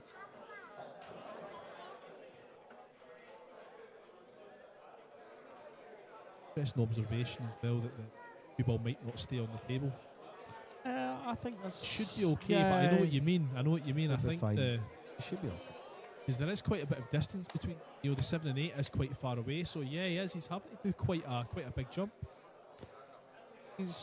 Yeah. I mean, I fancy this to stay on the table. just wanting to obviously wants to make the 6 and just wants that cue ball to come out somewhere. Yeah, I don't think he's jumping at anybody by the way he's measuring round the table there. Dave, So. for me, the shot is to kick. Just swerve it round the 7 ball, just kick. He's looking at using 2 or 3 rails here. Is he going to? I mean, he's going all out then. Is he going to go top rail, side rail to make the 6? No. Nah, he's not making the 6 here. He's going 1 rail, okay. Oh, wow. I mean, this is a massive shot. Made contact. Yeah, well, he was going for it, so... Well, Dave, not only has he left a shot for Shaw, can he try and break up the 7-8? Nah, he's going to pot this 6 and then put Pierce in trouble again. I mean, if he could send this 6 into the middle pocket, he could come off the top Yeah, rail. cue ball off the top rail. Yeah. Yeah, he's Trying to leave himself a shot. I mean, he's played that perfect. That's unbelievable. Yeah, that's a beautiful shot. That's unbelievable. Incredible. There's me thinking, yeah, just swing the 7 round the angles and leave the cue ball behind the 8. Dave, he's perfect. Left that perfect. Yeah, he's The potting natural this. path of the cue ball is going to come back across for the 8. Yeah. That's an unbelievable shot from Shaw to leave himself What that a angle shot. on the 7. What a shot. That's straight. It's not over yet. Oh my God, this is going to be a massive 9. I don't think he can really do much with this cue ball. This is huge. I don't want to suggest anything too crazy. Could he push it forward off the bottom rail? That's not what he's going to do, but He's drawn this. Just spin. There it goes. That's Look awesome. at that for a oh, shot. Jason Shaw, what a comeback. P.S. Labutis has led for almost the entire match. Somehow Jason Shaw's hung in there and he's missed a 9 ball and he's managed to win the match. Jason Shaw's through. Listen to the Listen roar. to the cheer going up there, folks. The Scottish crowd are celebrating a Jason Shaw win. P.S. Labutis is wondering how he's lost that match. That's unbelievable. That's incredible. Jason Shaw's through to tomorrow, through to the quarterfinals. And you can see Fraser Patrick looking to see what the big shout was about. The matchup I wanted to see was Patrick against Shaw. We're not going to see it, but that's okay. No, Fraser Patrick's got a bit to shout his sell here. He is currently leading 6 racks. The 5 that'll be Arseny Sevastyanov just won that last Dave, rack. what a comeback from Fraser. He was 4-0 down. Oh, no, He's wait, now sorry, it is 6-4. It is 6-4. Dave, Arseny was 4-0 up, and Yeah. Patrick has come back to go 6-4 up. That's This is going to unbelievable. be interesting. Hopefully, we get to watch the remainder of this before Felix and AJ get started today. We'll Yeah. obviously have their practice rack. By the time Jason and PS have the little analysis of the match and they guys get on, we're going to see the end of this one, hopefully. Yeah, Craig, Scottish Q Sports live streaming. Thanks for zooming in there on Fraser Patrick's table.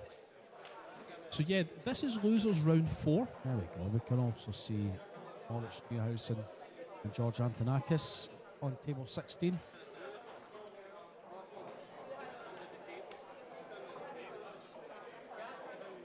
So the winner of this Fraser Patrick match will play the guy we just seen there, Piers Labutis. Yeah, that's going to be tough. That's going to be tough for whoever comes through this one. That match will be tonight at 6 o'clock. Moritz Newhausen, whoever wins that match between him and Antonakis, they'll go through to play Petri Makinen. Yeah, pro level AG, good job from the camera. And that's Craig Anderson, who runs Scottish Q Sports live streaming. He's got everything at the touch of a button. He's got remote cameras round about the tables. Absolutely brilliant job he does. Very good. I love that stroke that Fraser Patrick has. We've not been able to call any of his matches this week, but for me, he's got to be one of the best guys to watch. I mean, look, just watch how he cues this. Of course, former snooker player, so he's been trained in that technique since he was a small child. You don't see that kind of technique in the 9-ball world. He's not happy with that. No, shot, he's not. He's turned disgust. He wanted to leave himself the ability to knock into the 5-7. In fact, no, I think the 5 goes to the top left. He wanted it dead straight. There's Newhausen having a little snack in the background. Yeah, To be fair, he's on the loser's side, and this is the issue with being on the loser's side, is you're constantly on. You win a match, you're straight back on. That's what's happening with him. Great recovery pot there from Fraser. Needs it to travel. It's not going to travel. Yeah, this is tough. He's the left-hander, isn't he? So it should be an issue reaching it.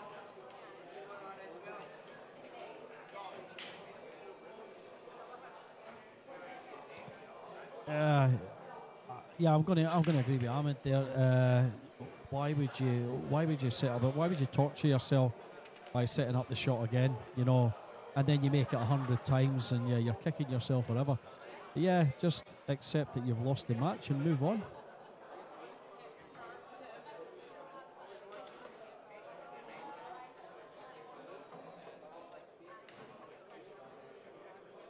Good shot there, Fraser.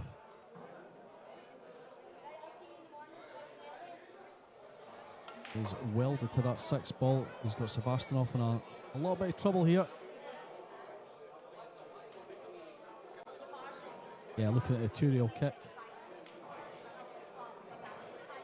5 could be going towards the middle.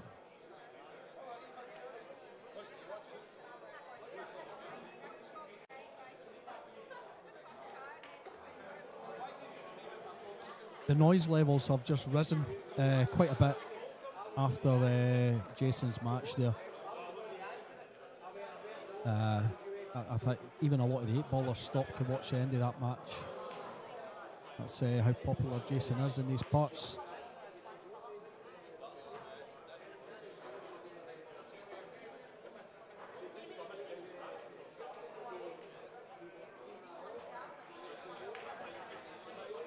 He's just talking to a few of the fans there.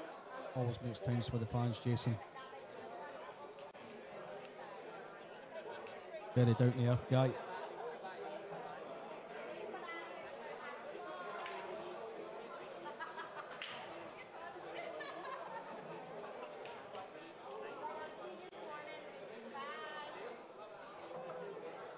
Yeah, nice shot there, Fraser. Bit much on angle, he's alright. Still be fine for the 7.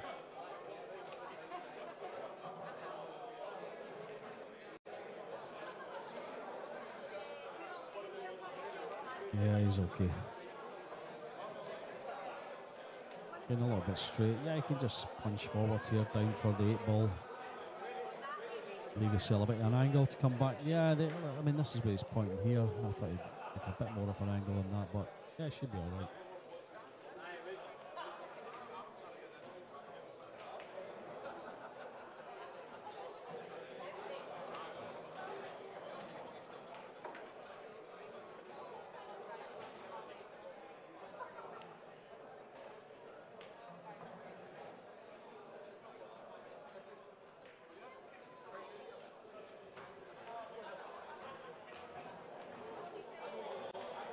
So this has to go on the hill. There we go, 7-4. Fraser Patrick leaves Arseny Sevastanoff. Fraser will be breaking for the win. On the other table there, Moritz Nielsen versus George Antonakis. George breaking off. 3-3 that match is.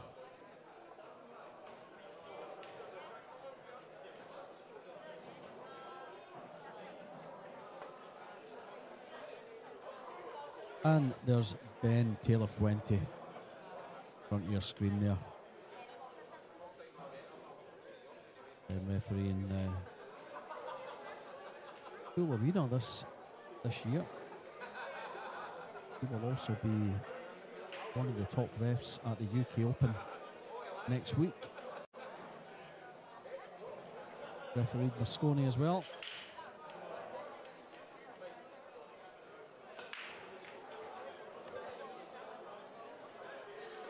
Hi Frank, Dean and Elliot. Let me have a look. Elliot's out, I know that. Good about Dean, to be honest with you.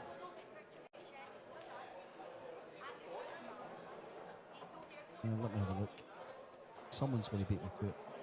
Dean. Yeah, Dean lost 8-3 to Felix Vogel. Vogel, who's coming up on this table next.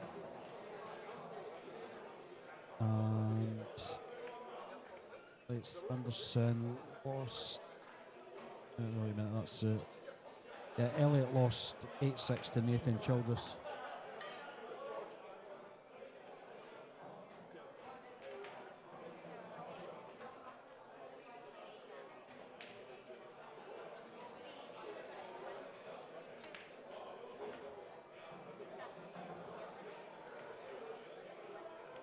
Fraser and Jason, the two UK players, Scottish players left in the tournament.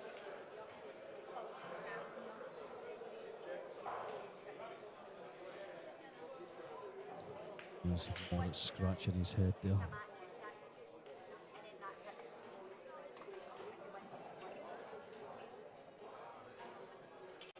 It's not the best of tournaments, Morris Newhausen. Still hanging on in though.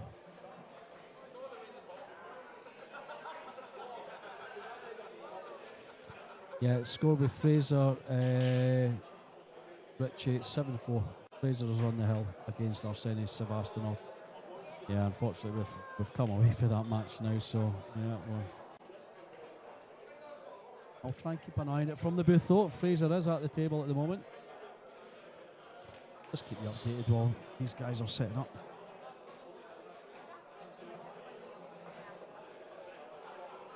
Trying to see how many balls Fraser's got left. There's about 5 balls on the table.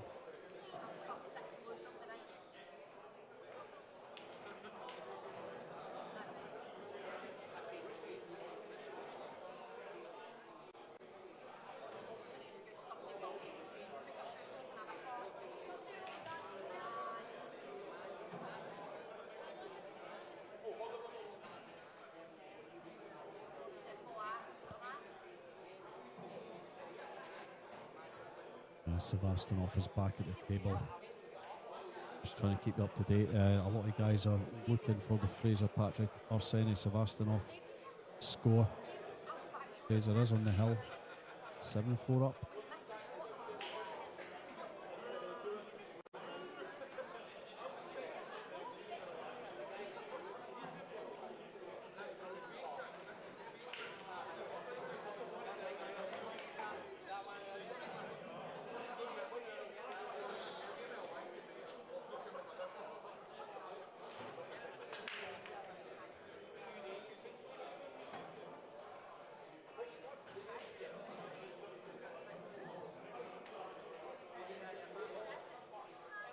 So here we go, Felix Vogel breaking off, rack number 1.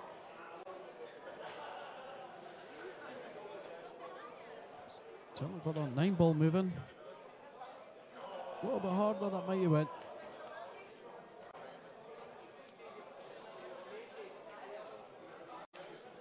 Having a little delay here, folks. Apologies for that. I'm looking at the other monitor. I'm about 30 seconds behind.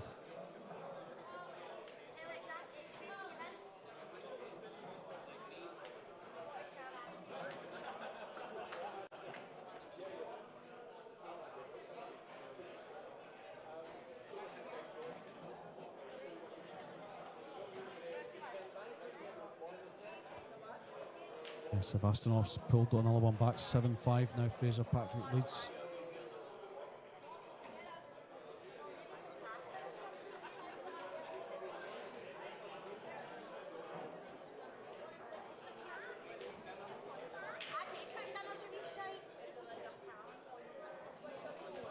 Everything out in the open there. An easy enough first track here for young Felix.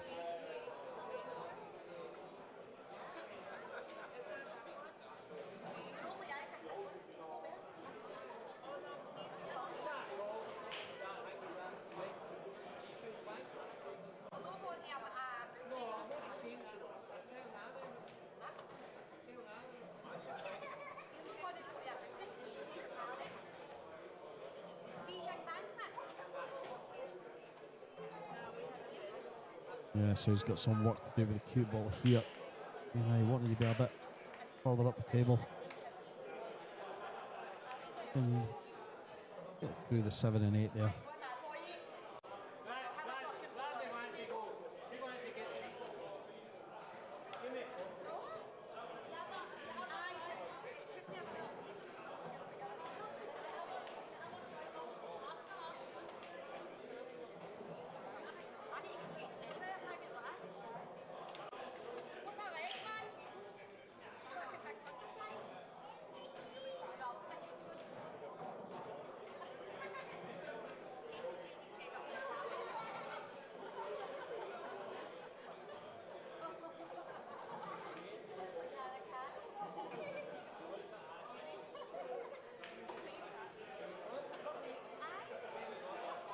It's a good shot.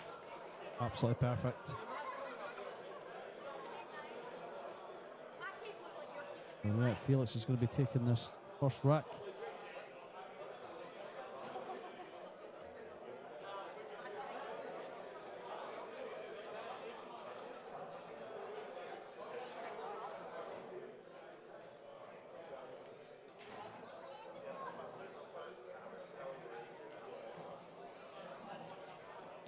Hopefully we get a chance to see Fraser Patrick once this 9 ball goes down. He is at the table at the moment. And he is on the hill.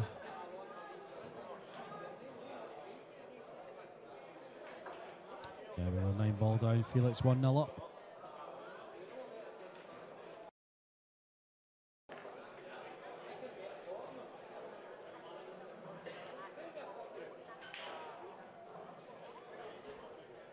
There's AJ Manis's results there. 10-7 win over Nathan Childress. Lost 10-6 to Jason Shaw. Beat Rainer Behrman 8-4. See if we can get a shot at Fraser here. He's still at the table.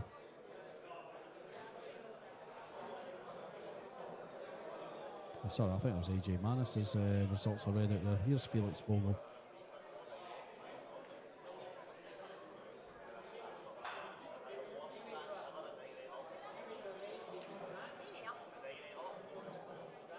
There he is.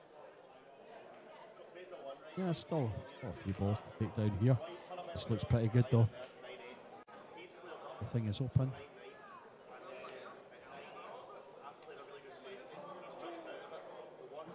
Felix is still setting up on table 11, so we're going to have a chance, hopefully, to see this running out. He's still setting up, he's just checking the rack. We're not going to see this one finished. Felix is about to break. But looking at that, it looks like Fraser's going to take this one down with an 8-5 win over Arseny Sevastanov. Yeah, Felix is just breaking. There we go. Off his shot there.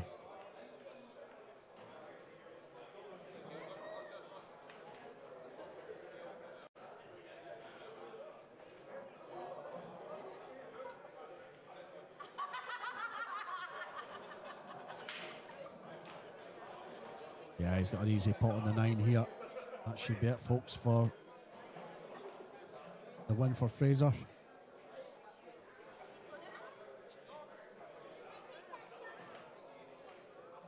And down it goes, 8-5 win over Arseny Sevastanov. 3 round of applause there for Fraser, that's nice to hear. Okay, back to this match. Table 11, Felix Vogel leading 1-0 over AJ Manis. Felix at the table.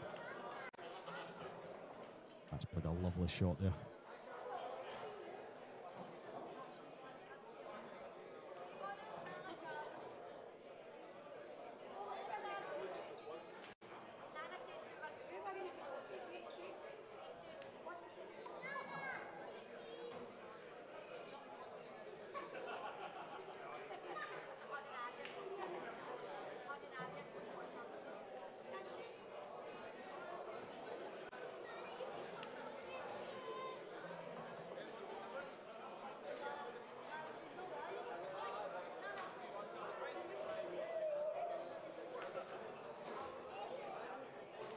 So the Fraser Patrick match will be on table 12 next against PS Labutus. So that is the other stream table, folks. We'll head over to that one when that starts. Hopefully we get to see another one on this table. Time willing.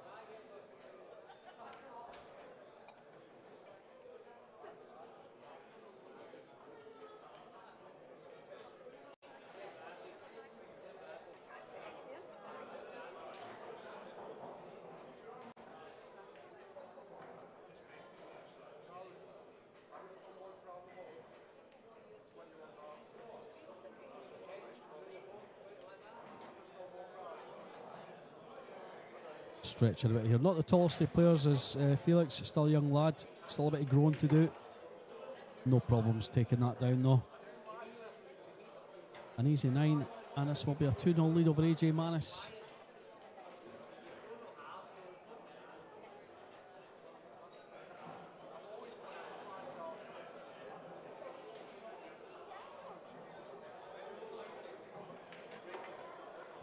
There we go, no issues at all.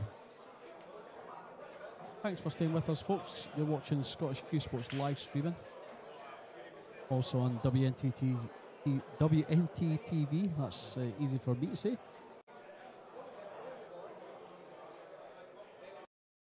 And we're live from the McGoldrick's Pool and Sports Bar in Glasgow.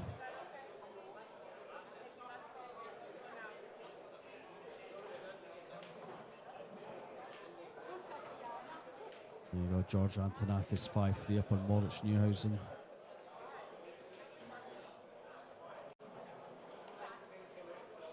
Some 6 o'clock matches coming up. Fraser Patrick versus Piers Labutas. Jokabis Solanchevas versus Sullivan Clark. Also at 6 p.m.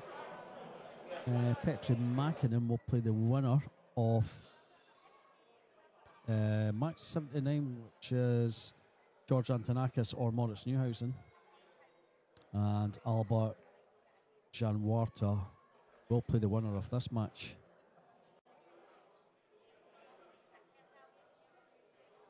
So far, that's looking like Felix. Don't think AJ's had a shot at the table yet.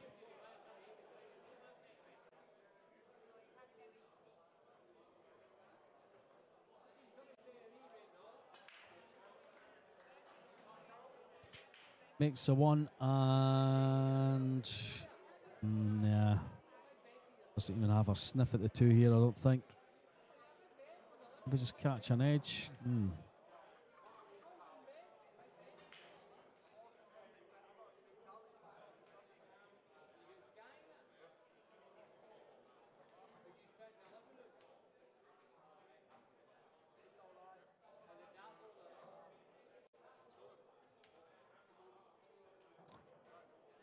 Yeah, this is tough. I think, is he looking at just spinning around this 9 here? Just touch your right hand side. Can he throw this 2 in?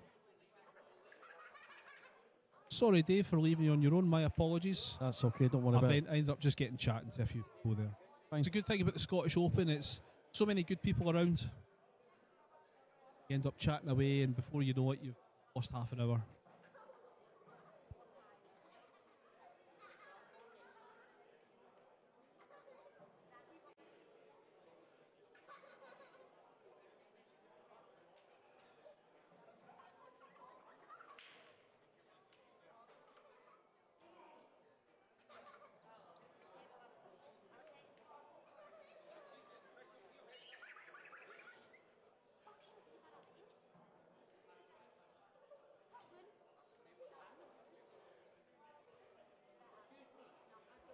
Okay, here we go.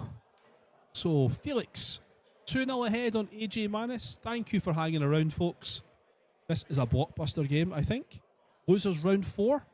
The winner will go through to losers quality. I lost myself a wee bit there. So, losers qualification. They will play Albert Janwarta. So another young good match. Yeah, we might see Albert Janwarta once again on the stream here. They 2 guys and Albert, I'm older than the 3 of them put together. Oh, Crazy, man. Absolutely crazy. I wish I had the skills these guys have got. Looks like the tables have been determined for 2 of the losers qualification matches. Fraser Patrick with that unbelievable comeback. 4-0 down to Arseny Sevastanyov, and he's won 8-5. What a player Fraser Patrick is. He's going to be on tape 12, the second streaming table. And then we've got Jokubis Siljantievas against Sullivan Clark on table 13. So it means that on this particular stream, we're going to see either the winner of Moritz Neuhausen and George Antonakis against Petri Mackinnon, or it could be the winner of this match against Albert Janwarta.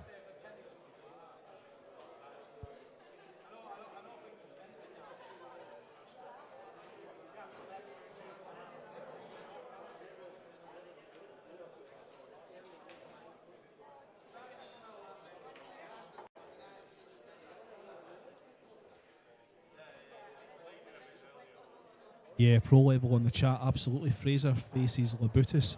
I'll be completely honest, Dave, I kind of hope that match gets moved to the table 11, Fraser Patrick against P.S. Labutus. Yeah. But then again, Labutus has just played on table 11, so perhaps that's the justification behind not having it on this table. Yeah, possibly. Yeah, hoping to get another match on this table anyway, you know, after this one. And if Felix got anything to do with it, he's off to a great start. He's obviously let AJ Manis back in, but I mean, I tipped AJ Manis for this one, but Felix was fantastic in the first 2 racks there. I think both of them play that kind of young style where they kind of don't care, they don't mess around. They're just getting down and ball, and it's really good. That's what you want to see.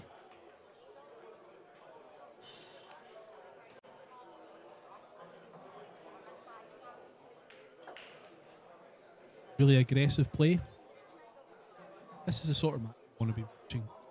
Yeah, 2-1 Felix Vogel over AJ Manis.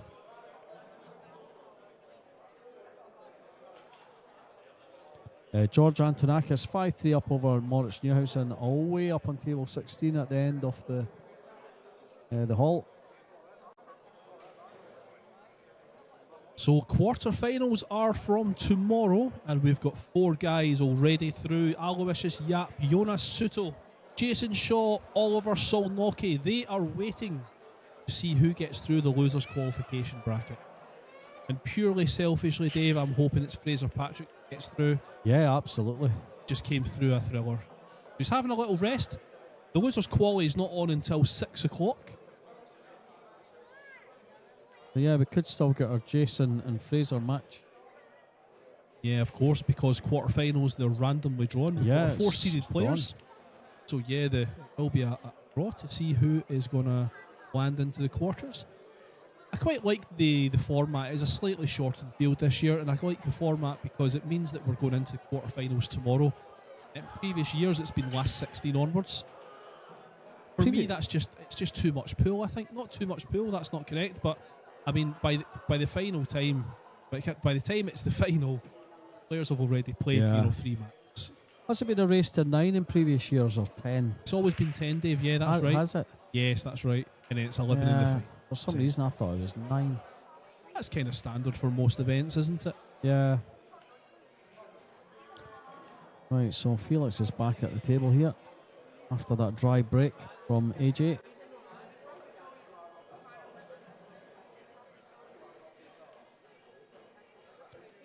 Plenty balls to hide behind here. So, a lovely split.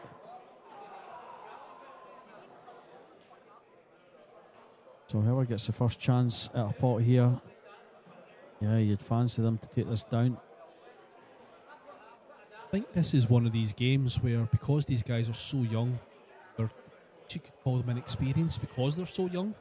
I wonder how the safety play is going to go. You know, you're seeing guys like Jason Shaw, for example, playing outstanding safety. Yeah, I But think it these works. guys, you know, they've not really been able to. They've not been around for a long time. So in terms of actually learning that top level safety game, it'll be interesting to see. We know that they can shoot perfectly fine. They can run tables no problem. That's evident. But I mean, there we go. That's a great shot there from young AJ Manis. So I was going to say, it works the other way. You know, these guys, they tend to go for a lot more than maybe we would. That's you know, right. the young guys. yeah, agreed. Which makes it a bit more entertaining, doesn't it? Aye, yeah.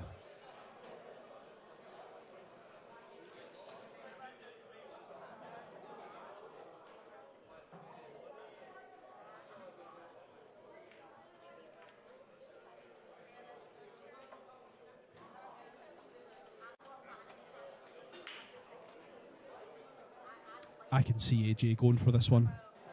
Just trying to chop this one in. Just needs to land anywhere on the right hand side of the table.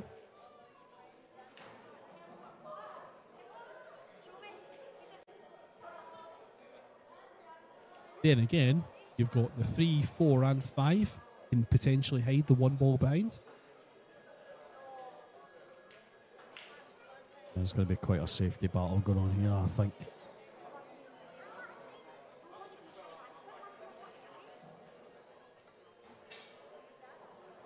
Has tried to bank it, the cross bank on the one, it's not worked out. I'm going to say it's who makes a mistake Has first. he got away with it? He has. Yeah, this has gone in. This is an easy jump. Again, like I said, Dave, you don't really need to do much with the cue ball. Just land on that right-hand side of the table, as we see. Yeah, doesn't have to do a lot here. Don't go crazy with the jump here. Just get over the 9. You've potted the 1 and you're on the 2.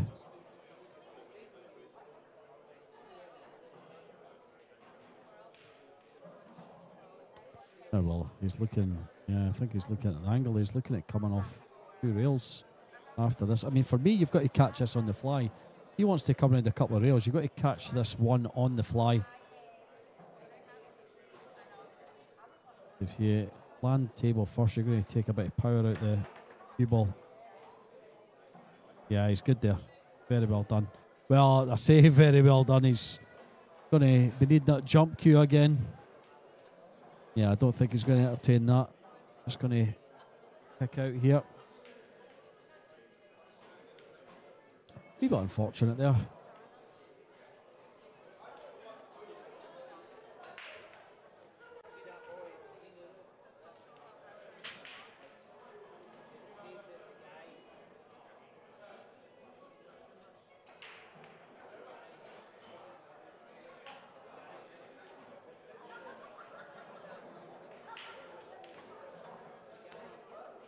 He's left something off a cut here. That 2 passes of 5.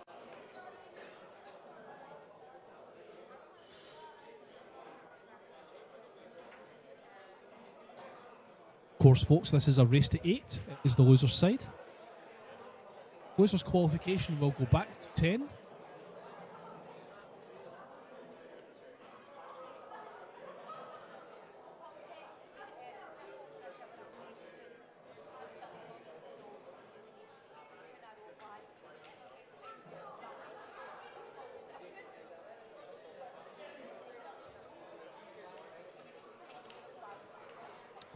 Ah, yeah, great shot there.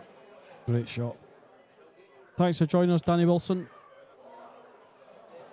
You've got Graham Hamilton on comms, the voice of Scottish 9 ball. Keep calling me that, but we're definitely not, Dave. You're- I definitely you- not. We You're both the are. voice of Scottish We 9 ball. both are, sir. I don't do comms without you, sir. Sounds really weird. And, yeah, and David I Black. refuse to do comms without Dave Black. You are Dave Black. Dave Black of Q Snap Photography on Facebook. Not taking photos for a while, Dave. Not that I want to get rid of you, but I need to remind you about your duties. He wants to get rid of it. Yeah, I have taken some photos today, but yeah, it's just getting the time to upload them. I mean, think everyone's. I've had photos of everyone now, and they're all up there. So in that case, there's no need. I've made the effort to get every single player, which is always hard. So I remember the last event I took photos at, I was getting grief from a guy for not taking his photo. Oh, this has not worked out, Dave, for AJ Manis. That's way under hit. He's barely got into that.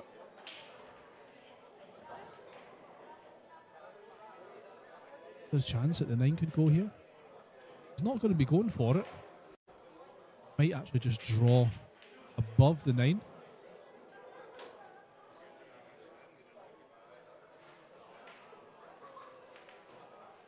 Oh, he's bumped the 9 and missed the 6. I think it was the 9 that's kind of put him off. He wouldn't have wanted to bump into that. It's hard to control the cue ball in that situation. But there we have it. Easy chance here now for Felix Vogel.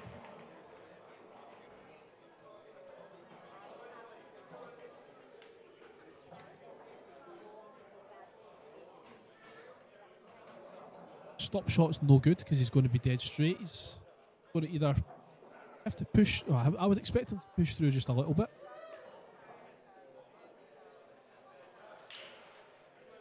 Straight queuing required.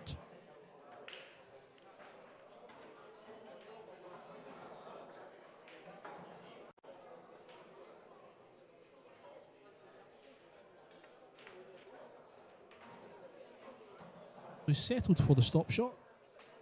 Might just have a little bit of angle in that case. Draw down for the 8.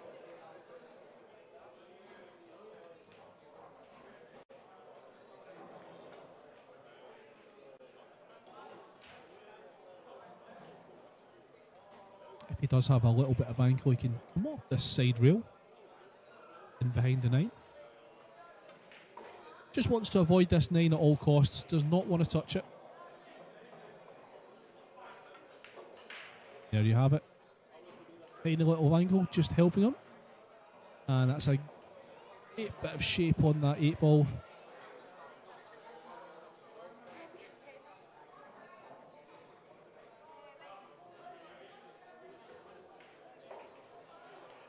Yeah, great shot there on the 8 ball to the 9. So Felix Vogel's going to take a 3-1 lead. There you have it.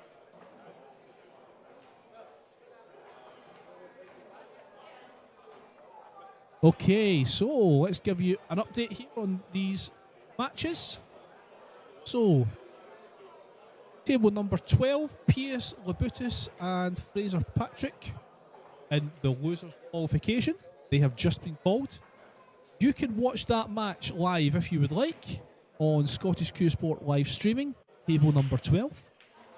Table 13, it's another losers qualification match, and it's Jokubis Siljantovic. No, Silantievis, better, against Sullivan Clark. The next 2 tables are empty, and then up the very back, you've got Moritz Neuhausen. This is a losers round 4 match. Moritz Neuhausen and George Antonakis 5-5 in a race to 8. Sorry, I'm just having a giggle. I'm not the best at pronouncing the names, but I love when you make the effort, G. I put a C on the end of Siljantovic It's a Lucius Yap. to make him sound like he's Croatian rather than Lithuanian. I think you give him about 5 names there. Right, anyway, back to this one. These are easy enough to... Oh, the cue ball is going to be okay. I wonder what AJ stands for. It's Albert. Is it James? Can someone correct me on the chat? I know it's definitely Albert is the first one. Albert James Manus. Albert is a very British name as well. It's the sort of name that you would give a very old British man. Well, I mean, you've got Albert Janwarta. So, yeah, a couple of Berts doing the rounds. So, yeah, just confirming then on the chat, they asked if Arsene, he is out. Albert James, there we go. Albert, what did I say, James? Yeah, thanks for that, Ronan. Thank you, sir. So, yeah, Fraser Patrick put in an unbelievable comeback. He was 4-0 down and he won 8-5 against Arsene. And we're obviously here in Scotland, we're very happy to see that Jason Shaw won to get through to the quarterfinals. But in a way, it would have been nice if he lost, because it would have been Fraser against Jason in the losers' quali. That would have been a great match. What a shot there from Felix Vogel. Perfect. Outstanding. Played an absolute blinder there. He's perfect on the 3. And the table's wide open. I tipped AJ Manus to win this one. Yeah. So did I. Felix is looking really good. Can I change? Yes, yeah, you're allowed to change, but yeah, I mean, look, frowned upon, but yeah, you can change. Of course, Manus is an unbelievable player, so there's every chance he's going to come back. The thing is, for someone like Felix Vogel, you know, he's good friends with Joshua Filler. I mean, having that kind of guy as your idol, being able to learn from someone like Joshua Filler, that's incredible. You know, like, you can't think of anyone else better to coach you. Yeah, absolutely. Yeah, he's a good mentor. And you look at the success that Pia Filler has had on the women's side of the Euro Tours. Really goes to show how good a coach Joshua Filler is. So, I mean, Felix Vogel's really set for success.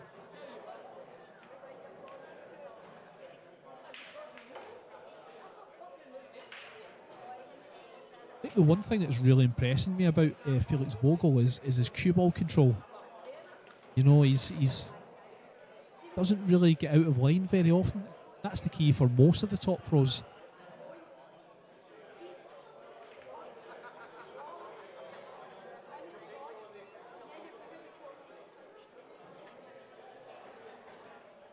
Oh, Dave, we need to turn this TV on. Well, the great thing about here... he's going to be okay. One of the great things about McGoldrick is that our little commentary booth is outstanding. We've got just in the corner of the club, our own little private room. We've got 6 amazing screens. We've got the stream. We've got all the scores. We've got the YouTube chat. Everything is there. But there's one screen that shows us, just sports, random sports, and football is being shown at the moment. It's not nice. It's hurting me a little bit. It's showing your favourite team, Dave, which is not my favourite team. Yeah. And it's painful.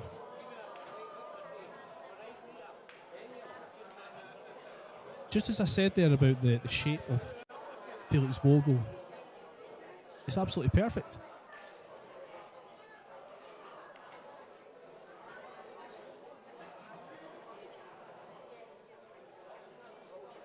And on the chat there, it's Lebavu just saying that he's never been to Scotland. Well, my friend, if you come to Scotland, you've got to come here. McGoldrick's Pool and Sports Bar, Glasgow, just outside Glasgow. Yeah, you've already picked up the lingo with you saying aye. Oh, let's hear you say aye. Come across next year. Yeah, 100%. And even if you don't come for the Scottish Open, the club is open. All these tables that you can see right now, they've not been brought in for this event. These are the tables that belong to the club. Yeah, you can play on these. The club, they change the cloth quite regularly. The balls are always polished, kept in pristine conditions. You can buy Jacoby cues. I mean, it's unbelievable. This club is incredible. Really, we're absolutely blessed to have McGoldrick's Pool and Sports Bar here in Scotland. I didn't imagine at all. I've been a pool fan for a long time. I didn't imagine that we would see this type of tournament in Scotland. I was just looking at Dave, you're having a laugh there. What are you laughing Moritz at? said he's still eating. he's been eating for a while, hasn't he? Constantly been eating. And there's nothing to the guy. But look at him. Look, he's so thin. You can see it from here. He's so far away, and he's very thin. Maybe that's why he's eating so much. I don't know. Yeah, possibly. But keeping up his energy levels, so that's good. Very professional. Okay, Felix Vogel to break. 4-1 ahead. He's halfway there. AJ Manis is in a bit of trouble.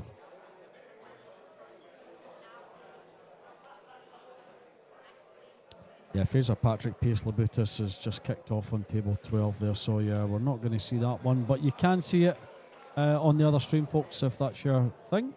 But stay with us.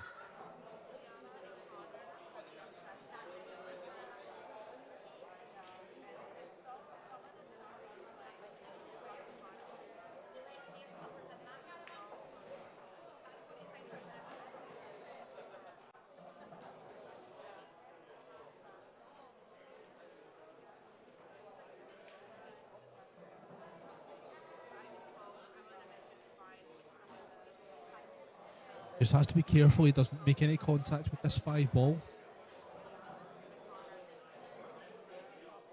Incredible the numbers that we've got, Dave, when you look at how many people are watching us right now, and that's just on the YouTube channel. We don't know how many is watching on WNT.TV. Incredible, needs to slow down. Oh. Yeah. Oh. Don't think I can see this.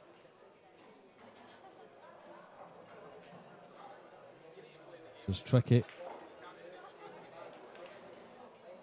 Seeing if he can jump it. He's not the tallest of guys, so he is going to be sitting up on the table there. Just as I was praising him for his shape. But look, anyone can make a little error like that one. No error.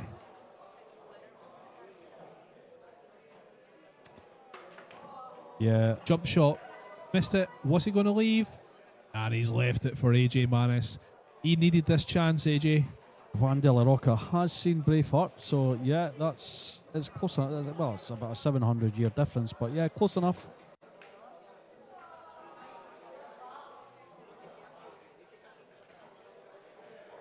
I don't think I've ever watched that film all the way through. Anyway, back to the 9 ball here. Oh, good shot there from AJ. It was a little bit dangerous running into that 9. He controlled it really well.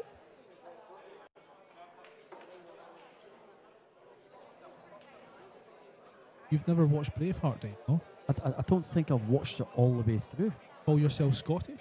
Yeah, no, it's a 3-hour film. I've watched Trainspotting a few times.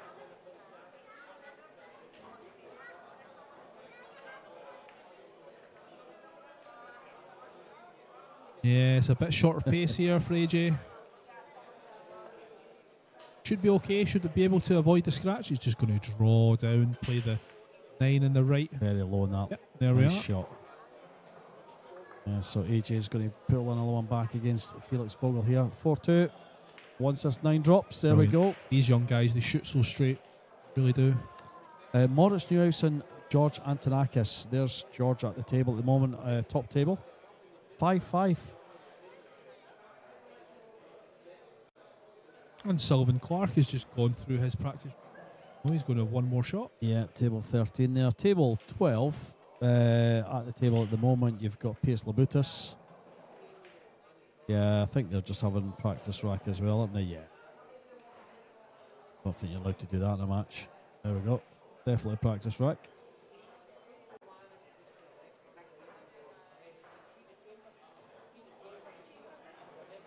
Oh, got Morris going in for more food. Yep. It's It's like incredible, isn't it? like rice crackers or something. It that must he's be. eating, yeah. And there's nothing wrong with it because, again, like I mentioned earlier on, you're on the loser side, you're playing match after match.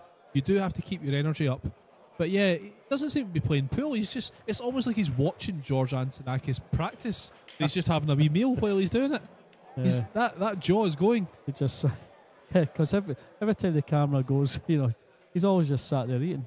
Yeah, sorry, no. Moritz. I know you're not Sorry, eating yeah. that much, but I know.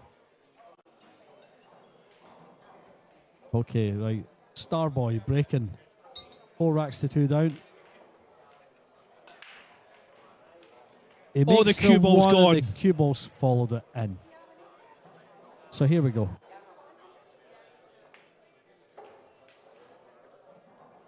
what a chance for Felix. Yeah, I mean, do you try and pop both balls at the same time here, G?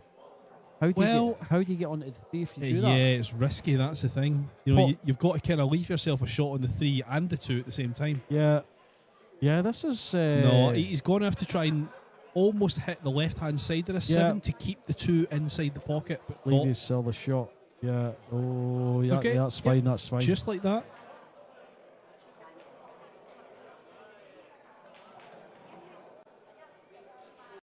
Got a little bit of traffic to negotiate to get on the 3.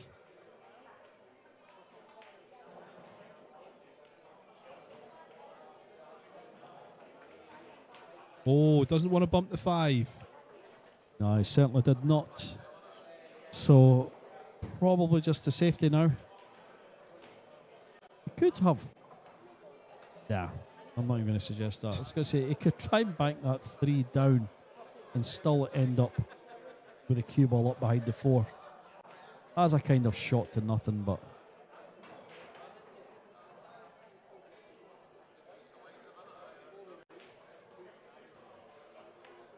That's exactly what he's done. Oh, beautiful. Called it. It's exactly what he's done. Wee bit unlucky to overrun the 4 ball there, but so hard to get perfect on it. Yeah, because if you hung that, you were leaving your opponent in. Yeah, you had to be perfect on that. That's good enough. You were laughing at me there when I suggested that, weren't you? Dave, I wasn't listening, I'm not going to lie. We're on our 3rd match of the day, so the concentration levels have dropped a tiny bit, and I tend not to listen to you. Yeah, fair enough.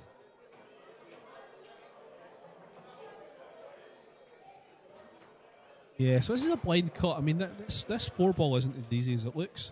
The fact that he is cutting it blind. Having a little look a few times. That's where he wants to be. Leave his cell 5 in the same pocket.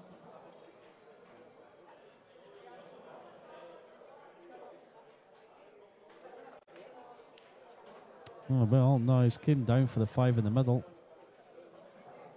I think What? that shot was Why would? it's hard to hold. Yeah, he was. It's queuing off the rail.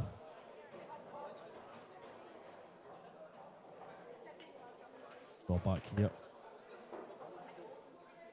Nicely done.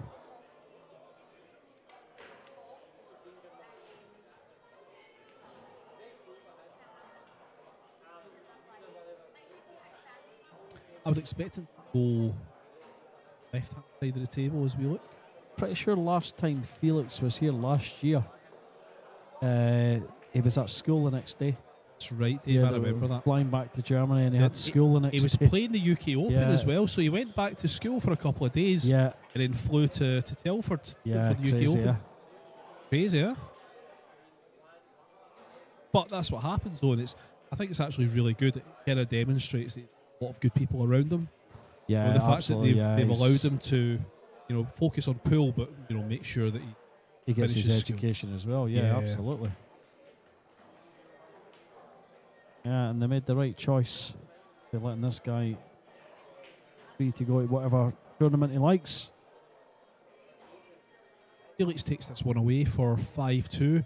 Really interesting comment, actually, that someone's just made there on the chat, just about Manis's play style.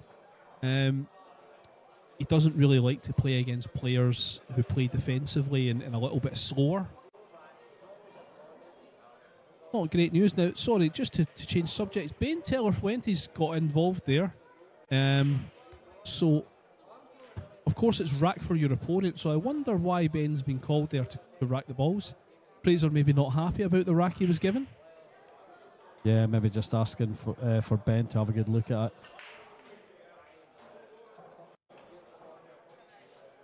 I do have to say that 9-ball does move a little bit on the break. It happened in the last match as well. Pierce and Jason were... Right, They were racking their own, right? this is just a practice Oh, it's shot. just a practice. Right. I wonder why Ben was setting them up for Fraser. I'd be very interested to know.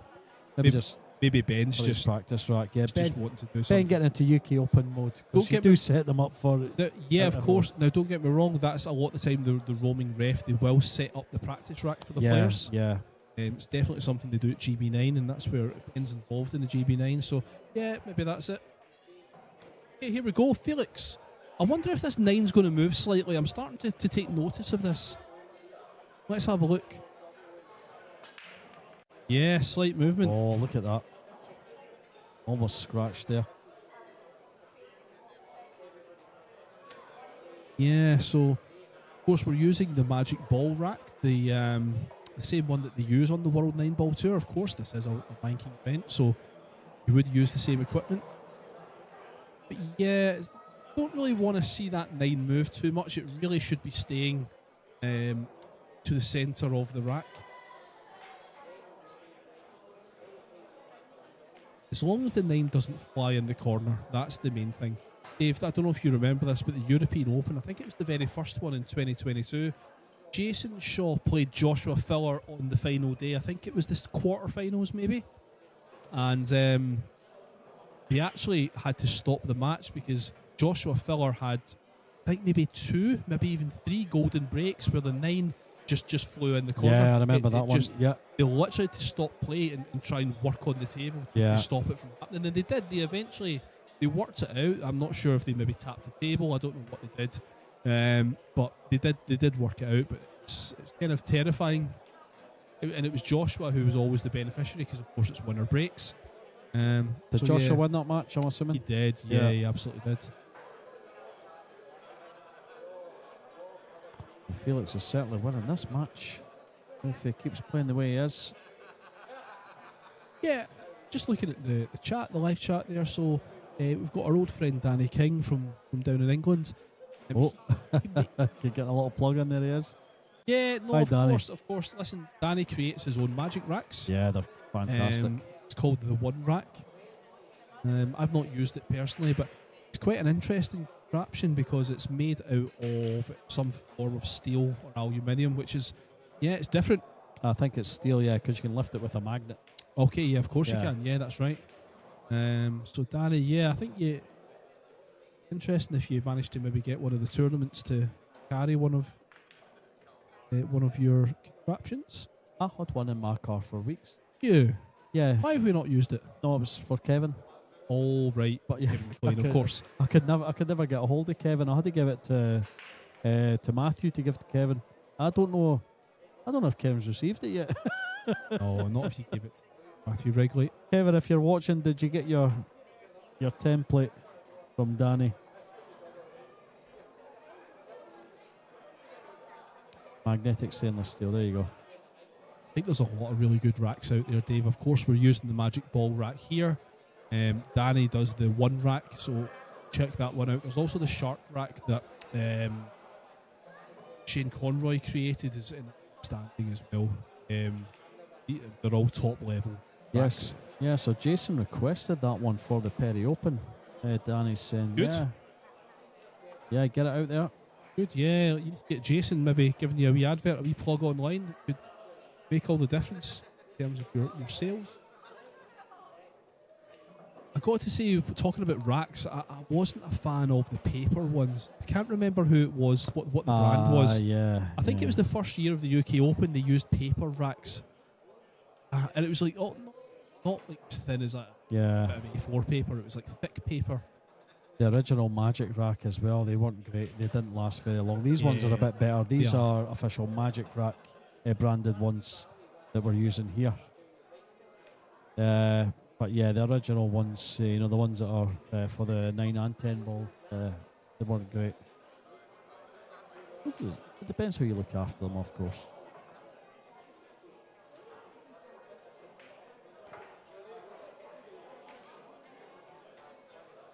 Trying to hide that cue ball. He's going to leave a gap. He's going to leave a gap.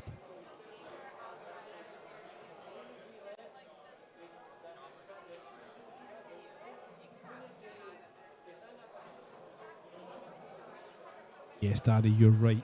Yeah, thanks for that comment, sir. You're correct. Right, here we go. 5-2. This match has slowed down a little bit, Dave, when we consider how quickly Jason was playing in the last one, and Pierce was also playing quite fast. Felix is a very good player, but yeah, he's a little bit slower than others, but that's okay. There's nothing wrong with that.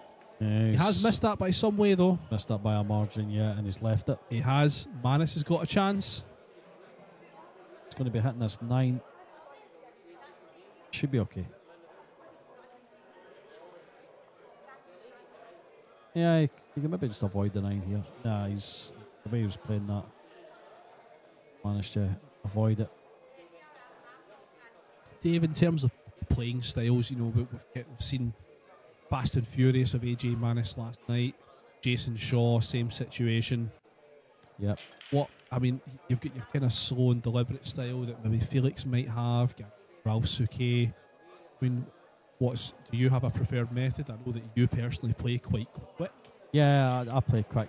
Have you ever slowed down? Have you ever tried to deliberately slow yourself down? I've done that once and it didn't work for me. It had the opposite effect, and I just went back to, I think you know what match it was. It was in here. I think when it comes to shot clocks, I think 20-second shot clock's not unreasonable. Yeah, it's fine for me. I play quick as well. Yeah. I tend not to take too much time because my problem is I overthink quite a lot when I'm on the table. Yeah, absolutely. And that works dead against me. So, but then again, maybe that's why I'm sitting here talking rubbish instead of being out there winning matches. That's it. But yeah, it's just not my style. Yeah, it's. I think certainly when it comes to actually watching pool, you don't want to. Sorry, I'm going to interrupt the conversation. There's Moritz Newhausen taking another bite. Yeah, there he goes. He's a hungry lad, but he's not just eating all the time. He's managed to get another rack on the boards. It's 6-6. Are you sure? Every time we cut back, he's sitting eating something. So, are you sure? Is he actually playing pool? No. I think he's watching George practice. This must be a practice. The score says 6-6 and I raised to 8, but maybe that's 6-6 and bananas or something. Or whatever he's eating. Rice crackers. I'm gonna have to find rice out what cakes. I think it must be rice cakes. Yeah, it looks like rice cakes. Lovely rice cakes. I like the ones with the chocolate. You can eat loads of them. When you're playing pool as well, he certainly has eaten loads of them. I'll tell you that. When you're Snacker Jacks. When you're playing pool, you don't want to eat too much. I've done that. You have a big meal and then you go on the table, and when you reach over, you kind of feel like you're gonna. Yeah. TYP live on the live chat there. Sam Jones, the GB9 shot clock was perfect. I totally agree. Yeah, that the stream table at GB9 has now got a shot clock, and you can actually, Dave, obviously yourself. The arena at GB9 has got screens around. Yes. Oh, and there's Felix having Everyone's eating. Oh, What's going on yeah, here? Felix having a munch as This well. is the Scottish Open Pool What did he have Championship. there? He not just this- had a sweetie or something, didn't he? yeah. Or was it an energy bar or something? I don't know. But yeah, I was just saying there that the GB9 shot clock was good. You had one of the screens displaying the actual shot clock itself. To be fair to GB9, they've got a really good committee of referees there. Like that's fair enough. If you've got enough guys there to cover it, then fantastic. But actually, do you know what? I don't think we've had any major issues with slow play. And of course, Ben's the roaming referee, so he'll put people on a clock if he thinks it's necessary. I don't think he's needed to. No. There's been no ridiculously slow play in this one. I don't think. Saying that, we have seen some 2.5 hour matches, but they've went all the way. So yeah, there has been some long matches, especially on the stream.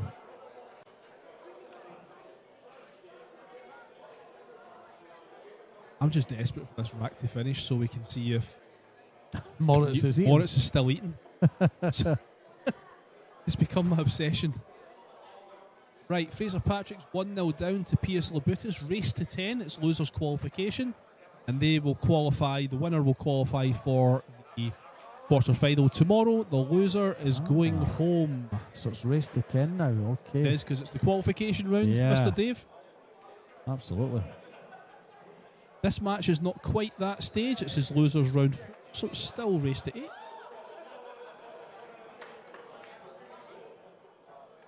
He's going to leave a chance. Leaving a chance. There you go, James Harper there. Ah, One right. of your GB9 refs, you'll know James. Yeah, thanks for the shout out there, James. On the chat, yeah, the refs at GB9 are outstanding. They really are. There's so many things about GB9 that's outstanding. I said it before in the chat, Dave. It is that, so professional. yeah, if you're a 9-ball player in the UK, you have to play GB9. That's it. There's And no, I've only played it once. Apart from the kind of GB9-ish one at the UK Open. oh, that was the amateur UK Open, wasn't 2 it? years ago. Yeah, It was the first year at Telford. that's right. Yep, the amateur UK Open. That was basically a tester event for the new iteration of GB9, and that was fantastic. it I was loved great. that. It was really good. A shame they actually didn't stick with that format, the WNT. I thought that was a really good standard to set. I still have my Where- piece of chalk for there. Ah, that's right. We got a gift. That was Yeah. Dan that organised that for us. That was fantastic chalk. I don't know where you can get this chalk. I'd love another bit of that chalk. I'm almost out. I know the chalk you're talking about. It was Kamui Roku. Right. You can buy it if you wanted to. If you were Yeah. cheap and wanted it for free. Yeah. Sorry, no, you're not. You're not cheap. No. I can buy my own chalk. Dave, I honestly thought it was, what was it, 2 years ago at the UK Open? It was 2 years, yeah. In the Telford International Centre, they had a separate room aside from the UK Open where we held the amateur UK Open. It was run by GB9. I thought that was outstanding to have that, was especially for guys like us. yeah. We can the UK Open. We're not that great, so we're going to lose. Is Moritz eating? He's not. He's at the table. So it just shows that Moritz is there to play pool, not just have his meal. Yeah. Yeah, I thought that was a really good thing for the WNT to continue. Every major event, have an amateur event alongside. There you go, Stephen Bishop. Chalk is fairness. It's $25. That's absolutely true, and it's quite expensive chalk nowadays. Isn't it? I mean, what do we pay? Well, Dave, I'm £15 for a piece of Tam. Teoma, yeah, Tam. At the most recent, again, I'm going back on GB9. Sorry, the most recent GB9, Korea Foods, the sponsor of GB9, gave everyone a free bit of Pagaline chalk, which was really cool as well. I've not tried it yet. I've got it just sitting there because I'm enjoying my Talm at the moment, but I will use that. So. I do like Morocco. Are you still got the same bit? Yes. You're joking me. Your chalk has lasted you 2 years. No. Someone gave me their bit as well. Me, I gave you my yes, bit. Yeah. And I didn't like it. I gave the rest of the one I had to Jim, because Jim loves it as well. Jim Smith. Yes. Yeah, I gave my old bit to Jim. It still had quite a bit of life in it. Oh. Okay, AJ Mann is breaking off. He's not got a shot in the 2-ball. Fraser Patrick's now 2-0 behind against Peace. And Moritz Newhausen is on the hill against George Antonakis. Do you know, fair enough to Moritz, he had a shocker yesterday. Also on the rice cakes. But yeah, no, respect to Moritz. The fact that he's actually still alive and he's clinging on in there. Yeah, because he's not had the best Scottish Open this year. No.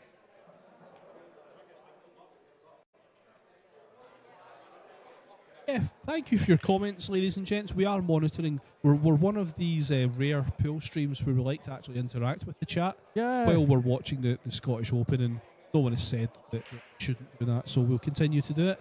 Yeah. Some shout outs there for Shaw. Shaw's into the quarterfinal tomorrow. Albert Januarta is in the losers qualification round, and he will play the winner of this match, and it's going to be at 6 o'clock local time. It's scheduled for 6. It's now 6:15. Yeah, so yeah, that's not happening. It's probably going to be 7, 7:30, closer to that match kicks off. It'd be nice to get another match on the stream. We don't know if we will get another match on the stream tonight. Yeah, I don't think we will. I think we will. I think we'll get one of the losers qualification matches. You Dave. think so? Yeah, if anything, it's going to be the winner of this match playing Albert Januarta, because they're waiting for this match to finish anyway. Well, you could have. So yeah, no, that we will 100% have another match on the stream, folks. That would be a really good match. Albert Januarta versus one of these guys. Yeah, possibly. We've seen Petri Mäkinen on the stream. Been on a couple of streams this week, I believe. We haven't seen Moritz Neuhausen, have we? Maybe on the first day. I missed the first day, Dave, so I don't actually know. Can't remember. Regardless, I do think we'll have another match. We will let you know. There is another match happening right now on table number 12. Razor Patrick 2-0 behind against Pierce. And that is viewable on Scottish Q Sports live streaming. Yeah, Moritz Neuhausen beat Pier Francesco Garcia 10-4 on this very table on Thursday. Ah, right, okay. Yep, so that's why I don't know. Yeah, you missed. I missed it. I missed the first day. Thursday, yeah.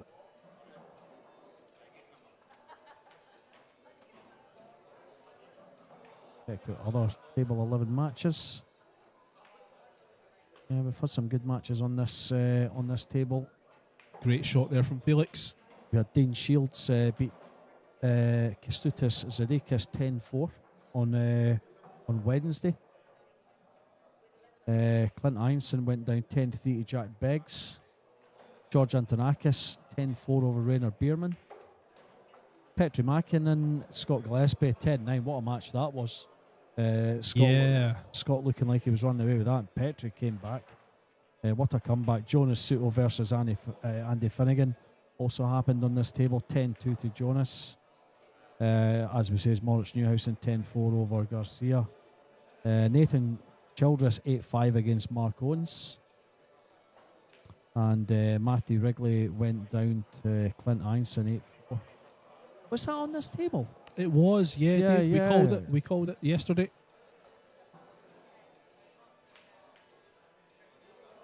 Don't remember, but that's okay. Yeah, I don't remember that. You were here, pal. That's not worked out for Felix. It's the double kiss off the knuckle. That's not worked out. Yeah, just still go through some of these matches. Jason Shaw, AJ Manis yesterday. 10-6 to Jason there. Another one this morning. The first match on this table, Dean Shields versus David Nichols. That looked like David was going to take that, but Dean pipped him at the post 8-7 there. And obviously the other matches we saw today, Jonas, Jason, and now Felix leading the way in this one. So who's going to be facing Albert Januarta?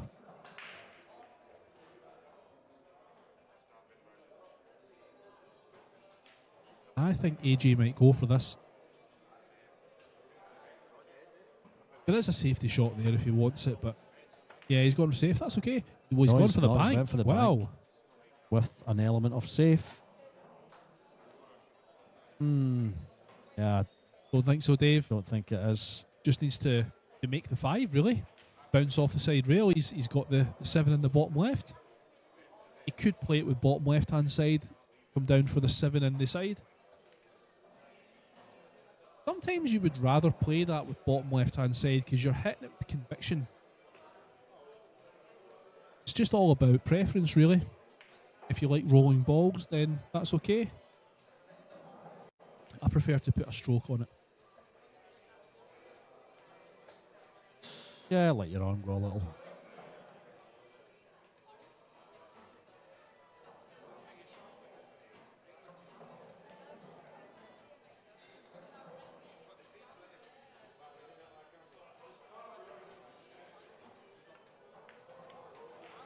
He's missed that. Yeah, so he tried to let his stroke out. He's gotten away with it.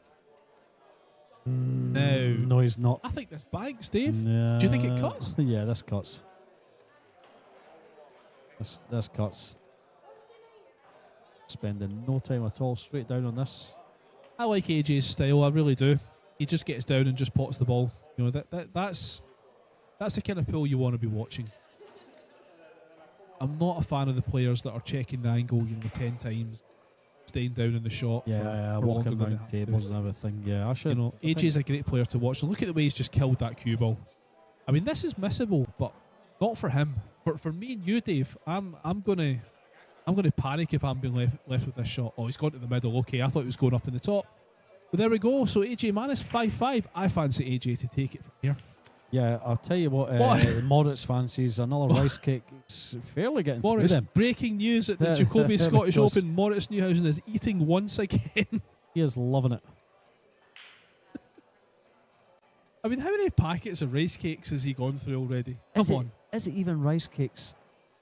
I need to go and get a photo of this. Yeah, Dave, you do your work with that camera.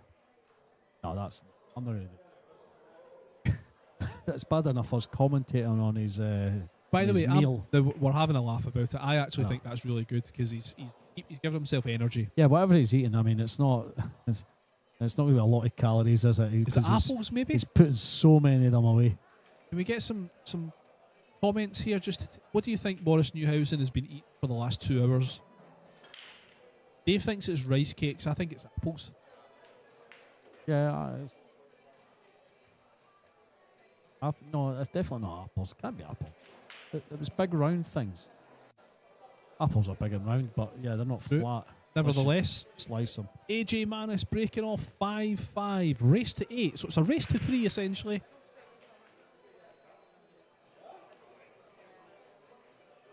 I mean, it's a good break, but he's not able to make this. I mean, there is a combination there. If he wanted to be aggressive, and he is an aggressive player, AJ.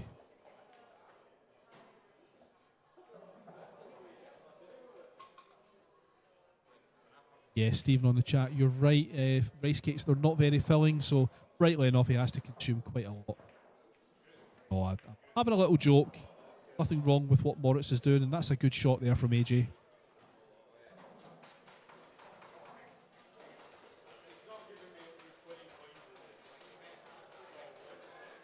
Piers Lobutus is 4-0 up on Fraser Patrick.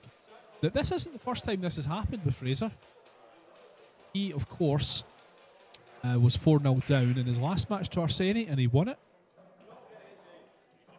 And it is a race to 10, because that's the loser's qualification, so it's far from over. But Fraser's not exactly making it easy for himself.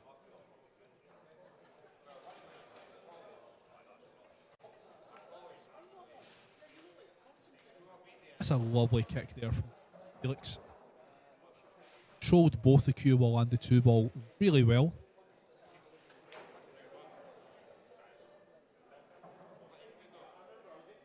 That's an interesting comment there on the YouTube live chat saying that Moritz likes to eat a cube of sugar when he's playing. That's really interesting. I might try that at the UK Open next week. The problem is I already eat too much sugar as it is, so probably best not.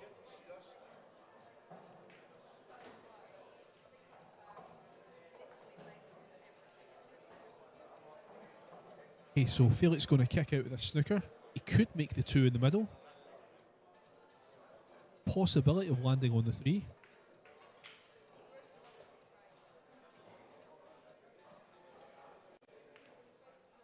Try to make it. It's a decent effort, but he's left it. AJ's got a chance now to take the lead for the first time in this match.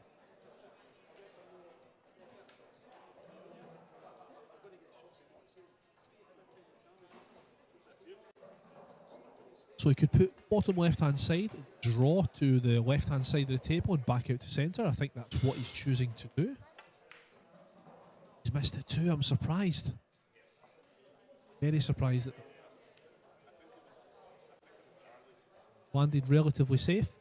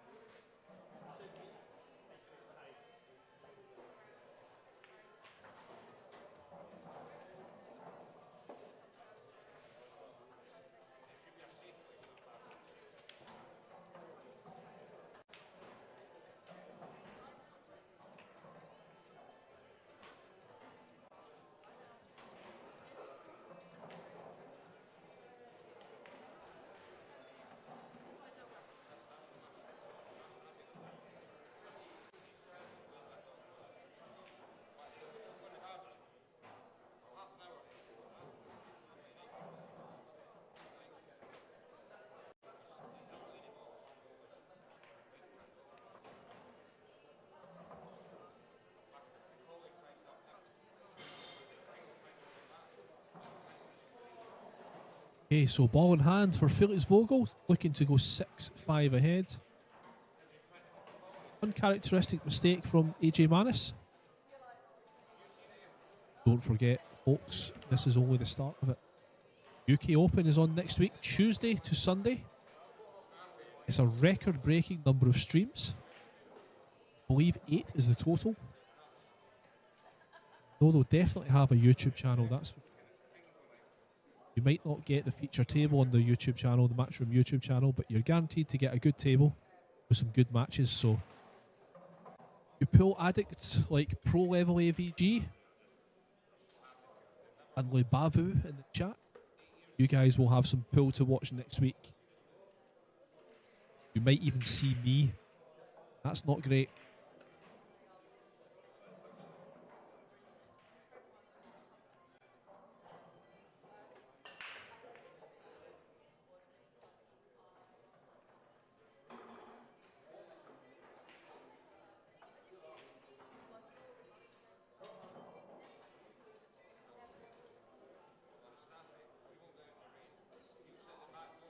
So Felix taking a little bit of time.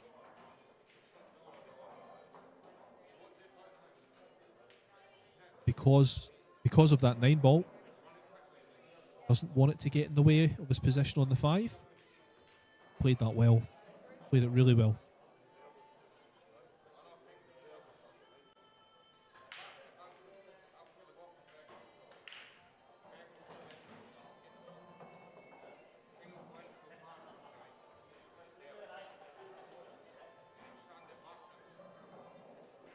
One thing to look out for is a potential bump on this 6. Felix needs to look out for it. Wants to avoid that at all costs. He can come behind it or on top of it.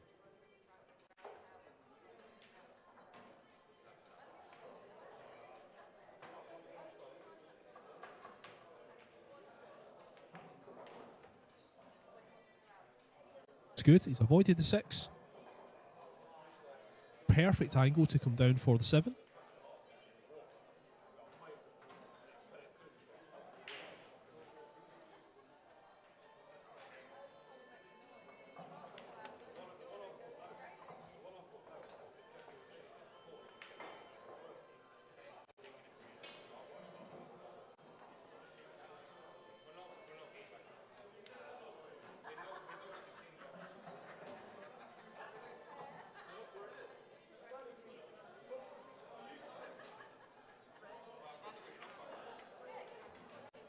Oh no, this is a little bit short. Position play is usually so solid, Felix. Doesn't really seem to be too bothered, does he? He's not worried. Fraser Patrick's got one back against Piers Labutus. Everyone in Scotland is happy about that. on the 7 ball as well. So Fraser looking to get 2 back. Hey, here we go. Felix, what have you got? Great shot. Little bump on the 8. That's a great shot. Outstanding.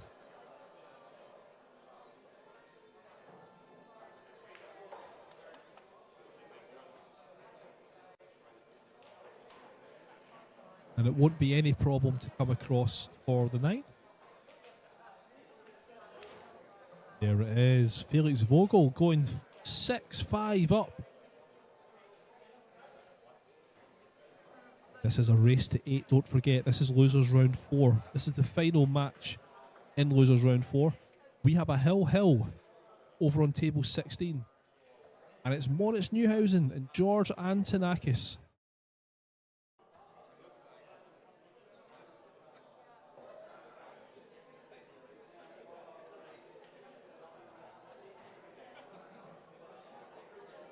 We're just looking for a score update there on Fraser Patrick Pierce Lobutis, because Fraser was on a 7 ball. He is racking, which would assume that the rack was won by Pierce. Just awaiting on them updating their scoreboard.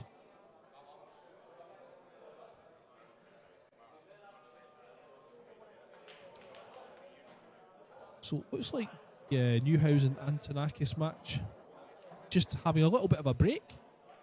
That is hill. The loser goes through to losers qualification tonight. The winner goes through to losers qualification, and the loser is finished. Petri Makinen is waiting on the winner,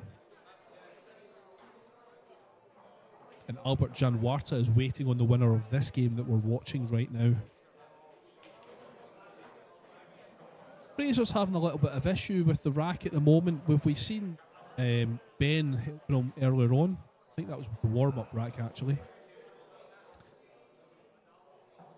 Fraser taking his time. Of course, the break means so much. It's level. He needs to make sure that rack is tight.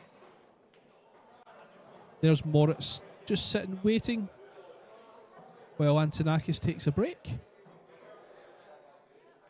AJ Manis has returned to the arena. I think Felix is still away on a little timeout as well. Yeah, Fraser's having a real good go at this rack. And I believe that Ben Taylor Fuente came in and help if required. Now he's happy with that one. So okay, it looks like Fraser and Pierce, they are racking for themselves. Looks like there's been an agreement made between the 2 players. So that means that Fraser did run that rack out, and it's now 4-2 to Pierce Lobutis. Antonakis returns, so we're going to see hill. Keep you updated with that one. You can see, Fraser scratched on the break. That's not ideal. And it's a wide open table as well, so Fraser Patrick's in all kinds of trouble.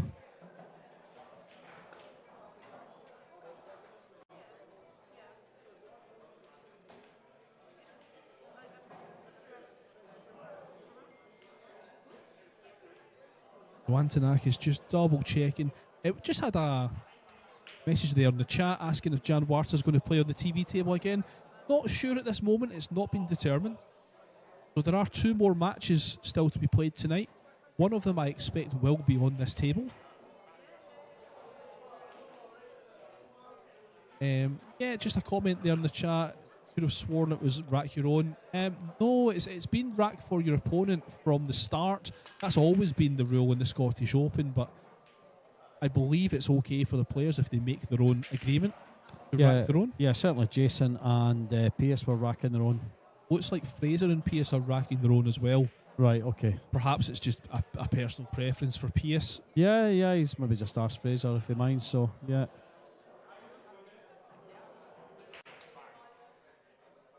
Dave, did you manage to solve the query about what has been consumed by Moritz Neuhausen?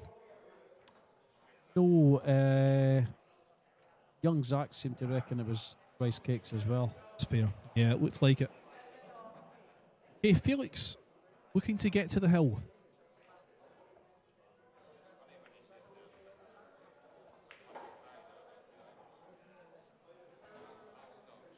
Just going to keep a little eye on this hill at table 16. Is on the other side of the club from where we are located. So, need a good pair of eyes, but I will try my best. Don't think they've put the score up on table 12 in the Patrick Labutis match. It's 4-2, but it is displayed as 4-1 if you're following along on Q score.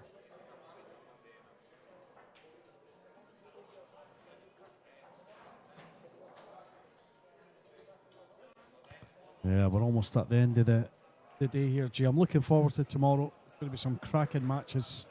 Yes, from the quarterfinals onwards tomorrow, will we see a new champion of the Scottish Open? The only ex-champion involved is Jason Shaw. Yep. And Dave, I made the prediction at the start. Yap and Solnoki in the final. We will find out. I hope it's Jason that wins it, of course, from a Scottish perspective. Yeah, I mean, he's the only ex-champ that's entered this year. That's right, yeah. Great shot there from Felix. Who was it last year? It was Mickey Krause, yeah, who's not here. The Martian, yes. Yep, the year before. The year before, yeah. Fortunately, neither of them are here. I think the Vietnamese gentleman is playing the UK Open, but I don't think Mickey Krause is playing anything. Yeah, I'm surprised at that. I find pretty amazing, really. I'm sure he'll have his reasons, but yeah, I'm not really sure.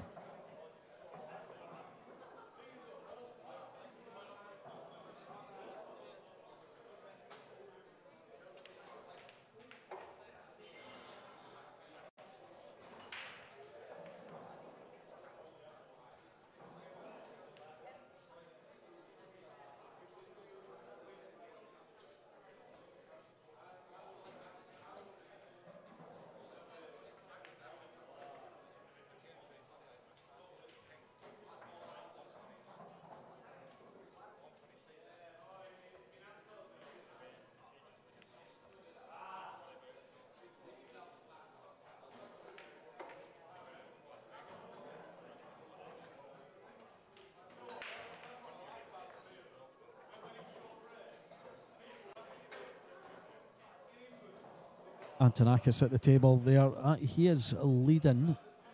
Is he? It's Hill, Dave. It's Hill. It's Hill. Yes, it is Hill. Thanks, Craig Anderson of Scottish Q Sports Live Streaming. What a great camera angle this is.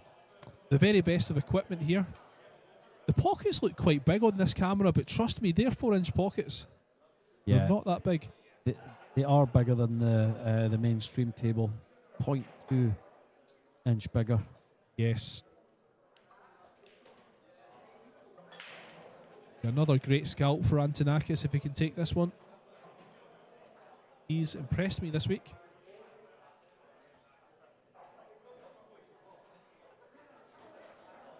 It looks like there's no major issues here. Of course, it's hard to tell from such a faraway angle. However, yeah, I don't know. Look at that wall, G. Oh, where away. Yeah, you've got all the Starsy Whirlpool up on the wall there. I do believe that Jason has that mural in his own club. Yes, that's right. I've seen that. It's not just that part of it, it's the other part of the wall as well. It's a much bigger picture with loads of other players in it as well. You've got SVB, Catchy, Willie Moscone. Who else have you got there? You've got the Iceman, haven't you? Yeah, Mika's there. Yep. Yeah, at the top of the picture there. Okay, so Felix Vogel on the hill. AJ Manis can't afford any mistakes. Otherwise, he's out. Almost a perfect line of balls there. Look at that. Isn't it just? 4-3. Almost like you placed them there for a drill. One of the comments on the chat is asking about the pocket size, Dave, just for clarification. So, yeah, the table we're watching right now. Yeah, Stephen's absolutely right. 3.8 and the rest are 4. Yeah, bang on. Which is good because in previous years it's been the opposite. The table's actually been bigger. Yeah, It's been 4 1/4. 3.8 is the TV table. This table anyway. The other stream table, table 12, that is 4-inch. All other tables are 4-inch. Only this one that's 3.8. Well, that's a great shot from Felix. I mean, look at the imagination he's just come up with there.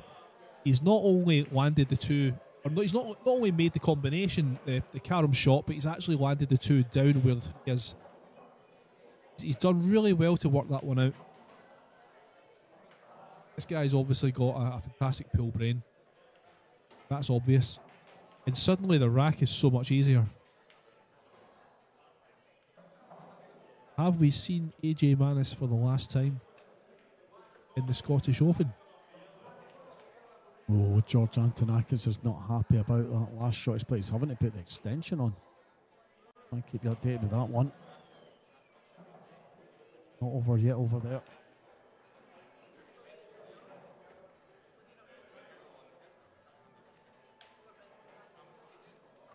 Felix isn't happy.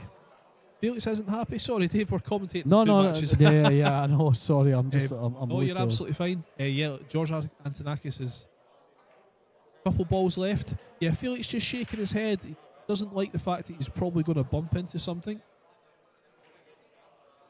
Oh, he's played it safe. Yeah, it's a smart shot, Felix. He knew that the likelihood of landing on that 6 was pretty low, so Very why smart take the shot. chance? Yeah, a very mature shot, that one. Well done.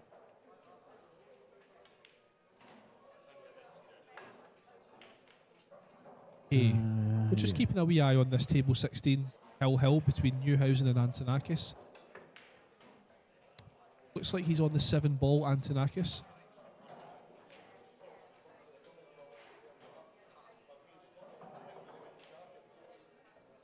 So, good Taking hit there his by time. AJ, but he's left a shot here for Felix. And go over for the 6, so. Yeah, you got to bank that 6, Dave. What do you think? Yeah, leave the bank. Just stop the cue ball where the 4 is. Looks like he's putting a bit of low left on this. For me, I'd be Is bringing he this back a little bit. trying to come out? I mean, he does have a wee angle. Can he come across table and leave the 6 for the top left?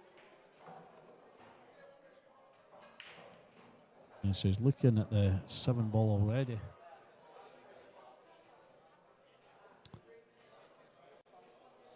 Oh. Is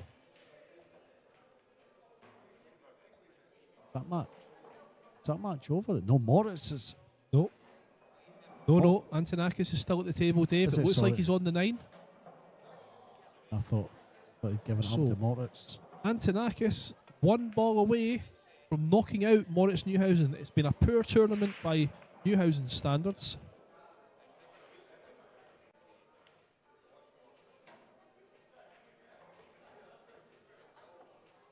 There it is. Yeah. Final 9 ball. There we go. Congratulations, George Antonakis. He is through to the losers qualification round. Moritz Newhausen, one of the pre-tournament favourites, is gone. He still does have his rice cakes to take with him, though. So, not everyone's a loser today. So AJ is another one that's fighting for his life right now. And he needs to land perfect on this 7.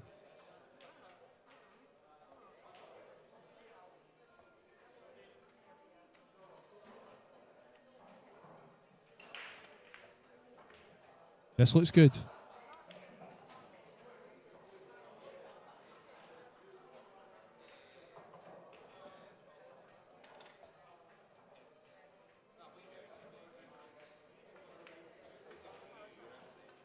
That's perfect. Played it perfect, AJ Manis. Brilliant. Perfect angle on the 8, so he is still alive. Could we get another hill, Dave? We've had 2 in a row on the TV table. Oh, straight down there before the ball's even stopped. Yeah, there's no need. I mean, it's a tap-in. Fraser Patrick's in trouble on table 12. He's 6-2 down to Pierce. And Pierce is about to get the 7th rack. That's a race to 10. You can watch that on table 12. Sullivan Clark's getting well beat. 5-2 down to Jakabis Solanchevas. Solanchevas breaking. Just checking the rack there. Now, the bad news for George Antonakis is that he's straight back on. That's the brutality of the loser's side. You need to keep playing. So he's going to play Petri Mäkinen next. Yeah, it's. I mean, it's going to be the same for the winner of this match as well, between Fraser and Pierce. And right now, it's looking like Pierce 7-2 up. Solangevis making the one there. He's made 3 balls off the break there, but look where the cue balls ended up. So I can confirm that with Mäkinen going on to table 14, my expectation is that the winner of this match is going to stay on this table, and that's confirmed now.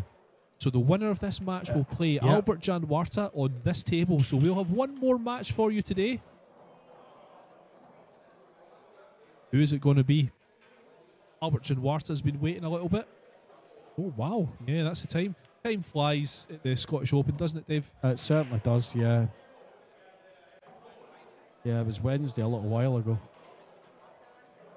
Almost Saturday. It's going to be busy in here tomorrow. It's going to be a rowdy day. There's a huge football match on a couple of miles along the road. So you might get 1 or 2 fans popping in before they head to that. But yeah, and you'll have your armchair fans, not really your armchair fans, your pub fans, if you like, watching it from here. How's that? It's going to be noisy. Great shot. How's that for a shot by AJ Manis? That's unbelievable.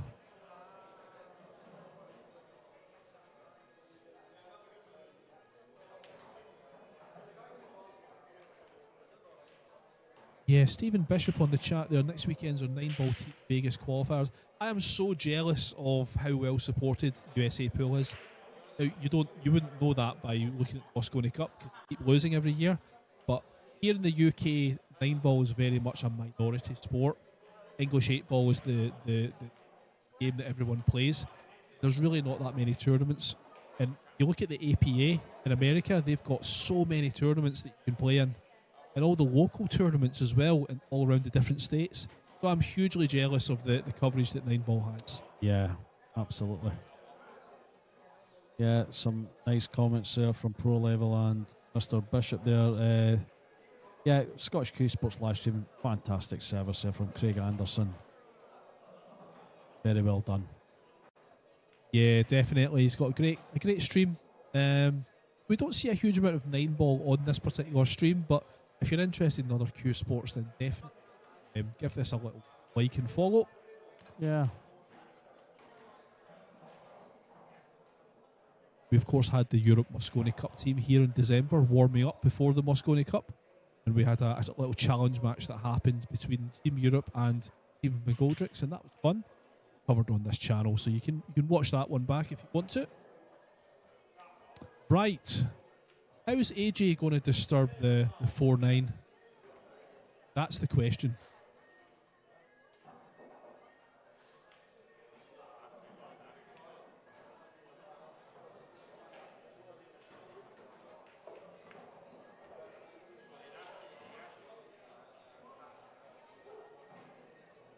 Yeah, he's. I don't think he's going to be able to do not anything doing there. it here. Yeah, he's not got much of an angle.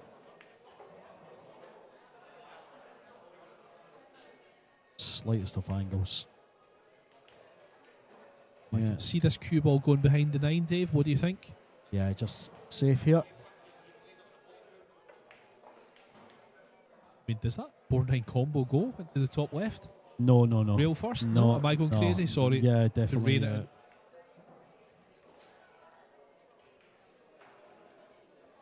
Yeah, I think it's completely agree.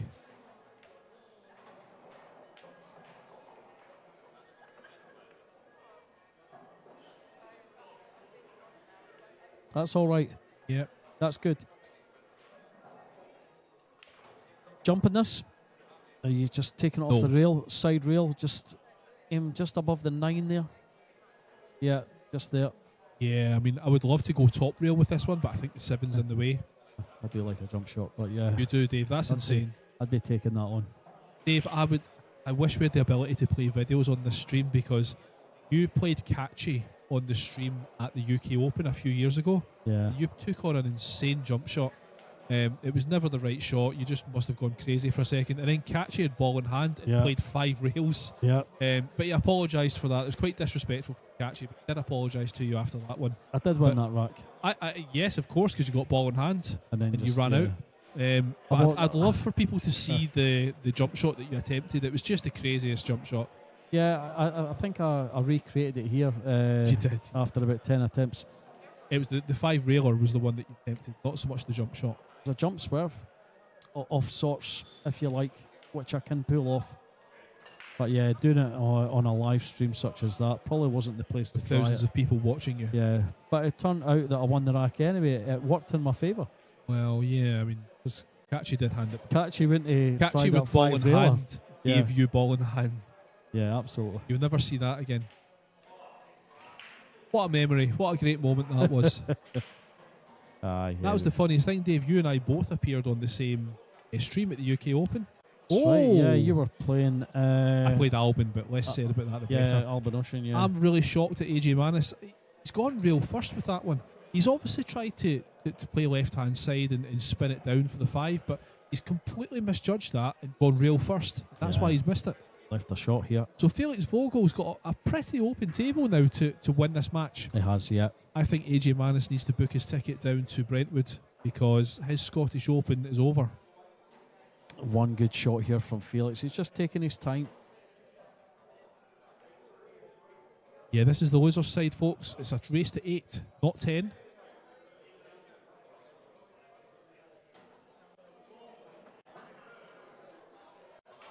Doing a bit of housekeeping. Checking it again. Once more.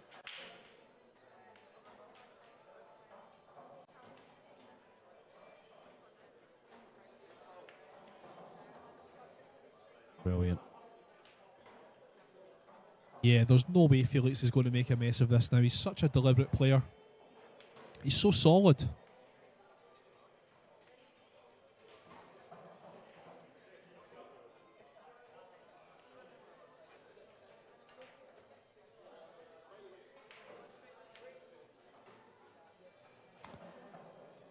So when will the draw be, G, for the quarterfinals? I imagine that'll happen tonight once the losers' qualification is ended. Yeah. I would expect us to find out who the quarterfinalists are going to be tomorrow.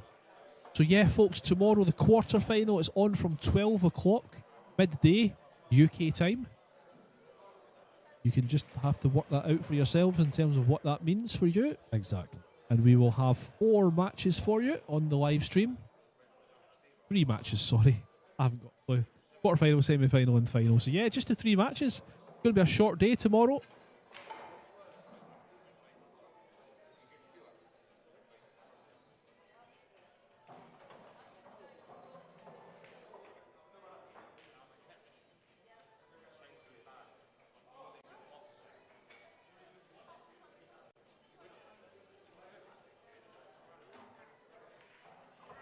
Pro level 6 AM Texas time. Wow. I know you're going to be here for it. You're going to set your alarm. It's the final day of the Scottish Open. You have to be here for it.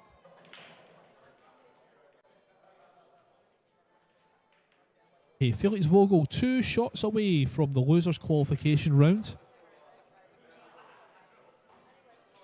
And he'll be playing Albert Jan Warta in about 10 minutes time on this table.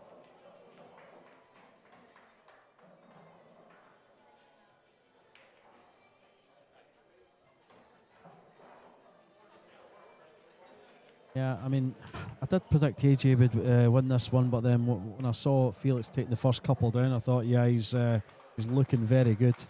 AJ did make a bit of a comeback, but Felix too strong for him. Takes the match down 8-6 and books his place in the losers qualification, where he will be playing Albert Jan Warta next. So stay with us, yeah, couple of minutes away. I imagine they'll give Felix maybe a 5-minute break just to try and, I don't know, just chill out for a little bit. But Albert, I imagine, he's been waiting quite a while, so he'll be desperate to get on the table. But yeah, I would say about 10 minutes or so, folks, we'll be back on this table. Yeah, stay with us. Thank you.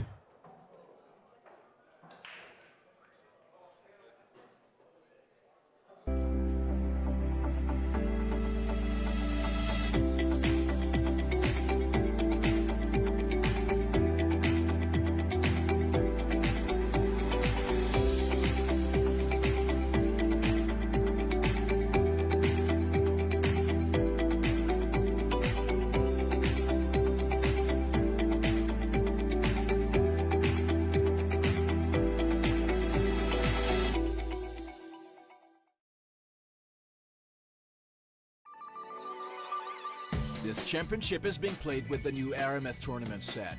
Featuring a unique molecular structure, it guarantees razor-sharp precision and unsurpassed longevity. Unquestionably the best pool balls in the world, this set is available in a TV and a value pack version, as well as in the new My RMS range of ball and cue cases. Now you can bring and play with the best ball set everywhere you go. My RMS, bringing new dimensions to your billiards experience.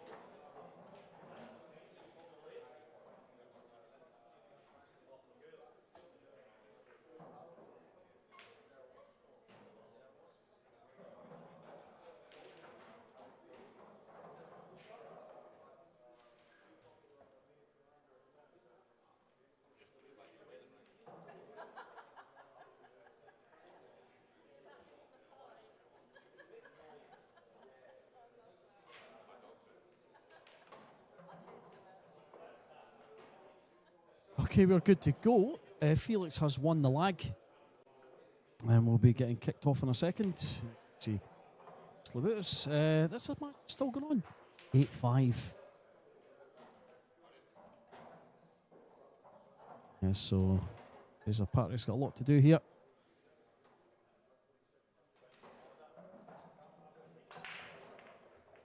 Who else have we got? We've got Felix Vogel, Albert, Jan Marta coming up on this table. Jokubis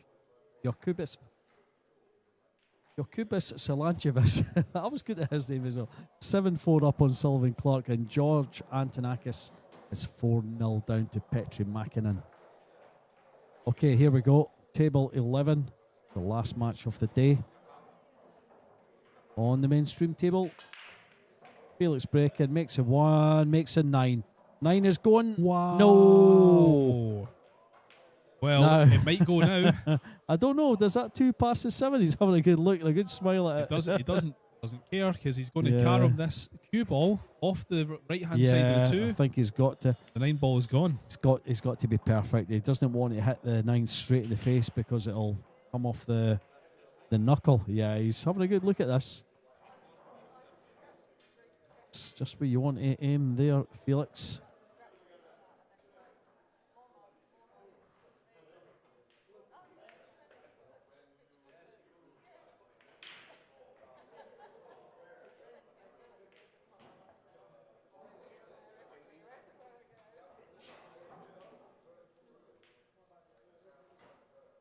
Oh, There nice. is. Yeah, What there a we shot. go. Beautiful. Well done. He puts Great his hand start, up there. Felix but Vogel. yeah. Great. No need to apologise for that, Felix. It's a good break. I wonder with Albert Janwarta playing this match, Dave, of course, we've seen the viewing figures as he played, all the Indonesian fans. Wonder if we're going to see them coming back. This is 2 of the stars, future stars of the WNT, both having won junior events in the past. Dave, the schedule has just come out for the UK Open. Yes, give us the news. The timing is quite interesting, actually. You've got matches going on past 8 o'clock, and usually they finish quite early. So, yeah, there's a few experiments. So, Dave, yeah, we're both on the first day, and we're both at separate times, which is good. So we get to watch each other's matches. You're on in the afternoon. I'm on midday. Yeah, 3:30, I reckon you said that I was on. Yeah, something like that. Okay, here we go. Felix breaking off 1-0 ahead. Please feel free to give us your YouTube comments, folks, on the stream. One of the comments. Oh, the cue ball's gone. Cue ball. And it's a wide open table for Albert. Question on the chat is, why is it a race to 10? Because this is the qualification round. The winner will go to the quarter-final tomorrow. The loser is out.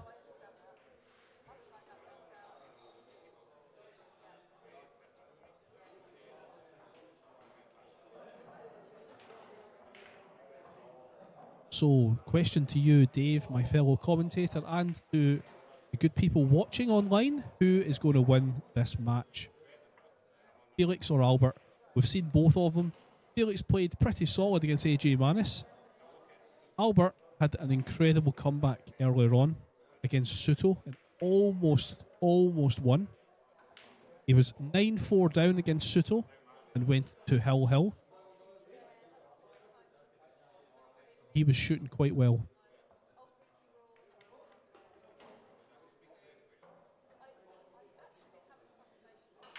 I think as the match goes on, we're going to have more and more people shouting for Albert. He's very popular. One thing I noticed earlier on, Dave, I was quite vocal about it. Albert, his head dropped a little bit. That Suto match. Yeah, He started to exhibit some negative behaviour. So I wonder if we're going to see it in this match. Just depends how it goes, really. Oh. Has he got away with that? Not sure.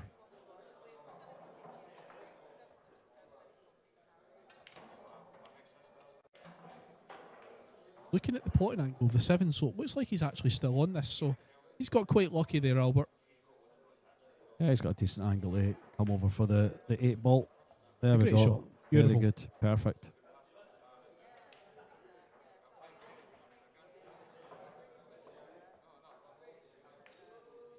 There you have it. So Albert Janwarta is going to level this one up at 1-1. We're going to keep a close eye on the next table, table number 12. And that is our friend Fraser Patrick. He looks like he's on the way out. Piers Labutus is 9-5 ahead in a race to 10. Of course, all these matches now are qualification stage, so they're all races to 10. And what a performance it's been for Jakubis Siljantievas.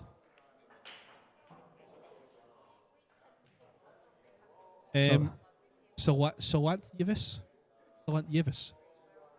Is there any Lithuanian people watching that can confirm our pronunciation? Jakubis Siljantievas. That sounds great. The young kid who he's had a very good breakthrough year last year, about to make the quarterfinals of the Scottish Open. 2 racks away. I think we're starting to see the views of this stream climb as more and more people from Indonesia realise Albert Janwarta is playing.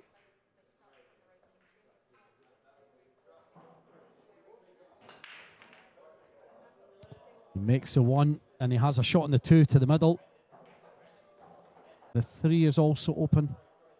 Yeah, he's a little bit of work to get up to the 3 though. Yeah, this is not easy. Easy enough to pot the 2, but yeah. I mean, he should be able to follow through. Just off 1 rail, back up for the 3. Yeah, absolutely fine. No problems at all. These guys are smashing them in the side pockets.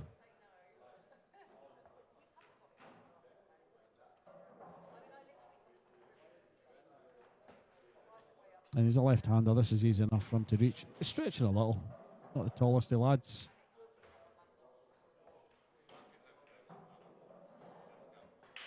Yeah, this is looking good already. I mean, that 6, well, could be a problem.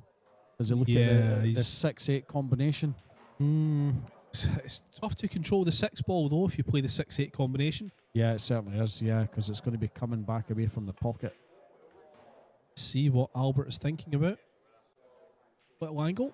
Going to move up. Yeah, short side. I mean, Short. If he's going to land short side on the 6 to make it in the top right hand pocket, he's got to land perfect. This needs a shot. Yeah, but even if he overdoes it, yeah, he's playing for the combo, doesn't matter. But yeah, even if he did try that, and if he overdone it, he still had the side or the bottom corner, the bottom right.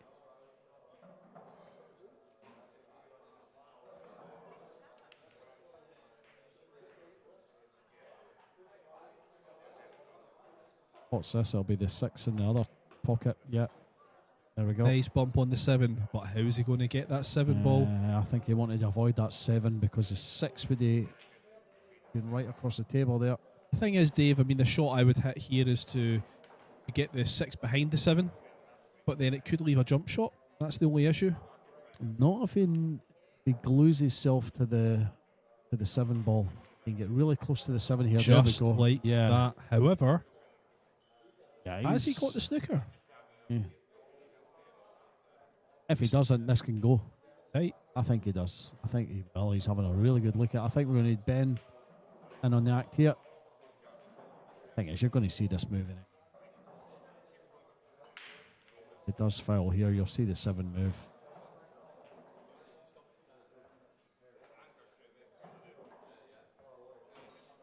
A close look at the 7 ball. If he hits this, it goes. Oh, he's almost made the 9. Oh my goodness. Has to play the bank. He has to play. Wow. Yeah, he's going to bank this onto the 9, Dave, you think, yeah? Yeah, absolutely. He has to. What a pot, first of all, from Felix to cut. I mean, that was an extreme cut. That was incredible. In fact, he's almost made the 9. That's unbelievable. This is so tough, though. I mean, I guess he could catch it thin. He could also get it with the cue ball as well. Yeah. You know, the cue ball off the 2 rails. I'm not sure. Or catch it thin and just come back down table. I think he's got to bank it.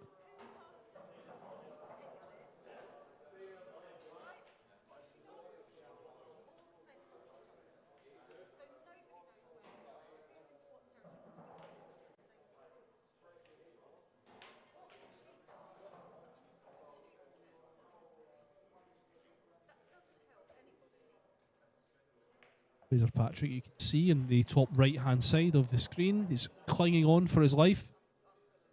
9-5 behind against Pierce.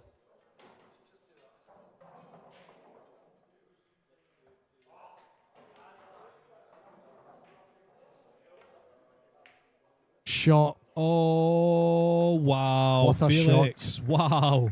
That was so easy to double kiss that 7 there. He managed to avoid it. There's Fraser Patrick at the table. Come on, Fraser.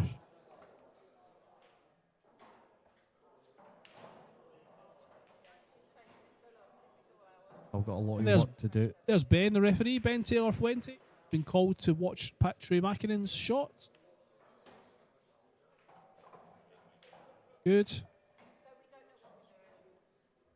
Fraser with just the 8 and the 9. Get this rack down. He's still got a lot of work to do. Oh, well, don't like that. He'll still be okay. Pulls this one back. He still needs to win 4 racks after this. More than capable of doing that. There we go. Yeah, so 9-6 now to Labutus. Well, look, we've seen Fraser come back from 4-0 behind earlier on and win 8-5. So he's capable. Absolutely. Keep an eye on that one. So, Dave, we've got 12 names left in the tournament. Through to the quarterfinal already. Aloysius Yap, Jonas Sutil, Jason Shaw, Oliver Solnoki. And the players fighting to also make it to the quarters. Patrick, Labutus, Siljantovic, Clark, Antonakis, Makinen, Vogel and Januarta. Give me your winner from those 12 names. And please don't go for the Lithuanian guy, because I can't pronounce his name. I noticed that. There's two Lithuanian guys there. Yeah, Labutus is pretty easy, isn't it? Silantjevis. There we go.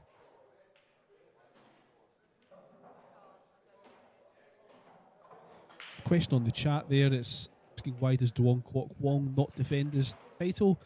Well, we played in the UK Open. He's not here, and he's not the defending champion either. 2 years ago. But we still like him.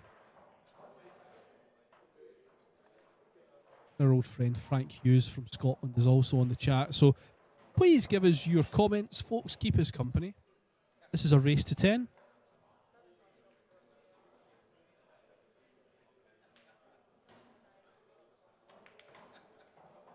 Oh. Yeah. I don't think he's gone for that, was he? Yeah. Judging by the shape on the... Yeah, it's hard to tell. Oh, someone's kicked the camera there. Let it shake. Good shot. Easy escape.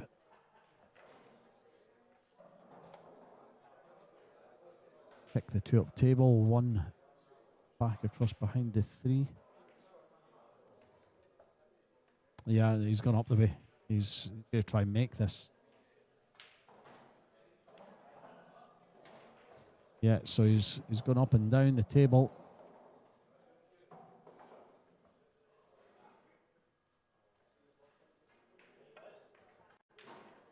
Oh no. Well, second prize had a little bit of a result there. Albert can see an edge off the 2.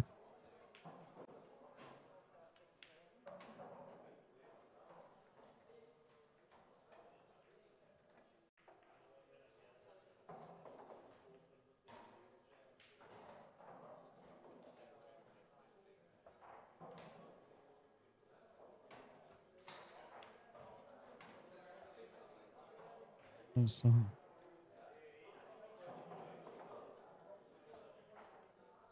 he wants to come off the rail. Pick the 2 towards that bottom corner.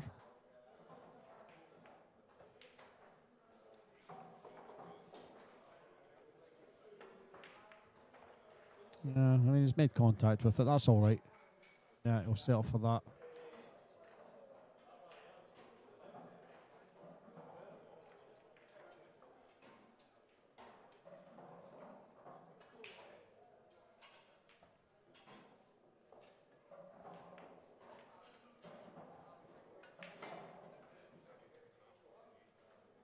Thanks for joining us, Jordan. Yeah, Shaw for the win. Yeah, I'm going to go with that.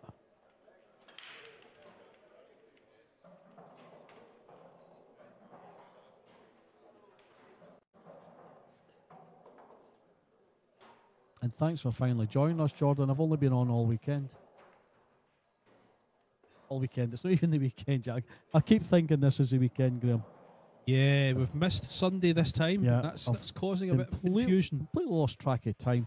We are on tomorrow, though. We'll have 3 huge matches tomorrow. We have still got Aloysius Yap is in the quarterfinals. Jonas Suto, Jason Shaw, and Oliver Solnoki. That's good. Who's going to be joining them? Fraser Patrick or Piers Labutis? Jokubis, Salancevic or Sullivan Clark? Oh, messed that one up. I did mess that one up. George Antonakis or Petri Makinen or Felix Vogel and Albert Jamwarta? Putting C on the end of it, is it? He's Croatian. Not yes, Lithuanian? yeah, he's Lithuanian, yeah. This round is a losers qualification. Whoever gets through this one, Skun KD, whoever gets through this one will go into the quarterfinals. And there'll be a random draw. These guys will not be seeded at the stage. Yeah, we won't know who they're playing.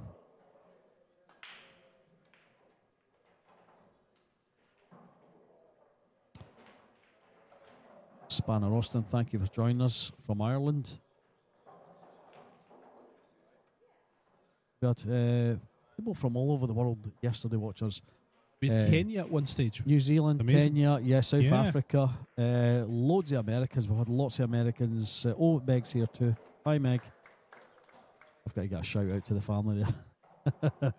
Hello, Clover. I know you're going to be there.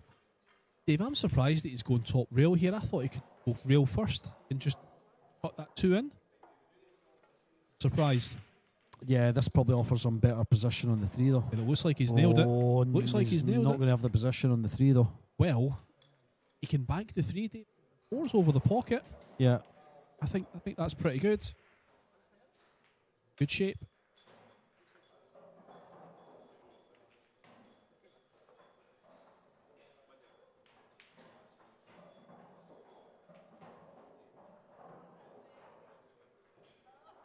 Very methodical as Felix Vogel.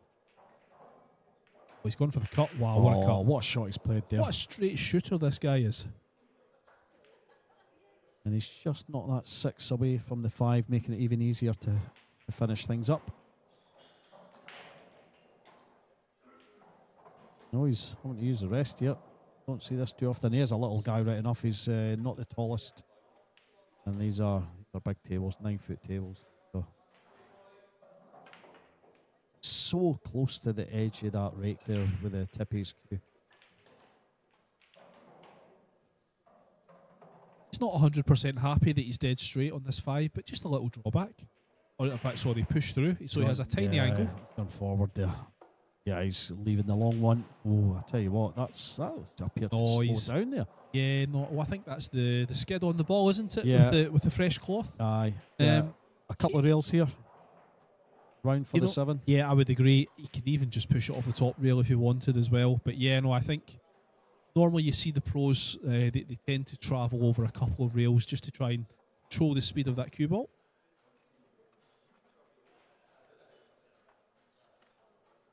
$800 Fargo as a junior. It's incredible, isn't it? It's crazy. There we are. Yep, 2 rails, as you said, Dave.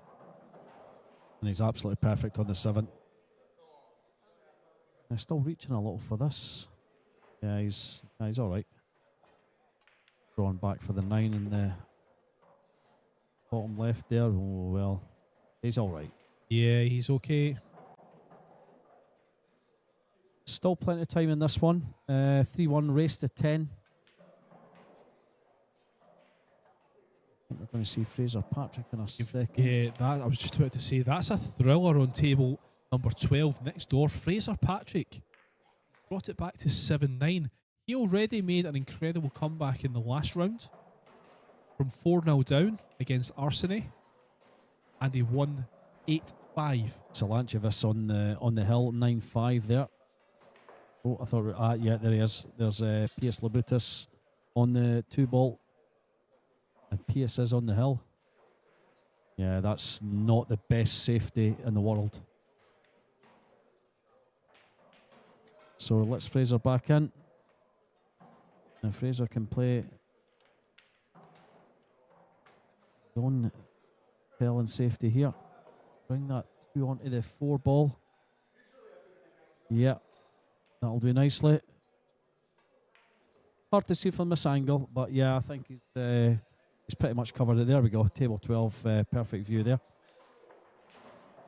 Going to be amazing if we got an all-Scottish final tomorrow, Dave.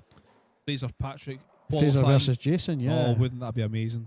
Scottish Open, incredible. We'll keep you posted with the scores on that match, folks. But yeah, we're back to this match. Felix Vogel, 3-1 up on Albert Jan Marta, breaking in rack number 5. Makes a 1.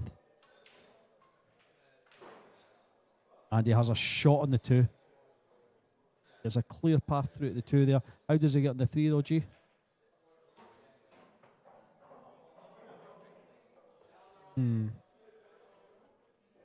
Yeah, he's already looking at the... Yeah, just almost a stop shot in a way, just dropped back a tiny bit. Leaves the long 3. I would hate to leave myself that shot personally, but this guy shoots really straight. I don't. Yeah, a couple of tricky shots here.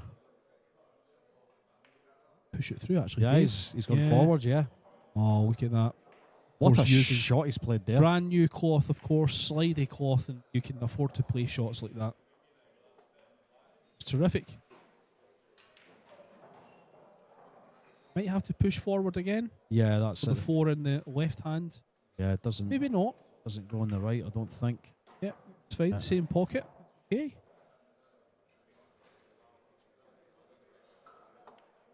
So one more good shot here. Leave your cell in the 5. Bit much an angle here. A bit more an angle than what he would have liked. Just needed to be another couple of inches to the right. I think it'll be all right. Yeah, absolutely perfect there. If I can see Jokubas Silantjevis packing up, and he is into the quarterfinals tomorrow. Congratulations. Yeah, 10-5 against Sullivan Clark. Very well done. I personally haven't really heard of him until this tournament, but I know about him now. Oh, we've certainly known about Felix for a couple of years. Up and coming German talent there. So many great young players following in the footsteps of Josh Filler, of course. Yeah, absolutely. So many great players, so many great young players. Again, Albert's another young kid. AJ Manis has just been put out of the tournament. He's another young kid as well. We're getting to see so many great young players at the Scottish Open. Yeah, I think the future of Moscone is in safe hands. Travelled a little bit further than he would have liked with that one, so he's going to have to use a rail or two here. Yeah, just the one rail. Yeah, leaves a long one. That's pretty good. This is going to be 4-1. Hopefully we get back to table 12. Pius Labou is at the table. And we'll see this one go down. Table 12, hopefully. There we go. Very well done. 4-1.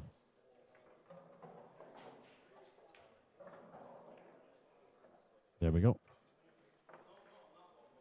Yeah, this is Patrick's in trouble. This is looking good for Pius. That was not the best shot in the world. Well. Pius Labutis, what have you done there, my friend? So another twist in the tail. Because, I mean, that 6 ball, of course, it's a fairly straightforward pot into the bottom left, but cue ball going to go? Exactly. Does he try and chop it into the side? middle? Yeah. I think that's the best shot. Yeah. I mean, I guess it affords him the best position on the 7. Agreed. It's completely blind though. I mean, both pots are completely blind. Yeah, he's gone for the bottom left here. Well, this is a big shot. The score is 9-7. Oh, wow. That's a great shot. Gonna go. Where's it gonna go? Oh, it's cut away at the last minute. It wasn't finishing Right. perfect, that's for sure. Hopefully this 9 goes in so we get to see it. Just give him the rack. It's fine. Felix, you just take the rack so we can go back. I'm going to keep you updated. Oh, there yeah, we go. thank you, Thanks, Craig. It's just teasing us there. That's fine. We can see where we are. I mean, that's a difficult 7 ball. Keep you updated on Piers Labutus, Fraser Patrick. Yeah. We can't really see the table from here, but we can see Pierce getting down on the shot.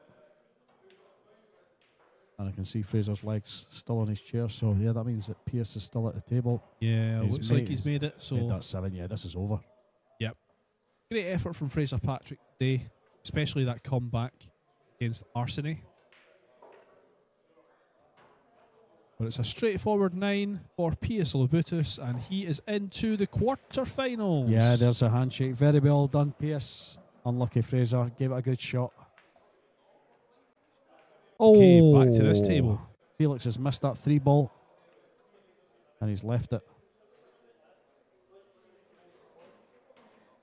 Real first here, G? Yes, for me. Yeah, because when the ball's inside the pocket on a fresh, slick cloth. Oh, he's just catching the edge yet. Okay. He's not putting any spin on it, Dave. That's the most important part of it. If you're putting spin on it, the spin will take after contact on the cushion. So yeah, that's the best way to hit that shot. Safe in the knowledge that he had the 8 ball hanging over the pocket there. Should that go wrong, I think he might need to use that now. The biggest one really is controlling that cue ball, and that's what he's having to think about right now. Yeah, he's looking at the 4-8 combo.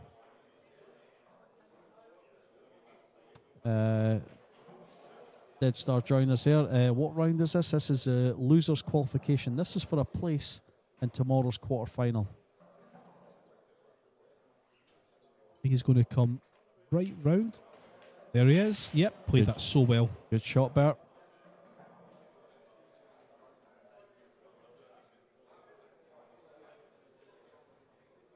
Good news for Albert is that the 5 and 6 are so close to one another. Of course, the 6 isn't going in the bottom right. Yeah, race to 10. Someone asking what the race is at. Yeah, I love Labavu keeping us right there as well. Thanks for staying with us, Labavu. All the American players out, of course. Gave a good account of themselves this week. I think there was about 4 or 5 of them over, G. Something like that, Dave. Yeah. None of the top guys, though. Yeah, they played like top players, though. Give a very good account of themselves. They will also be playing at the UK Open next week.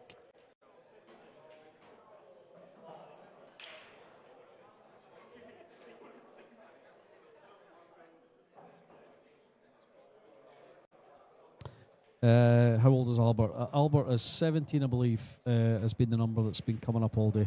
How can you be that good at 17, Dave? I can't understand it. Yeah, it's absolutely crazy. Felix is not much older. We were saying earlier he had, after last year's Scottish Open, he had to go to school the next day. They fly back to Germany to go to school, and then 2 days later he was back in London for the UK Open. Crazy. That's good shot, good shot, good shot. Yeah, perfect there.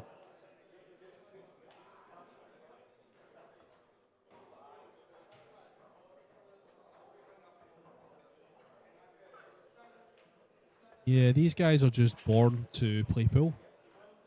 They're this good at this age. They were just made to play pool.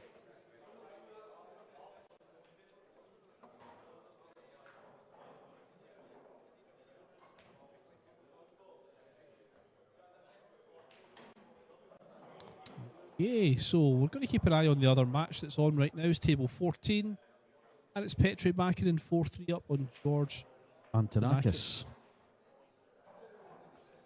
I think George needs to update his Q-score profile because the picture he has right now is not what he looks like now. He's got long, Yeah, scraggly hair. he does look completely different. Yeah, and he's got like a sort of a man bun, has he? Yeah. But then Petri Makarin looks slightly different as well. Yeah, these are old profile pictures.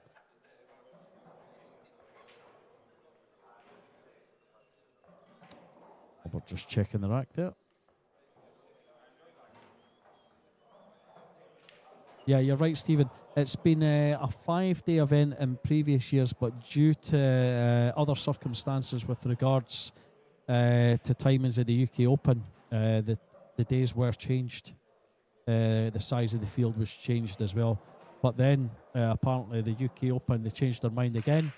By that time, this event had already been organised. So Yeah, that's right. hence the smaller field and 1 day less. But I'll tell you, it's worked absolutely right. The timings have been great this year. Yeah, I agree. I actually really like it. The fact that it's a smaller field. I wasn't sure how I felt at first. I think this is the best year we've had so far, and I know there's not been the top names, if you like. There's still some superstars here, there really is. But you've not had your Alcades and your FSRs, SVB. There's been none of them here this year. But and the guys that we have, so you've got Shaw, Moritz Newhausen, Labutis, and he's missed that. Never expected that. He was reaching over that free a little there. Slightly hampered, and I think that's got in his head a little bit. Oh. The thing is as well, Dave, you're talking about, and guys in the chat are talking about the quality of the field. Yeah. The fact that you can not have guys like, FSR and Alcade, SVB, so many top names are missing, but look at how many top names are still here. Absolutely. Look at the quality of the tournament. Yeah, to still and have that's missing quite a few big names. Tournament of this magnitude. SVB, I don't think he is playing in the UK Open. No. Not in the UK Open, that's correct. Yeah, he's missing it this year for whatever reason. It's actually a really good point that Pro Level's made there on the chat. I prefer to focus on players that are there rather than the ones that are not. Yeah. For sure. Because now we can look at these young kids. Yeah, absolutely, yeah. These guys are incredible. Would they have been at this stage, 2 years ago when we had the whole top 16 in the tournament? I'm not really sure. How far did Felix get last year? Did he get to the quarters? He might have got there, or maybe last 16 last 16 possibly. maybe, yeah. Yeah, he got really close. I know that for sure.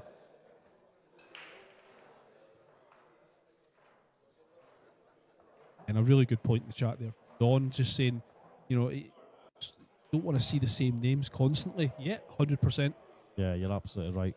Saul Nockey's had a great year. We've not really seen him do much in the Scottish Open, Saul Nockey, so we get to see him. Jonas Suto, same situation. He's not really done much in previous years. Yeah, Suto's still in the tournament, of course, in the quarterfinals tomorrow. If this 2 doesn't go, look at the body language from Albert. It's not. Look, he's 17 though. That's the thing. I was a little bit harsh on Albert earlier on about his body language. Yeah, he was a bit huffy, wasn't he? He's 17. I know. Can't expect him to be a perfect robot. He's tried to make the 2 off the 7 there, but yeah, that's... He's got away with that, hasn't he? Got away with that one. Yeah, he's going to be in a little bit of bother here. Just knock this 2. Can he get the 2 just past the 7? Hook him behind the 4 and the 7. Yeah. Yeah, that'll do nicely. Easy escape, but it's where you leave the object ball once you contact, and he should contact this. Thank you for the comment, Andy Morris, one of the all-time greats of Scottish 9-ball pool. Thank you for the nice comment. Are we commentating at the UK Open next week? Unfortunately not, Dave, but there's 8 streams, so Matchroom, if you're listening, we're available for work after we get put out. I know Matchroom's listening because I got a message earlier with regards to Indonesia or Singapore. All right, okay. Yeah, but I quickly said it was you that made the mistake. Yeah, it was me though. That's the thing. I'll own up to it. That's okay. Yeah. I called Aloysius Yap in Indonesian earlier on, and that's not great. But all good, and the chat kept us right as well, Dave. I actually do think that the Matchroom should, on their YouTube channel, they should have something similar like this. A couple of random commentators chatting with the chatters. Make it interactive. Where's that cue the ball cue going? ball! Oh. Yeah, we're fine there. Right, okay, so someone's been bumped the camera there. Right, how big a pocket does this 9 ball make for the 3? Have to they kind of bring it off the rail, just a quarter of a diamond above the 9 there. Yeah, he's going to play safe. He's not entertaining a crazy shot. He's went for the 9. He went for the 9, yeah, Dave. he's went He for went the for the 9 9. there. Yeah. Wow. Didn't really expect that, but okay. He's got away with it though. I mean, look.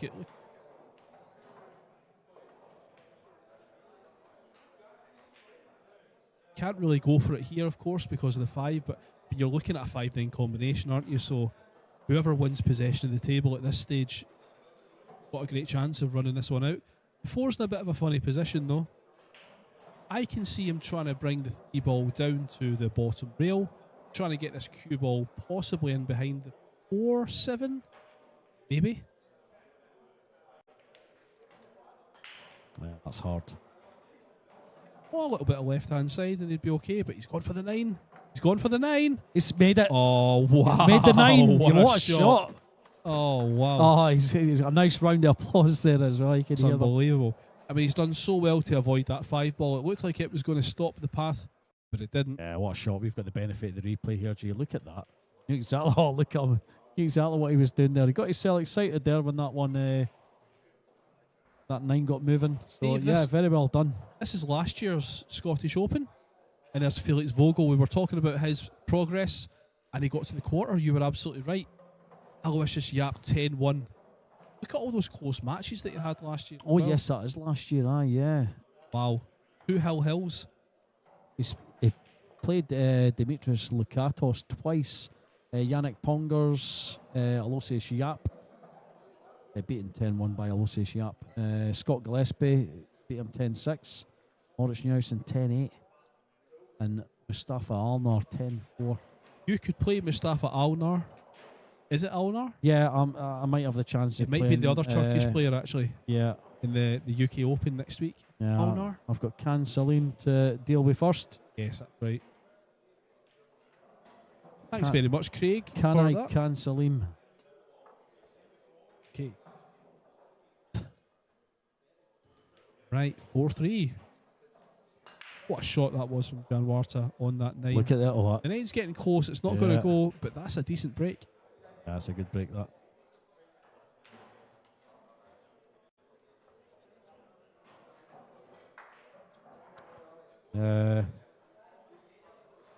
Yeah, he's putting some face there. Bank the 2 back into the side that he's on. I think that's the shot, because look at where the 3 is. Yeah. Cue ball's going to be there or thereabouts. Good chance here. Key shot. This will be a great shot if he pulls this one off. Banks this, makes it, gets position. Yeah, perfect. Look at that. No problems at all. Quite a bit of an angle he's got here, so the cue ball is going to be travelling a little. Could just pop this in, leave the long 4. 6 is in a good position after the 4. Yeah, just dropping it and leaving the long one. Longish.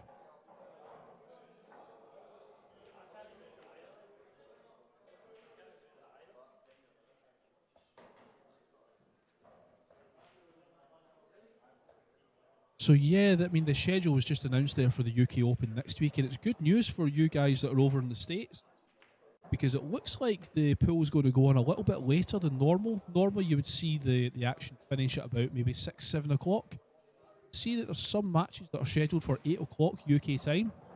Yeah, so depending where you are in the States, I mean, what we're talking, New York's about 5 hours, isn't it? Yeah, something like that. So yeah, you could have some UK Open action around about dinner time. Absolutely. Lunchtime if you're in the States. Yeah, dinner's in America's at 8 o'clock at night or something, it? is it not? Yeah. Don't ask someone out for dinner and then nip in to a cafe at 12 o'clock or whatever. Cafe. A diner. Anyway. Yeah, the 9 is on his mind here. You can just draw it into the 9, to be quite honest. Just bump it. Not like that, though. That's Not like unfortunate. that. He's going to have to go over it now. It's gone straight for the small stuff. If he had to really draw into it, he had to hit it way harder than that. Yeah, You don't want to give it a chance to snooker you. So just smack it out of the way. Been nice if he could have caught that half ball as well. But yeah, he went straight into that there.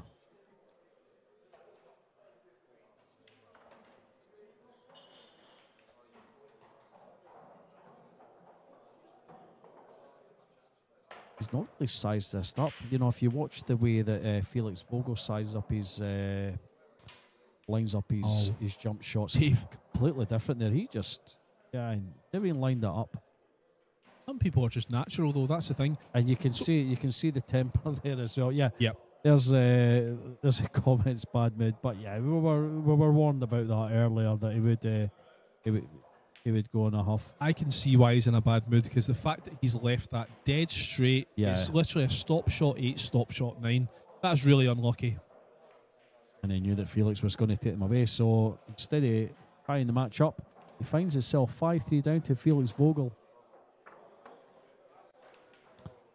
George Antonakis is still 4-4 with Petri Mäkinen on table 14. And that is all the matches that are left today. Just the 2 matches still going. Petri Mäkinen at the table at the moment. Yeah, so just looking around the club at the minute, and it looks like a lot of people have gone. I think Jason Shaw brings a lot of fans, so he's now safely through to tomorrow. So yeah, quite a few people have left the venue now at this stage. It's quieting down, especially compared to last night as well, when it was very noisy with the very busy last night. Yeah. Very noisy. A lot of noise. A lot of people shouting across tables when there was people on the hill. It was a hill match when the guy was on his backstroke and someone shouted across. Mäkinen. Yeah, unfortunately, John McGinn sharked Mäkinen accidentally. I wasn't going to mention any names. Yeah, but, I've shopped him, because that was not great. Yeah, I guess it can happen. It is a busy pool hall after all. 1 ball, 2 ball are down. Both of them are getting that 9 move in the same way. They're contacting the 9 and sending it towards the side pocket every time, almost. So Felix almost seems to be making it head towards the left. Albert was making it towards the right pocket. I'm assuming Albert's breaking from the right hand side as we look at it. It'll be his left. Yeah, so just to push out here.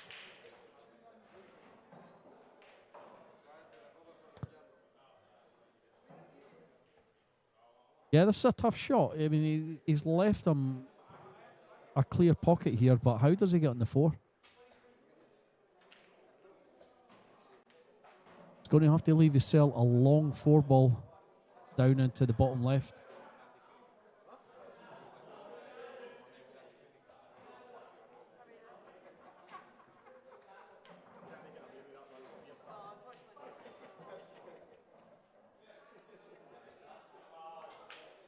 So just playing safe. Wise choice. Yeah, Felix may find his cell. The cue ball tucked in behind the 5 here. Draw the cue ball. Cross table. Bring the 3 down.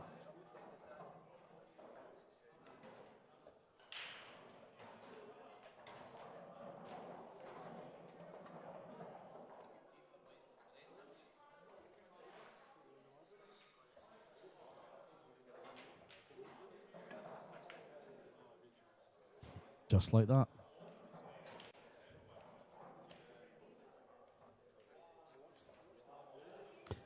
This is not easy to hit.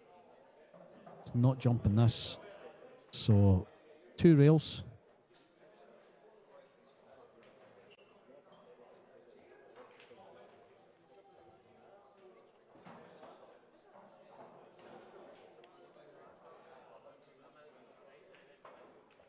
Oh, he's taken it off one rail. What a shot. He's played that between the 4 and the 9 there. I've got the benefit of a replay here in the booth. Played a fantastic shot there, right between the 4 and the 9. Yeah, what a shot. What a shot he's played there.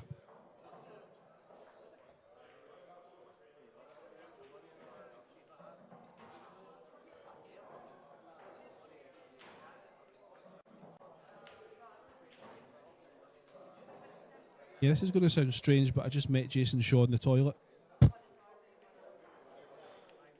Just having a wee chat about his game. He's feeling good. Just his dad was telling me earlier on that he's not been playing for a couple of months really. So he's literally only just picked his cue out his case for the first time in months. And look at how well he's playing. Yeah, been sporting an injury, I believe.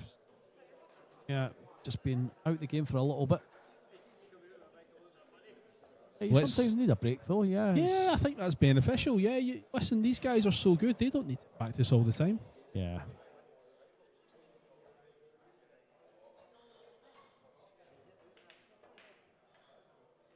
Great shot.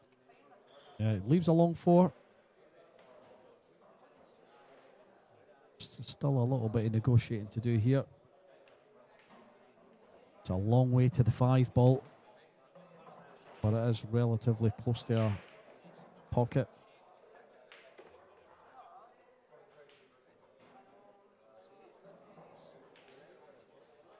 Yeah, Don interviewing the toilet, yeah. Yeah, I think it was. I should have took the microphone with me, shouldn't I have? It'd be like a scene out of, what's the movie with, oh my goodness, what's it called? The Naked Gun. Oh, yeah. When he leaves his cell mic'd up. Probably best that I left the mic here. Yeah, that's a good idea.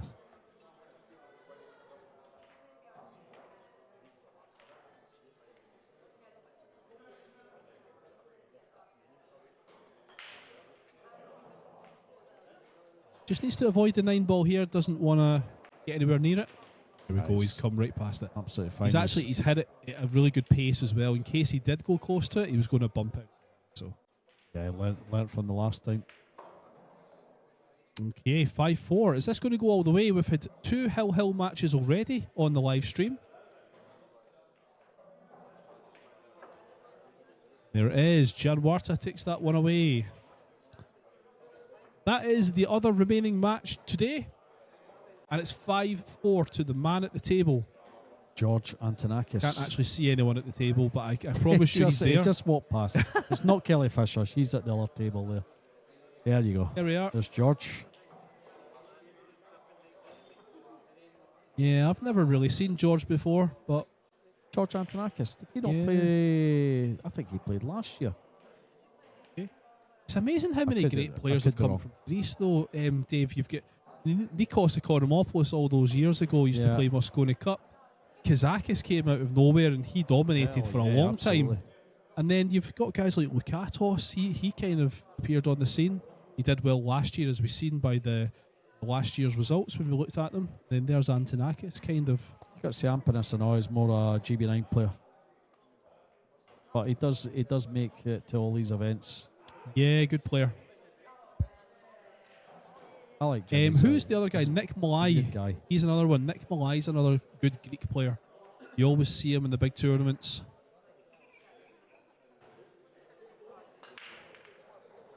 Okay, one on the side. He just contacted 9 there, but didn't do a lot with it.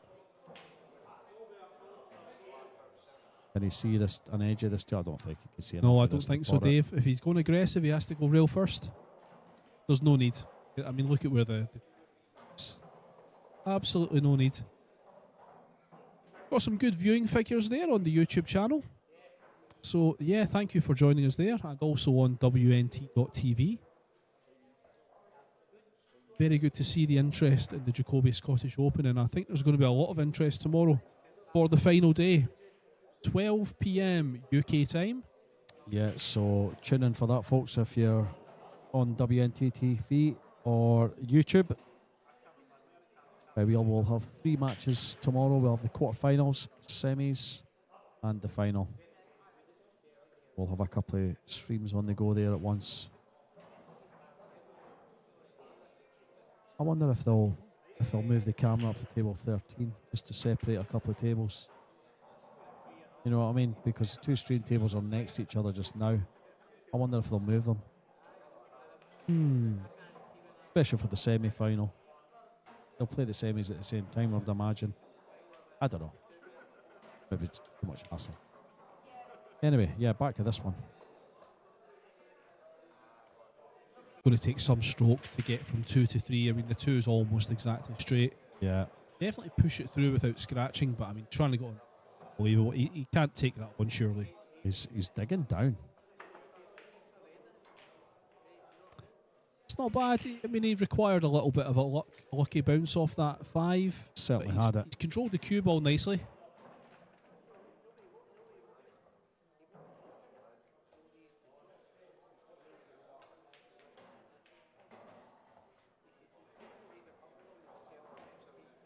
Oh, he's almost that was made it in the middle. close. That was close. It was tracking. So, I mean, this is a half chance for Albert. I would expect him to go safe still, but I mean, if he wanted to go aggressive, it's definitely a chance.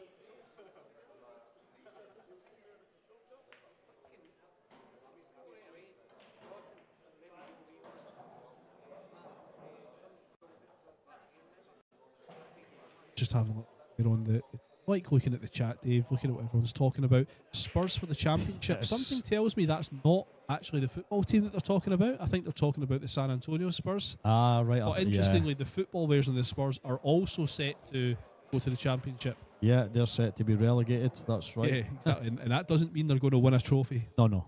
Complete That's, opposite. yeah, far from it. Okay, so the jump shot here. It's going over 2 balls. It's a good hit. Yeah, that'll do nicely. Yep. So there it goes for the jump cue off his own. Now watch how he doesn't line this up. He never run the last shot. Just got himself into position. There he goes, not lining it up at all. Whereas you see Felix, he very much uses same technique a lot of the players use. I use it myself, lining the cue over the cue ball. Look at that. Wow. My word. He got a roll there. He got a roll. The final, ask him in the final. The final will be tomorrow. It's scheduled for around about 4 or 5 p.m. Yeah. UK time. Probably about 5 p.m, yeah. I can't imagine it's going to be late considering it is from the quarterfinals onwards tomorrow. Yeah, so the quarterfinals, 4 quarterfinals are at midday UK time. The semi-finals will be round about 2:30. And the final about 5 o'clock. Let's have a look. 5:30, the final schedule. Should mention on the chat there, someone mentioning that Jacoby, the best cues. Jacoby are bringing out a brand new carbon fibre shaft. Actually, Dave, it's the V5. I've played with the V4. I currently possess a V4. The V5 is going to be better then. Yeah, that's it. They've worked very hard. What's in trouble interesting, Elliot just brought me back a shaft from America just a few weeks ago, actually. And it's the no-fill carbon fibre. I don't know if you've heard about this. So every carbon fibre shaft, it's filled with foam in the middle. Yeah. This the no-fill, it is filled a little bit, but they've stopped just before the very top of the shaft. They've stopped filling it, so there's a little bit of a gap. And it actually lowers the deflection, even though it's already a low deflection shaft, the V4. It's made it even lower. It does actually feel quite similar to a Revo. So if you like the feel of a Revo shaft and a Jacoby black shaft, then the no-fill, the V4 no-fill, that's the one to go for. I like the Revo. Not as good as Jacoby though, Dave. Starting to sound like Elliot. Yeah, absolutely. So yeah, V4. I think a lot of the Jacoby players do play with V4. But yeah, check out the no-fill. I don't think they make very many of them. It's a bit of an exclusive shaft they have, the no-fill version, but I would absolutely recommend it. It's outstanding. One of the great things about the Jacoby carbon fibre shafts is that there's no sound from it as well. You hear a bit of a ting from a lot of the other carbon fibre shafts, but not these ones. Okay, here we go. This is going to be 5-5. I think we're going to go all the way with this one.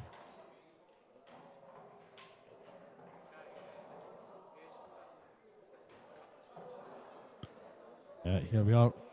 Petri Makinen at the table. Score with Petri Makinen. He's 6-4 down to George Antonakis.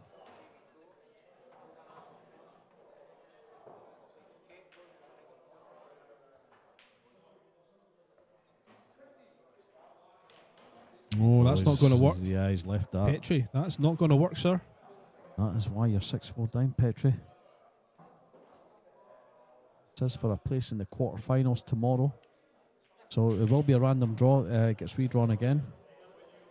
The 4 quarterfinalists so far, Aloysius Yap, Jonas Suto, Jason Shaw and Oliver Solnoki.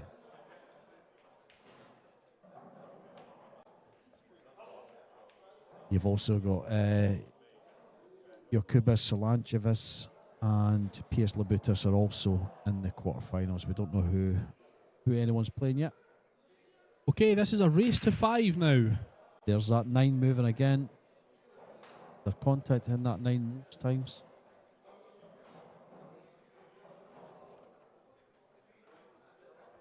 I assume that talking about the fact that Ben Taylor Fuente is the 4 walk today for the referee side of things. What an effort Ben's put in. I wonder if he's going to properly referee semi-finals. Yeah, I think he will. Yeah. Although interestingly, both semi-finals are scheduled to be on at the same time. So yeah, I would expect that imagine to change, Dave. I reckon they should do both semi-finals on the stream table. What do you think? Yeah, I mean that would be good. They're both scheduled to run at 3:30. It depends on the timings, you know. First matches are scheduled at midday. Depends how quick some of them go, you know. A match can be over in an hour. You know, it just depends. Some of the matches Wednesday, 2.5 hours. Yeah, but I mean these long. guys are the are out. Yeah, to the top levels. So he stopped that cue ball dead because Felix knows that he's got tons of balls around him. So yeah. you know he's probably going to get cover. Good shot there, Felix.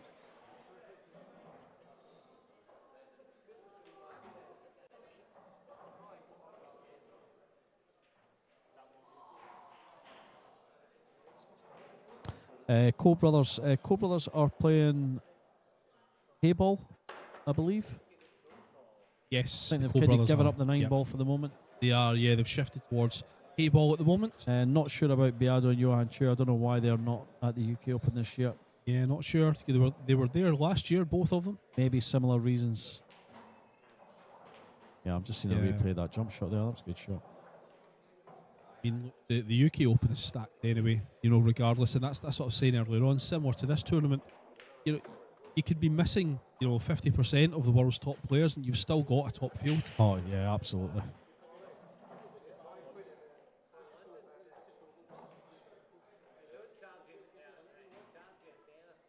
So, I'm going to run this one through.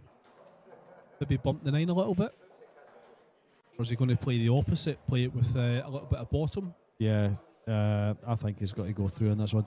He's had bad experience with bumping into the 9 a couple of racks previous, remember. Right, that's right. Yeah, Lionel's asking what joints does it have, the cue you're talking about. Yeah, you're right the second time, G.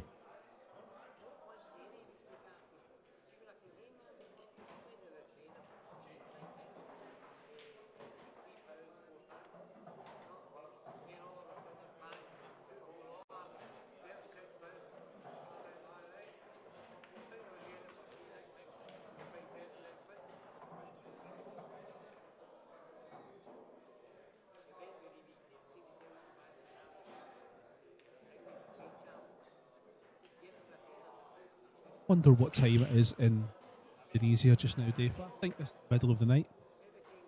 Have a little look. A lot of the Indonesian fans were watching Albert earlier on today when he was on the stream. I wonder if they've maybe all gone to bed. We've actually got more viewers now than what we did when Albert was first on. Yeah, I think a lot of the guys Certainly. stateside are a bit more awake. Yes, certainly on YouTube anyway. But yeah, we're going to have a whole lot more on WNT TV. Yeah, it's 2 a.m. at the moment in Indonesia, so yeah, I imagine there's still quite a few Indonesian fans watching Albert as he takes a 6-5 lead over Felix. Is that the first time Albert's went in the lead? This the first match, week he's yes. had, yeah. This match, yep.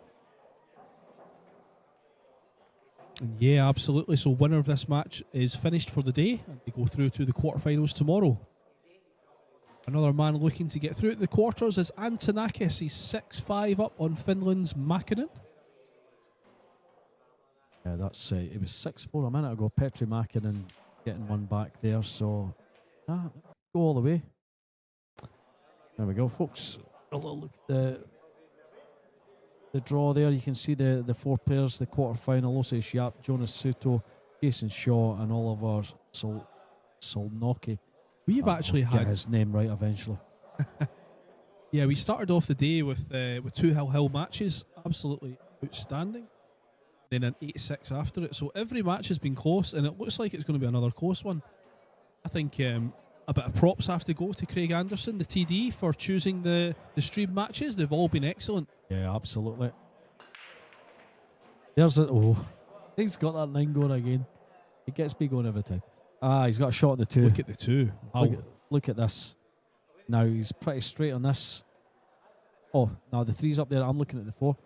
Yeah, he's got the 3. Just draw back there. That's fine. A wee bit. He's not happy with that. His shoulders have went down a wee bit there. He's not happy. I don't know why he wouldn't be happy. That's a pretty good break. Okay, But he's just he going to roll. wanted to be off the rail a little bit more. I think than he's that. fine, Dave. He's just going to roll in this 3 and leave a long shot in the 4. As long as he Yeah. doesn't hook himself behind the 5. Wants to leave his cell a wee bit at an angle. The 4 for the 5. That looks all right. No, it's not. It's behind the 9. No, he's made okay. He's all right. Yeah, he wanted to be between the 9 and the 5 there, Yeah, absolutely. Totally. but still Like- very makeable. The 9 might get in the way again. That's the thing. That the position is horrible. The 6 might get in his way also. So prime position required.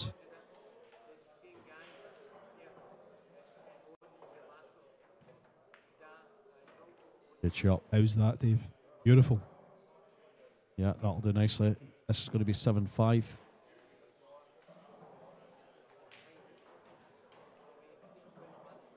Moving about a bit quicker now is Albert.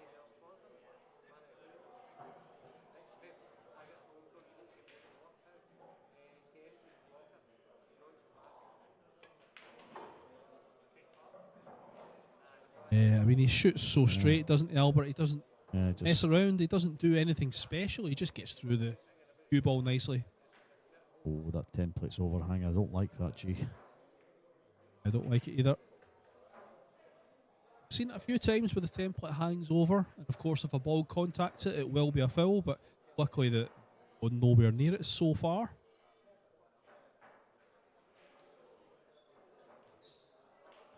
Hot topic on the chat right now is our accents, Dave. Yeah. I think, I mean, when it comes to Scottish accents, I think ours are pretty clear. They are because, I mean, if we went into just on normal speak, if you like, we didn't have our TV voices on, it would sound terrible. Yeah, you wouldn't understand the word. This is not how we truly speak, folks. No, Right, Albert, that is 7-5, a race to 10. Yeah, Felix is in a wee bit of trouble. you wouldn't want to ken how we speak half the time. Even Graham didn't understand that. No idea. Is there another match after this? No, I'm afraid not. Not today. We are finished after this one. This is the losers' qualification round. But we're back tomorrow. 12 o'clock UK time. We've got at least 3 world-class matches for you tomorrow. I think Antonakis is snookered on this one, isn't he? It's hard to tell from that angle. Is he? Can he get past that 5 ball? Goes past the 4 and 5, doesn't it? Doesn't have a jump key in his hand. Unless it's one of the long ones. I'm going to keep an eye on that. 9 ball! 9 ball's gone! 9's gone. Oh, he's happy with that. 8-5. How big was that? That's huge. He puts his hand up in apology there. In a race to 10. It was obvious a 9 was going to go. The way these lads are breaking the nine's travelling. Oh well, it was travelling towards the corner there. It's always been travelling towards the middle. First time I've seen it travel towards the corner. But importantly, and it's went in. It was kicked in, which means it wasn't a slack rack. Always when you see the 9 going towards those corners, you get a little bit concerned it's a slack rack. That wasn't. That was a good break. Well. Sorry, HR Biggs, jump scared you. Sorry, folks. Got a wee bit excited there. Yeah, it's been one of these matches. It's been exciting at moments, and it's been not as exciting. So yeah, sometimes our voices are a little bit lower than normal. Sorry, Lionel. Sorry. It's been a long day. Apologies, folks. We got a bit excited at that. That's kind of woke us up a bit, though, isn't it? Right, is he going to do it again? I think he is. Look at this! Oh, he's tried. Yeah, he certainly went for it. And that's the shot we've been seeing a lot of the time. Like I was saying, the 9 ball has been tracking towards the side pockets almost every time there. Yeah, Felix Vogel's in a little bit of trouble now. He needs to get his hand on the table, first of all. Lambing guy hates golden break. You only hate them when they go against you. So there's a push out. We actually, where we play, Dave, in Edinburgh, we've actually outlawed golden breaks. They do not exist. Yeah. We spot the 9. Yeah, on a Monday Carry night. on. Yeah, I think it's nonsense. How many golden breaks are made, though? Hardly Not any. many. Well, we were speaking yesterday. Max Leitner, of course, made 3 in a row at the Whirlpool Masters. Yeah. I always said that, I mean, I've gone back to a Monday night here, which is head and shoulders below what we're doing here. I've always said, if you do make a golden break on the Monday night, the 9's respotted and you should get ball in hand. Agreed. Yeah. But nobody seemed to adopt this. Are you listening, Johnny? Are you listening, Andy? Andy's listening. We know Andy's listening.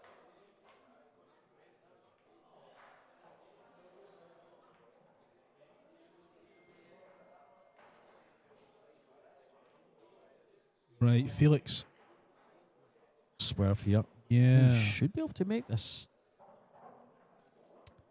Sometimes on the brand new cloth, these are actually way harder because it takes longer, of course, for the spin to take effect. Yeah. Put a little bit of power on this for it to Yeah, come and that's back. why he's missed it. Yeah. If it was a worn cloth, if this was maybe a week old, this cloth, Yeah. then he's making that no problem. Absolutely, yeah. It would bite it's hard. into the... I get the feeling, Dave, that Felix is almost checked out a little bit. And I'm not sure that was the right shot. I kind of feel like he's just hit it. You know? Yeah. Yeah, it's certainly Albert Waters upped his game a little here. He's outfoxing Felix.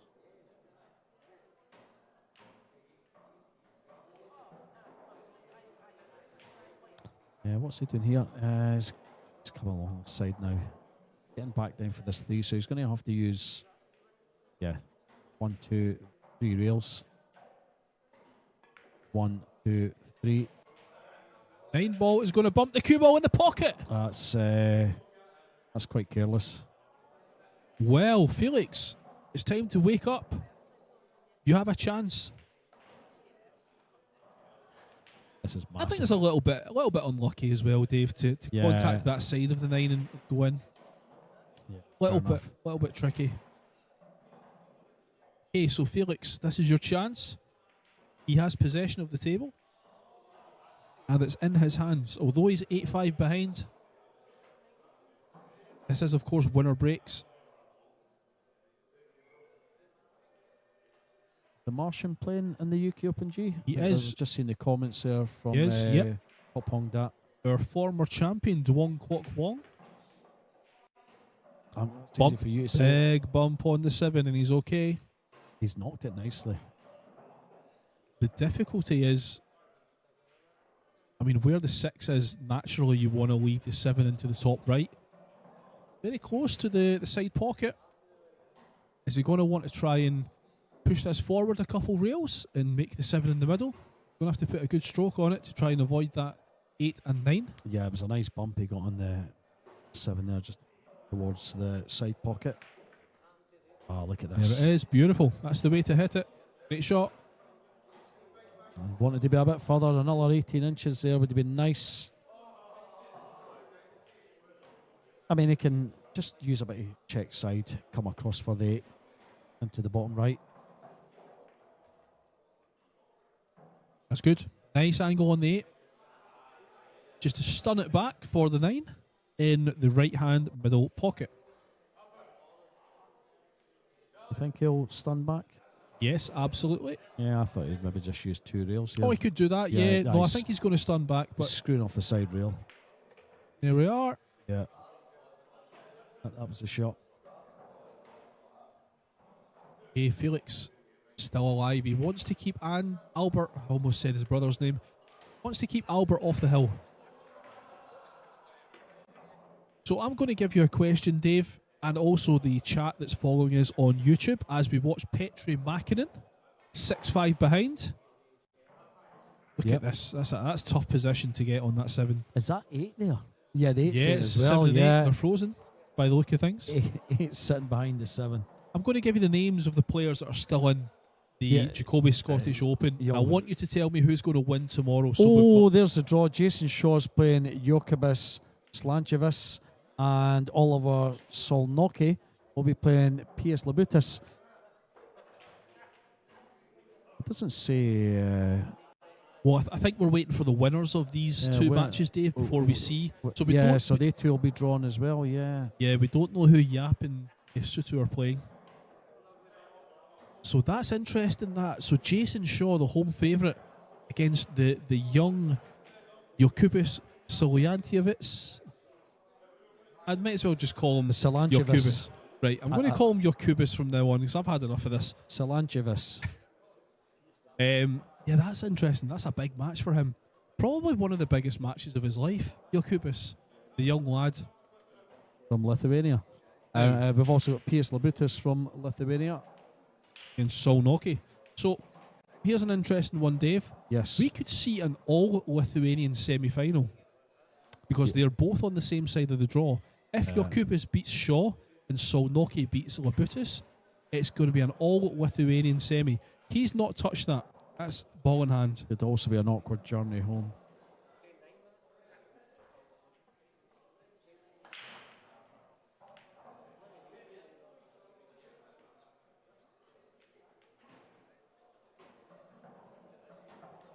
Of course, I mean, Dave, look, of course I want Jason Shaw to win. I'm Scottish, I'm a fan of Jason. Yeah, absolutely. And I've backed Oliver to reach the final from that section. So I want those 2 guys to win, but I kind of like the sound of an all-Lithuanian semi-final. And no one would have expected that. I'm going to go for a Jonas Suto Jason Shaw final. There you go. I've called it. I would like Called that. it. I would actually enjoy that. Yeah, that'd be a great final. I think Suto put Jason out last year. Yeah? I think Suto beat Jason last year. I might be right, I might be wrong. Right, this is an interesting rack that we're watching between Mäkinen and Antonakis. Yeah, why is that 7 still there? What's going on here? Well, it's going for the 3 fouls, and that's 2 fouls, right? You've just seen Mäkinen call 2 fouls on Antonakis. Oh, we're not going to see it though because the Felix question is back. Dave, the question here is, can he just cut the very side of that 7? I don't think he's played that as well as he could have done, Petri. If he's got that ball welded against the side rail, there's no way that Antonakis is making contact. Yeah, we're not going to see it. There's Albert back, so he's going to be breaking in a second. Someone stop him. Someone Stay grab where him. you are, Albert. Right, here's the shot. No, he's all right. Here's the shot. He's still setting up. He's fine. Antonakis is on 2 fouls. Rail first. He's made it. Ben's watching it. Oh, He has made what it. a shot. Andy's got the hook. Look at that. Great shot. Well, the 7 might go, Dave. The 7 might go past the 8. Sorry, the hook. What am I talking about? You're talking rubbish. I'm talking about the block.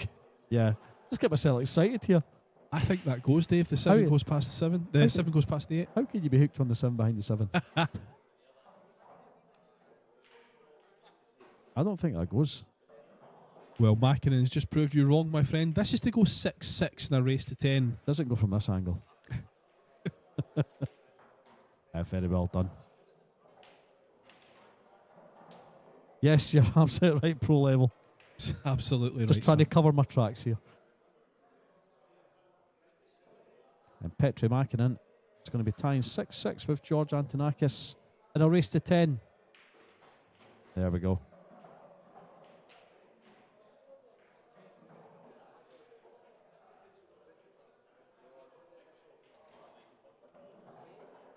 Yeah, been great having you all on the comments, folks. It's been very, very enjoyable, I must say. Reading everyone's, even if they're not talking to us direct, Dave, they're having conversations amongst themselves, and it's very interesting to see. Yeah. And I said this earlier on, Dave, I really do think if Matchroom are listening, they need to get a stream like this set up where the commentators chat with the people making comments. Doesn't have to be us. No, not at all. I think it's a great idea. Very interactive. Yeah, okay. We won't say no, though. Yeah, exactly. Right. Made the one. Yeah, he's got an edge off the 2, but he won't be doing much with this. I don't know what the joke is about the 6 ball. Oh, yeah, because we don't pronounce it the way they think that we're pronouncing it. 6. S-I-X, yes. Yeah, 6. Yeah, pro level. I totally agree. I've been watching the open events, the Matchroom Open events. They leave the YouTube stream deadly quiet, and it's just not great. You know, you don't even need to be a good comment. Someone saying something. I'm just glad there's not an 11 ball. You've all seen that clip about the lift. Anyway, here we go. Yeah, back to this match. So that 2 does go in the side. It's going up top. Going up top means he's going to have to travel a little bit more with the cue ball to avoid the 4. I think if he's trying to clip this in, he needs to hit the 4 to stop it. Yeah, he's all right there. Oh, look at the judgment is perfect. I mean, he's judged that so well. That's unbelievable. It's a great touch shot from Felix. Wow. Like hitting the 4 would have been a disaster. It would act as a stop for the 3 ball, but yeah, I mean, that's perfect. Yeah, he's just looking at how he can avoid 7 and 9 here. He'd probably screw between them. Yeah, just a little bump on the 9 there. That'll do nicely. Tap the 4 on the side, and you're on the 5. And yeah, Bob's your uncle. It's going to be 8-7. Yep. Thanks, Stephen Bishop, for following us, and have a good day, sir. Hopefully, we'll see you tomorrow for the final day. We're on from 12 o'clock UK time. Yeah, thank you, Stephen. It's been fun. I'll tell you, thought he went a bit far there. He's all right. Yeah, he's good, Dave. He's actually got a good angle to come down for the 6. Even if he runs this cue ball too far, he's still going to be all right.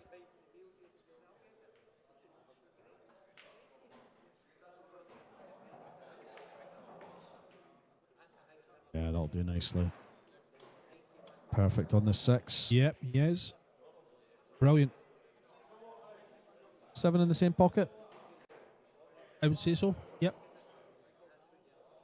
I think he's looking at leaving it for the middle. Just right, I mean, there. I thought he had a little bit of angle there, Dave, where he could do as you were suggesting, just to bring it up. Yeah, that's what he's done. That is what he's doing, yep. Yeah, that's a good shot. And just draw back for the 8. He could go forward off the bottom rail here and back up for the 8 ball. Yeah, I think that's what he's doing. That's where he wants it.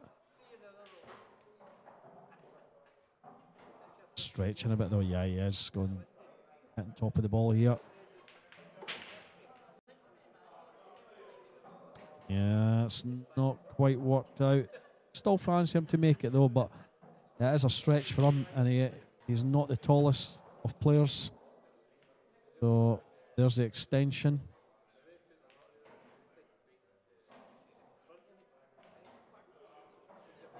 Anyone who knows me knows that I love an extension on the end of the cue. Yeah, I think you've got several extensions. I do, and I've gone through several. Yeah, you actually threw one in the bin and it disappeared. I also threw one in the river at Fulda in the European Open. I lost a match at the European Open and I was very annoyed and threw my extension into a river outside my hotel. So if you're in Germany, if you're in Fulda, extension in the river if you want it. Let's try and find that extension and get it back to Graham here. The thing about the European Open being in Fulda, they had this amazing shop. Was it Sonny's Billiard Supplies? I can't remember the name. Billiard Beckman, those guys, they set up the amazing shop, and I just bought rubbish. Dave, I spent a lot of money just buying random things from that shop because I couldn't say no. You're a sucker for merchandise. Well, not really merchandise. Pool related. Yeah, I say that loosely. Oh, all right there. I think we need to go to the Billiards Expo, Dave. Super Billiards Expo, where it's just full of stalls. That would be incredible. And there's a WNT event as well.